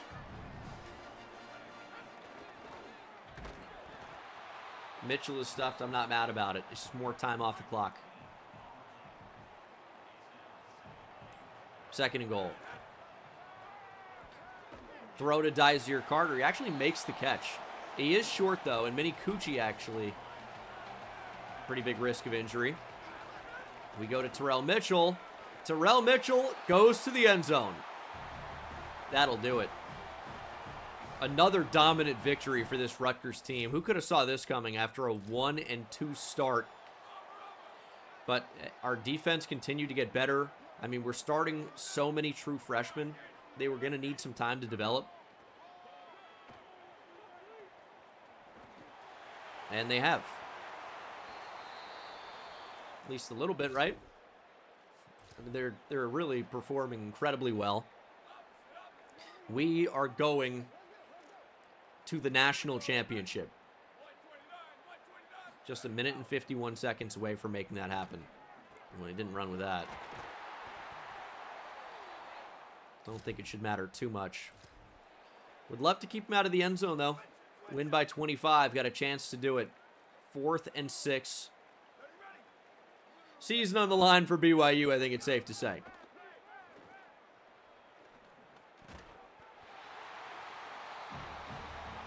Sometimes you got to tip your cap. It's a heck of a play by Bear Bachmeier. It won't matter. Rutgers has won the Cotton Bowl.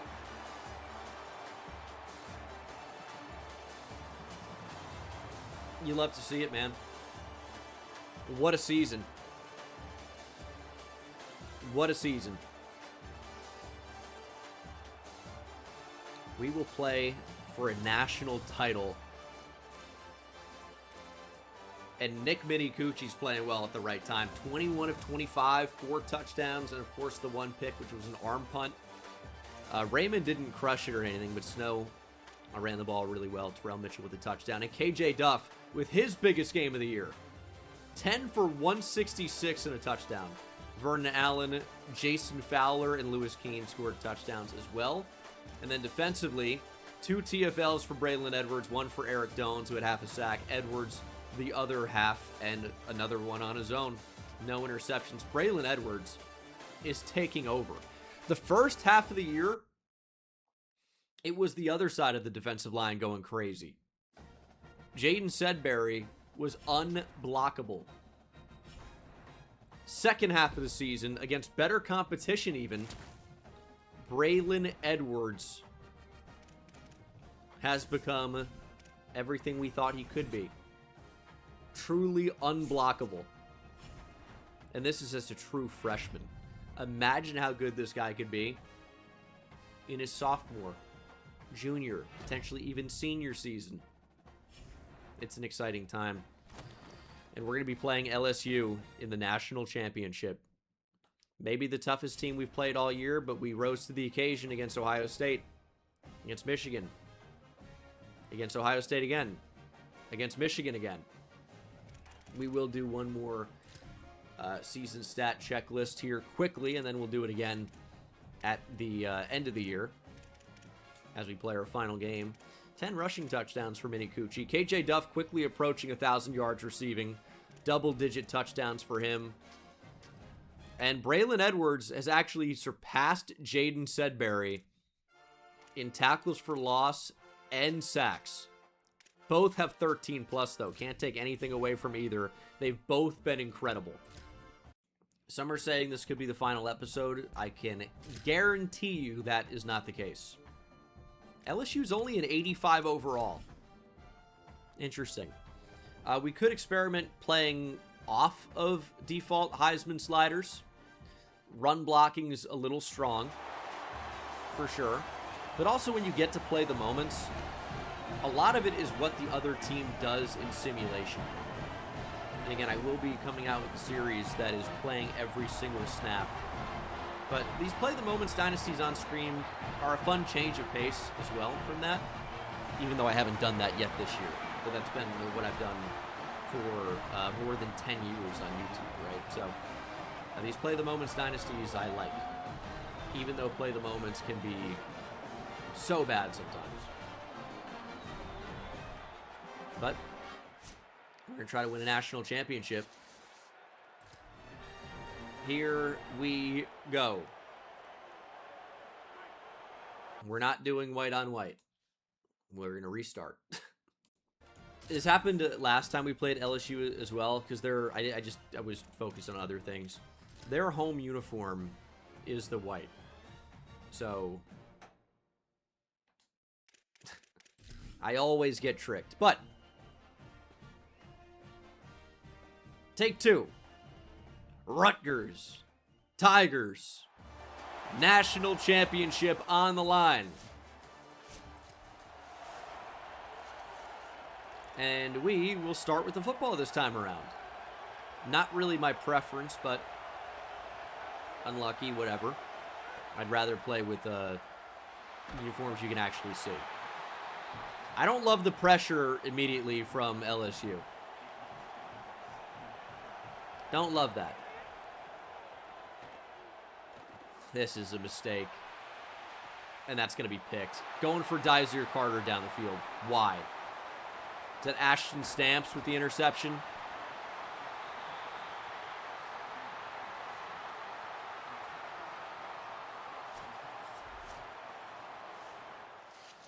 LSU gets the football. But you know what? I trust the defense. It's not the end of the world. These guys can play. We are playing the Heisman-winning quarterback, Sam Levitt, who looked to be unstoppable. And he'll take a shot to the end zone. And that pass will fall incomplete. LSU maybe with 3. And we've got a chance to answer or take the lead. 3rd and 4. Mini Coochie, keeper. He weaves his way through the traffic and finds the first down. Some fancy footwork. Quick RPO, caught Lewis Keene. And that is 1 quarter over. Here in the national title game.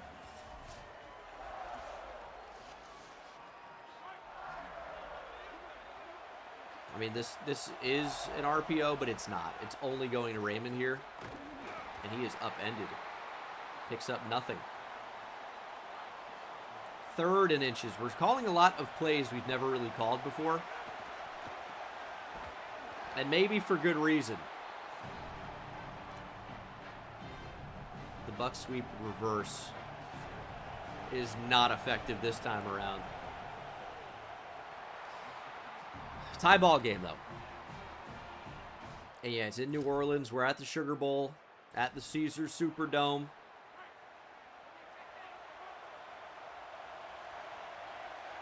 LSU gets a national championship in their home state, and we don't find the ball. Got out there too late in man coverage with Millette. LSU takes the lead. We are driving, though. Quickly approaching the 2-minute warning. KJ Duff has not been nearly involved enough. Throwing it out to him. It's a great play. DJ Pickett. That's the only corner in the entire country where we don't really have a crazy mismatch with KJ Duff. KJ Duff is 6'6", 227. DJ Pickett is 6'4", 193 with 97 speed. A little bit of a different story compared to some of the matchups we usually get, as Mini Coochie puts his body on the line for 9. 3rd and inches. Antoine Raymond picks up the first.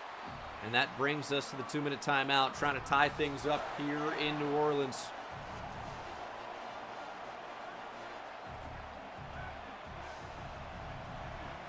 First and goal.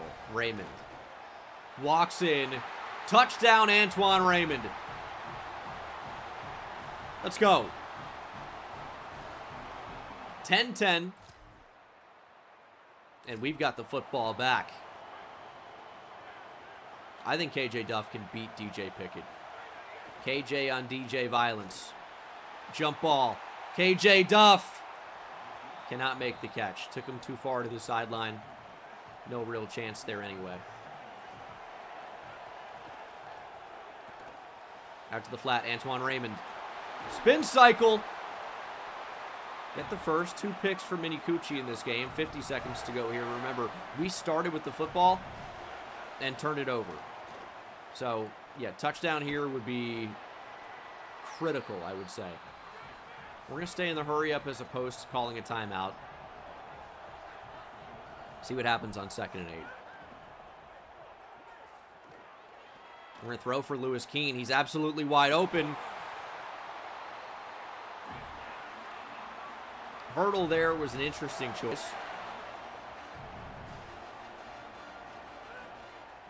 Thankfully, we didn't pay for it. We're going to get sacked. And that's going to be a timeout. Andre White in there.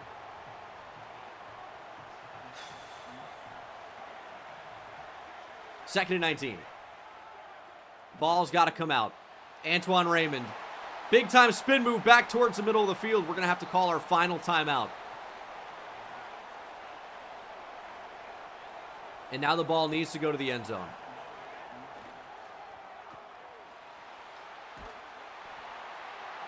Incomplete. We'll take 3.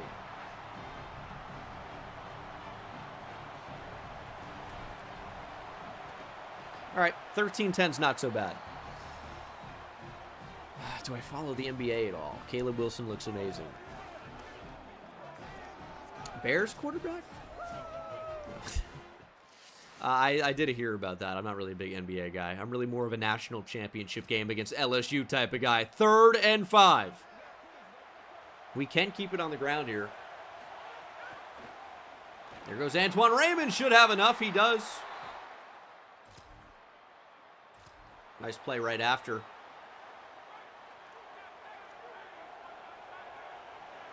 KJ Duff could be an intriguing option here.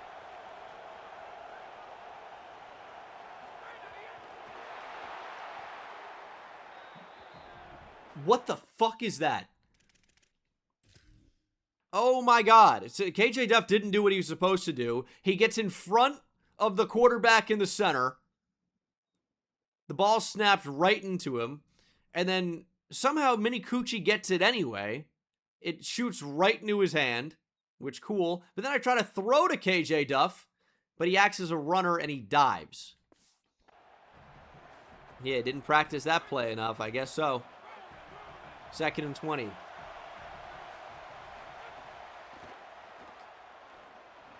To the end zone. Again, we don't really give him a chance.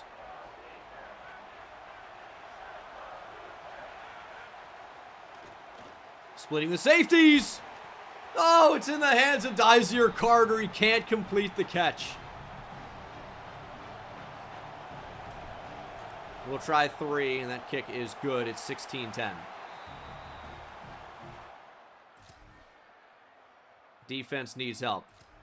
Of course they do. We did sack Sam Levitt. I bet that was probably Braylon Edwards. Could have been Jaden Sedbury.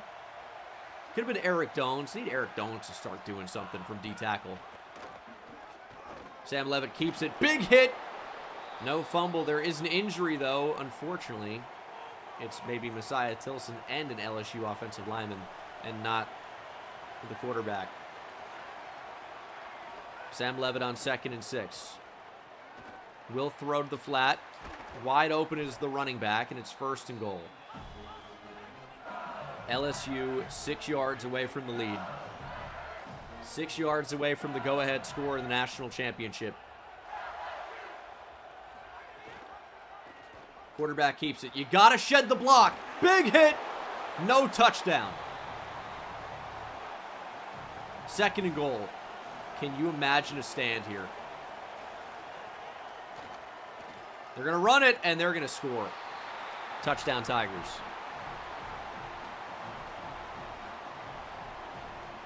We are knotted up for now. I imagine we're about to be down 1, and we are. 3:30 to play, though. We have the football on the 43-yard line. We can put him away. This is for a national championship. Raymond, break the tackle. Come on. There's an injury timeout. It's our offensive lineman, Antoine Raymond, a bit banged up as well. 2nd and 7. Raymond can't sneak through. It's 3rd and 7. Tape it up, Vagina. Get back out there. Goodness. I mean, we got to pass for it. We honestly can't chew the clock here because we need to convert. Would I consider a punt? Got to get it to Duff. Can't do it. 4th and 7. I mean, the offense, in my opinion, needs to stay out there.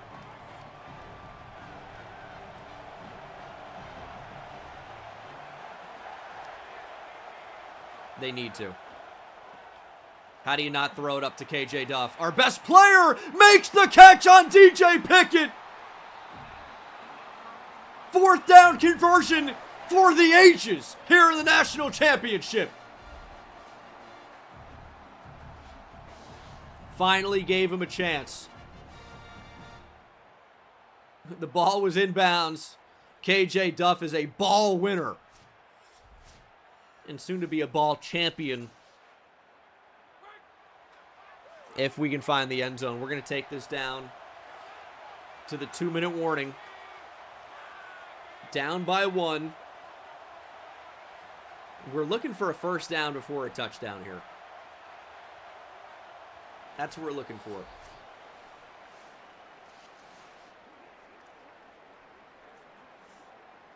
We are looking for a first down. Will LSU start calling timeouts? We only need 3. Not going to call a timeout here. Raymond is banged up.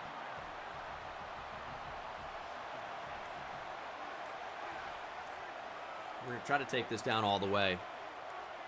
And we need that first down. I think we're going to get it. Raymond dragging LSU defenders. That is the first. The cheerleaders and Mike don't care. First and goal. They do have 2 timeouts, though. Getting the first down on that play was not our best. They're trying to let us score.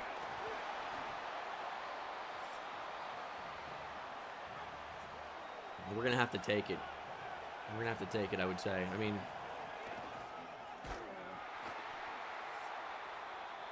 we want to bring this all the way down. We're playing for 3. I know that seems dangerous. If we score a touchdown on this play, maybe it's fine, but yeah, we're going to have to walk in there. Antoine Raymond touchdown.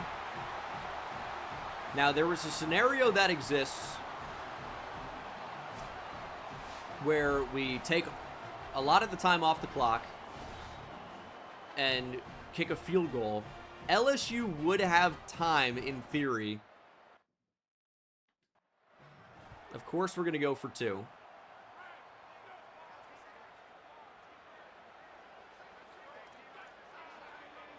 I'm going to call a timeout. I don't like this play. Thank you, Bentacion. Yeah, being the real-life KJ Duff is tough for me, but I handled it well, I think.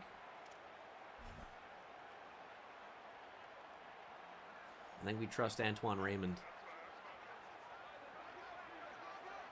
Do we trust KJ Duff? We're going to hand it off. Nowhere to go for Raymond. Touchdown to LSU. Wins the game. 1 minute and 6 seconds on the clock.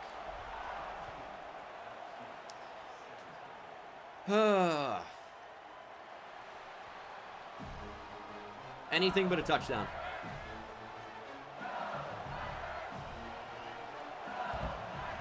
Anything but a touchdown. Throw over the middle. First down, Tigers.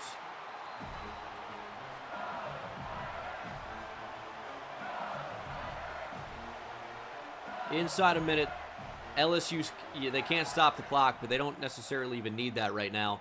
Throw down the field. We can't turn. Let me turn. I'm locked in an animation. Millette finally got the hips swiveled around, breaks up the pass. That was crazy. 2nd and 10. Throw over the middle. Hubler can't make the tackle. And LSU has the ball in the 31.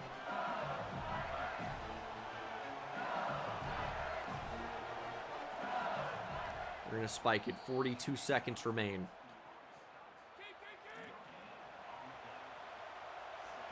We got to get him on the ground.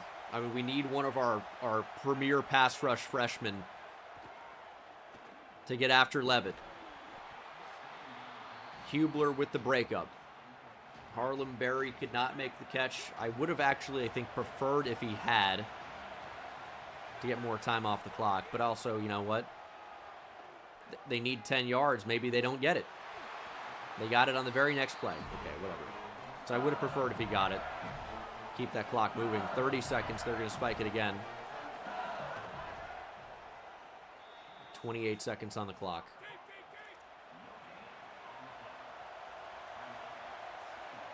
Come on, defense. I trust you.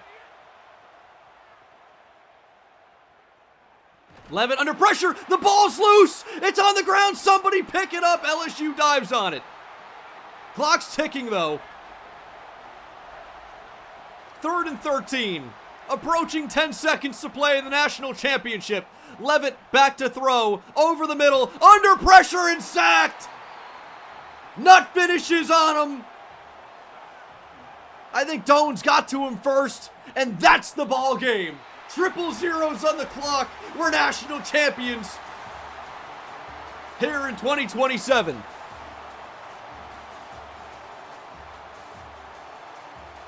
Rutgers are national champions. What a national championship game. 22-17. KJ Duff, Antoine Raymond hoist the national championship.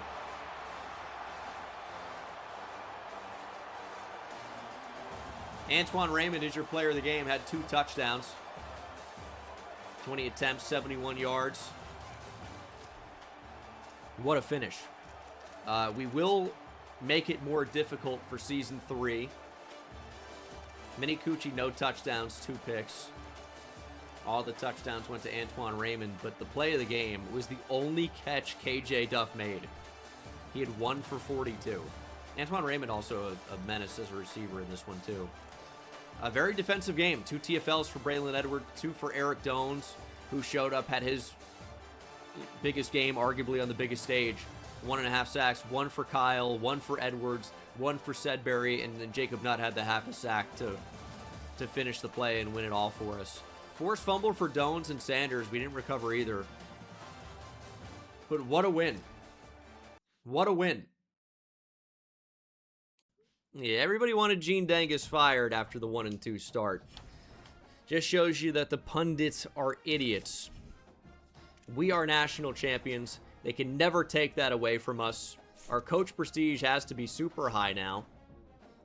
And we're going to try to do it again. Eric Doans is your Big Ten Defensive Player of the Week. What a day for the true freshman. And in the final game he ever played, Antoine Raymond is your National Offensive Player of the Week with 3 yards per carry. I am super excited for this next season. And of the players that are looking to transfer, there are some familiar faces. Dysir Carter, Vernon Allen, Terrell Mitchell, J-Mark Tassi is starting right guard, Braxton Kyle. Conference prestige, buddy. You're in the Big Ten. Guess he wants to go play in the SEC. Michael Clayton, Jacob Nutt, Ansu Sano, C.D. Gill, Braylon Edwards, A.J. Sarace, Jaden Sedberry. Oh, boy. Some big names here. We do have NIL. We should be able to keep them. KJ Duff is obviously gone. Antoine Raymond is gone. They're going to be first-round picks. So we are here in the offseason, and as you'll see, our athletic director expectation, upgrade to elite facilities this season. Big, big negative if we do not fulfill that requirement. It's $1,350 to be able to do that. It's got to be done. It's got to be done. We are upgrading to an elite facility. Upgrade will take effect during the next preseason. So, we've done it. It's highly expensive. We now have 55 NIL. If we keep our roster as is. But I like where the roster is. I'm trying to keep Terrell Mitchell. I just don't know that it's going to happen. He wants 105, but if he gets 105, he wants to leave. We might just say, you know what, Terrell Mitchell, you can walk. We get a little bit more NIL to fill out the roster. We know we're going to have a quarterback coming in. Sarace can walk. But we're going to keep, hopefully, Ansu Sano. We're going to keep Michael Dukes, who's maybe not worth paying, honestly. Probably not. Maybe Michael Dukes can go. But I do want to bring in at least one more running back. I think we need absolutely need 4 on the team. And then at wide receiver, we're paying Dysere Carter, hopefully, to stay. He's not cheap, but he's got star dev. He's probably going to be the best receiver on the team. Vernon Allen's going to walk. Receiver is a weak position for us, and we don't necessarily have a ton of money in the portal to solve that problem. Maybe CD Gill can walk as well for the price tag and normal dev. Just don't know that that's the best. We took the NIL down on a couple of players. Lewis Keene was making more than 190. We're paying him 160 now. He likes Coach Prestige. Well, our Coach Prestige is now up to a B+. I also don't think we need to pay any of our backup tight ends anything. Maybe Dakota Taylor can get 5. But Lewis Keene's the star of the show. And then if Kenny Jones wants to leave, he probably can. Honestly, I think we can do better than Chris Vagina in the portal, but maybe not. I mean, Chris Manu kind of sucks. We've not recruited offensive line all that well. But some of these players are going to be getting upgrades. I mean, everyone's going to be getting an upgrade here in the offseason. And we're paying Jaden Sedbury more now to stick around. I think that's absolutely a necessity. We're paying Braylon Edwards more now to stick around. But I'm trying to create just a little bit more NIL to give us a little bit more flexibility in the portal. I don't want to lose any of these freak freshman players. And when you get close to that green bar going into the yellow, that risk starts to get a little bit scarier. They can still leave even if it's green. Like, that's a possibility. But we have 410 unspent NIL. 420 now. Michael Clayton gives us a little bit more. I mean, Benjamin Hubler was getting paid like $240. We were able to bring that down to from 210 expected to 110 overall. Like, we're basically not paying anybody on this team anything. They don't want any type of increase. We might be losing these 5 players and 2 starters. If you want to consider Terrell Mitchell a starter, as that actually is how it looks. So, we are losing some talent and 3 receivers potentially. But that's how we're going to set up the NIL. We upgraded the facilities. I think that was absolutely necessary. And with 440 NIL, we go into the transfer portal. Looking for help at receiver, help on the offensive line, and maybe a corner. But other than that, I think we're in a pretty good position overall. We have new coordinators, including an elite recruiter and Ricky Ronnie, and that might be the best way to bring in a running back. So I'm excited to see what happens with that. Motivator is right where he needed to be, 3 out of 4 in all the main positions, so we can focus on recruiter and potentially swaying some of these players in the future. And then hopefully next year is our first top 5 recruiting class. Let's go. We are ready for the portal. Zebediah Sanders has locked us out. Oh no. What are we possibly going to do? Can't even imagine. And here is players leaving. Vernon Allen, no persuasion chance. Terrell Mitchell, AJ Serace, Fama Teray, Stephen Murray. No chance to keep him. Weird. Dakota Taylor, very high chance to sway. He has decided to stay. Jason Fowler has decided to stay. Michael Dukes is gone. Elias Koch is gone. Nago has decided to stay. And Kenny Jones has not been persuaded, even with a high chance. That's when things get scary. And Sean Aschenfelder is leaving as well. KJ Duff expected to be a first-round pick. As is Antoine Raymond. As is Kelly Jones. Sorry, I just get a little bit choked up. Thinking about some of our star players leaving after historic runs here at Rutgers. KJ Duff's going to be a first-rounder. That's going to get our receiver pro potential grade way up. So that's fun. Antoine Raymond going to do it for running back. Draft results are here. All first-round picks. Raymond in the first. KJ Duff in the first. Kelly Jones in the first. 3 first-round picks out of Rutgers here in 2027. Gotta love it. And our transfer portal is officially underway. I gotta take some players off the board, of course. South Carolina has passed us for Trey Lassen. I mean, let's see if he's worth truly going after. He's a phenomenal pass-blocking guard. I'm going to say yes. I'm going to say it is worth going after. We have 1,100 NIL. 1,100. Not bad. Our grades, though, for Trey Lassen could not be worse because we don't pass the ball well. A+, FF. I mean, I guess it could be worse. It could be 3 Fs. It's not far from that, though. If South Carolina keeps pushing, they're going to get him. Probably the same thing for Ryan Pittman, who's a very strong offensive lineman in general. Not refined, but I mean, again, it's somebody worth going after. If we don't get him, it's not the end of the world. We're probably not going to. In the portal, we need to focus on a running back, absolutely at least 1 receiver, offensive linemen in general. We know our D-line is exceptional, but linebacker, potentially, corner, and safety are positions of need, I would say. Lamar Brown will not consider us. I think former #1 overall recruit. We don't want edge, so we don't even need to consider some of these guys, but tell you what, Enos Watts, 5-star transfer freshman tackle. That could be good for us. Deuce Knight. Oh, okay. Jermaine Bishop. Transferred to SMU and then to the portal again. Nas Rankin is a gadget freshman transfer.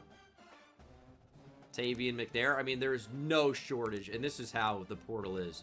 No shortage of receivers. Amari Adams is back in the portal after choosing Indiana over us last year. Stay on that side, buddy. So we're going to add a running back in the portal. KJ Edwards might be the one to add. 93 change of direction, 97 speed, 99 acceleration, platinum shifty. He likes the idea of going to Rutgers. That's going to be worth a significant chunk of our NIL budget. You just can't not go after that player. I mean, is AK Deer even worth scouting? I'm done. Whatever. Even if he's good. Even if he's great. DJ Cross is another option. I don't think we need Jarrett Coleman when we're bringing in Cedric Verbal. There's very similar types of players. And Cedric Verbal is just more exciting and younger right now. So maybe we'll leave him on the board. And I want Verbal to be able to play early. But, I mean, they both look very good, to be fair. It's just DJ Cross comes with no abilities, whereas KJ Edwards already has those abilities baked in. But he does want to be here already, which I would say is a big bonus. Maybe we'll add him. We only have 310 hours remaining because I have been scouting. We want to upgrade at receiver. We're losing KJ Duff. It's a massive player to lose. We've got to be able to replace him. And it's best to not go after, you know, so many different receivers. I think these guys are worth paying, but we can't give our entire NIL budget. But it is worth to spend a little bit. I think you kind of get what you pay for in the portal. And I'm down to pay. Because these players seem like huge potential difference makers. I just got to probably not go after some. Maybe like 1 linebacker, 1 corner for right now. Going after the 1 safety. And we can pay with NIL too. It doesn't need to be just hours. We don't really have a ton of hours because we've been scouting. So who's the worst player out of these guys? I mean, Jermaine Bishop's the best, like, ready to go right now. Could also be one of the tougher guys to get.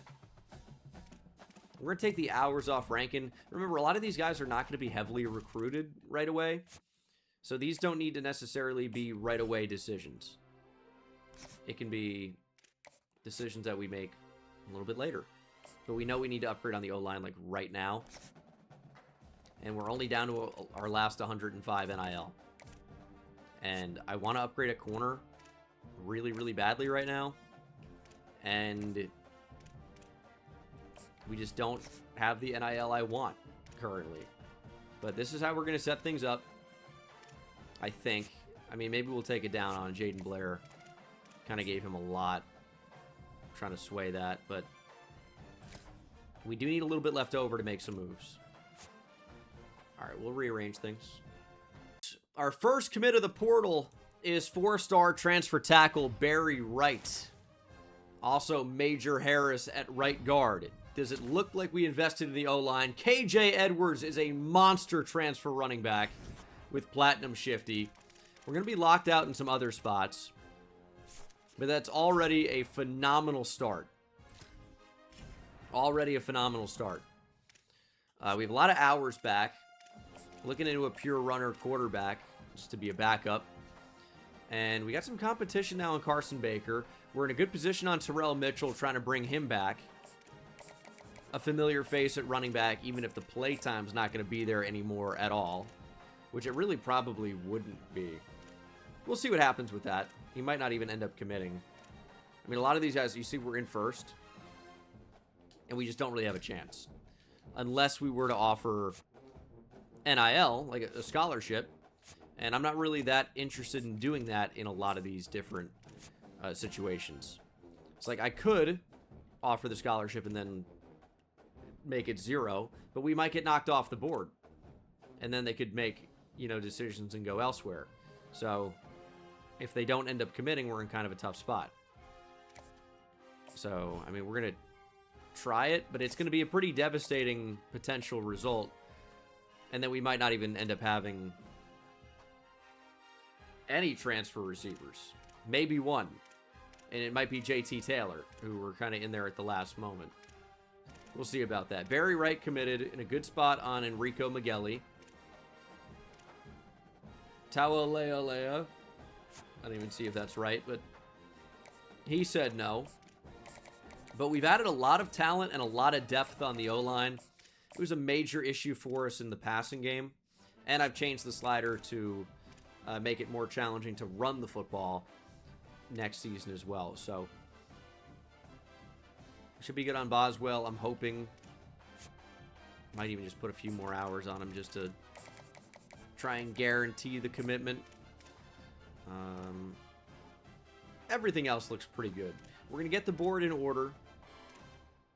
And I'm really thinking that we're going to bring in about a class of 30. Something in the neighborhood, maybe a little bit less than that. But overall, it looks, you know, pretty phenomenal. Our pro potential at a number of these positions is still so bad. But they don't know what type of talent we have currently on the roster that will end up being first-round picks. As Mizzou's in at the buzzer. I mean, do we have to offer a scholarship if we want him? Probably so. But that should be able to hold them off. But yeah, it's going to be a really good class. And then, of course, you got to upgrade the players to see what this team really is going to look like. But overall, I'm feeling pretty good about it. Should be getting Wilkins. I'd like to get Ashton Cunningham. And if we actually put hours into him, we probably should be able to get him as well. So, things are looking great. Let's just keep it up. That's all we got to do. We are about to find out what this class looks like. If you add the players too late, it doesn't matter if you're in first place. Sometimes they just won't commit. But 4-star transfer safety Jaden Blair is a big one to get. Great size, very good speed. Anthony Boswell at center. Donovan Jones is an upgrade, will be a starter at cornerback, I would imagine. Anthony Wilkins is a good corner to add, as is Ashton Cunningham. There's Daniel Houghton. We like that. Does it just work down from safety to quarterback. Ian Southern is depth off the edge. Braden Presley at safety, so that answers that question. Bryce Williams, okay, a lot of depth in the secondary we're adding. There's JT Taylor, a speedster transfer freshman. Rod Glover is a really good 4-star transfer receiver. I'm glad we got him. We got a kicker to develop on the roster. Terrell Weems is a good depth pickup at linebacker. Could be a starter, as is Ty Pittman. Luke Goder is our new starting punter. Enrico Migueli is depth on the O-line. Again, a potential starter. Javian Ford could be a starter at receiver. We did not get Demetrius Mincy. We did not get Carson Baker. But running back, I felt like was mostly fine anyway. We did very well. And then Jermaine Green was a guy we added, I guess, super late. He picked Louisville. But National Signing Day is here. We can finally check out where we rank, as well as the dev traits. I thought we might have a top 20 class. We do. Number 19. No 5 stars yet, but that's okay. Hunter Cagle, of course, we know has star development. Should be our starting quarterback. Hakeem Crandall only with normal. He's going to be a backup, but he's a pure runner, so he's interesting. Verbal, we know, had impact. KJ Edwards has star. He's going to be insane. And Terrell Mitchell is back. He's got impact, so better depth at running back now. Noah Campbell, star. Rod Glover has star. Okay. Normal for JT Taylor and normal for Javian Ford, but good depth. No tight ends at tackle. Did very well here. Stephen Creviston and Lamar Redpath are impact dev freshmen, whereas Barry Wright and Enrico Migueli are transfers that might be ready to start right away. Major Harris has star transfer freshman. That's going to be huge. Rob Lapuaho, impact. And then Anthony Boswell has normal, but that is the #1 center in the portal. Southern has impact. Transfer edge. Uten has impact. Ty Pittman has impact. Mincy we lost out on had normal. We know Rylan Reynolds has star. Could be a starter year 1. He looks pretty incredible, to be honest. Terrell Weems, normal. And then at corner, impact for Willie Lewis. Normal for the transfer Donovan Jones. Transfer Anthony Wilkins and Ashton Cunningham. Nothing special there. Jaden Blair has impact. Normal for Braden Presley. Normal for Ali Holloway. Goder has normal as well. And then Campbell and Rylan Reynolds are both athletes. I wonder if Reynolds is going to be able to play running back or something at 6'1", 230. Or like fullback. And then Noah Campbell, 6'5", 199. It'll be a very interesting corner build. I mean, we just saw DJ Pickett. So I wonder what that's going to look like. In terms of our freshman overalls, 79 overall for Hunter Cagle. Wow. At running back, 79 overall for Cedric Verbal. Wide receiver, no freshman. You can see the overalls of all the transfers. 66 for Creviston is not great. 75 for Redpath, though, is quite good as a freshman. Nothing off the edge, obviously. We didn't recruit at all on the D-line because we were just so incredible. Nothing at linebacker for freshmen in that corner. Willie Lewis has impact, is a 72 overall. But Michael Williams, who redshirted for us, has elite. He might end up being a starter. Donovan Jones is 84 overall as a transfer. Jaden Blair only a 79 overall, but the talent is just fantastic, so I feel good about that. And then our punter is going to be good enough. The athletes, Rylan Reynolds is an 80. What are you going to be good at? Is he just a linebacker? Also potentially an edge player. At 6'1", 230. He's obviously going to play linebacker for us. Could play safety too, but he's going to play linebacker. And he's likely going to play outside linebacker.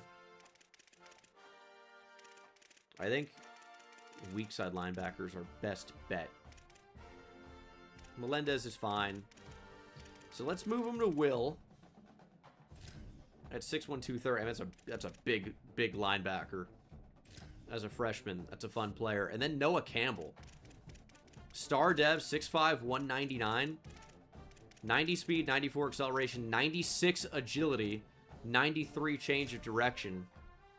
He's an 83 overall running back. Whoa. Could also potentially play quarterback, but he's got 29 throw power. Could play corner. He's got 71 man. I mean, that's what we were talking about. I think his best role for us, though, is certainly wide receiver. But we just got a lot of transfers at wide receiver. No, he could still definitely get in the field really early at receiver. And obviously we have our tight end. He's not going to play running back. Not going to play corner. I feel like we have our safeties. He's going to play wide receiver. He's just not going to be a running back for me. He's only an 83 overall backfield threat because he's so agile and can catch. But he is for sure a receiver to me, I would say. Hands can get maxed out. He's never going to be a tremendous route runner, but he is a receiver for sure. That could be elite with the football in his hand. So, KJ Duff, welcome back. 78 overall true freshman. 85 catching. 80 spectacular catch. Route running's not even that bad at 6'5". 87 release. 85 jumping. Yeah, trucking and stiff arm are quite bad. And juke and spin are great. He looks actually very familiar. Looks a lot like Lewis Keene. Very similar to Lewis Keene from last year. But man, what a team heading into season number 3. KJ Edwards may only be an 85 overall. He's like the best 85 overall running back I've ever seen. This team is looking great. I'm excited for season 3. So, training results are here. Do have upgrades for a number of players. Obviously, the true freshmen are not listed in here. Eric Doan's 47 skill points. I would have not thought anything of that last year. But this year, that actually is, like, really good. I mean, Jaden Sedbury has 50. It's interesting, though, that, you know, Braylon Edwards puts up, like, 13.5 sacks, 14 sacks, 21 tackles for loss as a true freshman with elite dev, and doesn't even get 50 skill points. That seems crazy. Facilities have been upgraded to elite, and the team is ready for season number 3. That, of course, will be in the next episode. I am super excited for this team. You can see the new overalls for each player. Some players, even the true freshmen, are already playing up with morale. I'm excited to see some of these monsters on the field, like Cedric Verbal. I mean, I could just be a freak. 87 strength, 80 break tackle, 81 trucking, 85 stiff arm. We're going to have thunder and lightning without question. Do we have any NIL to recruit? Nearly 2,000. I'm telling you, this season, I thought it was last year, this season, the first 5-star is coming to Rutgers. It's happening. Also, these names will change when the recruiting mod is applied, so don't get too attached to anyone you're seeing there. But thank you guys for watching. Hope you enjoyed season 2, and we're going to make the sliders a little bit harder for season number 3. Run blocking down. Pass blocking is probably fine, to be honest, but as I've said before, you are kind of at the mercy of whatever happens in simulation in Play the Moments, and this stuff is not a factor in Play the Moments, so don't know exactly what's going to happen, but I will see you in the next one. Take it easy.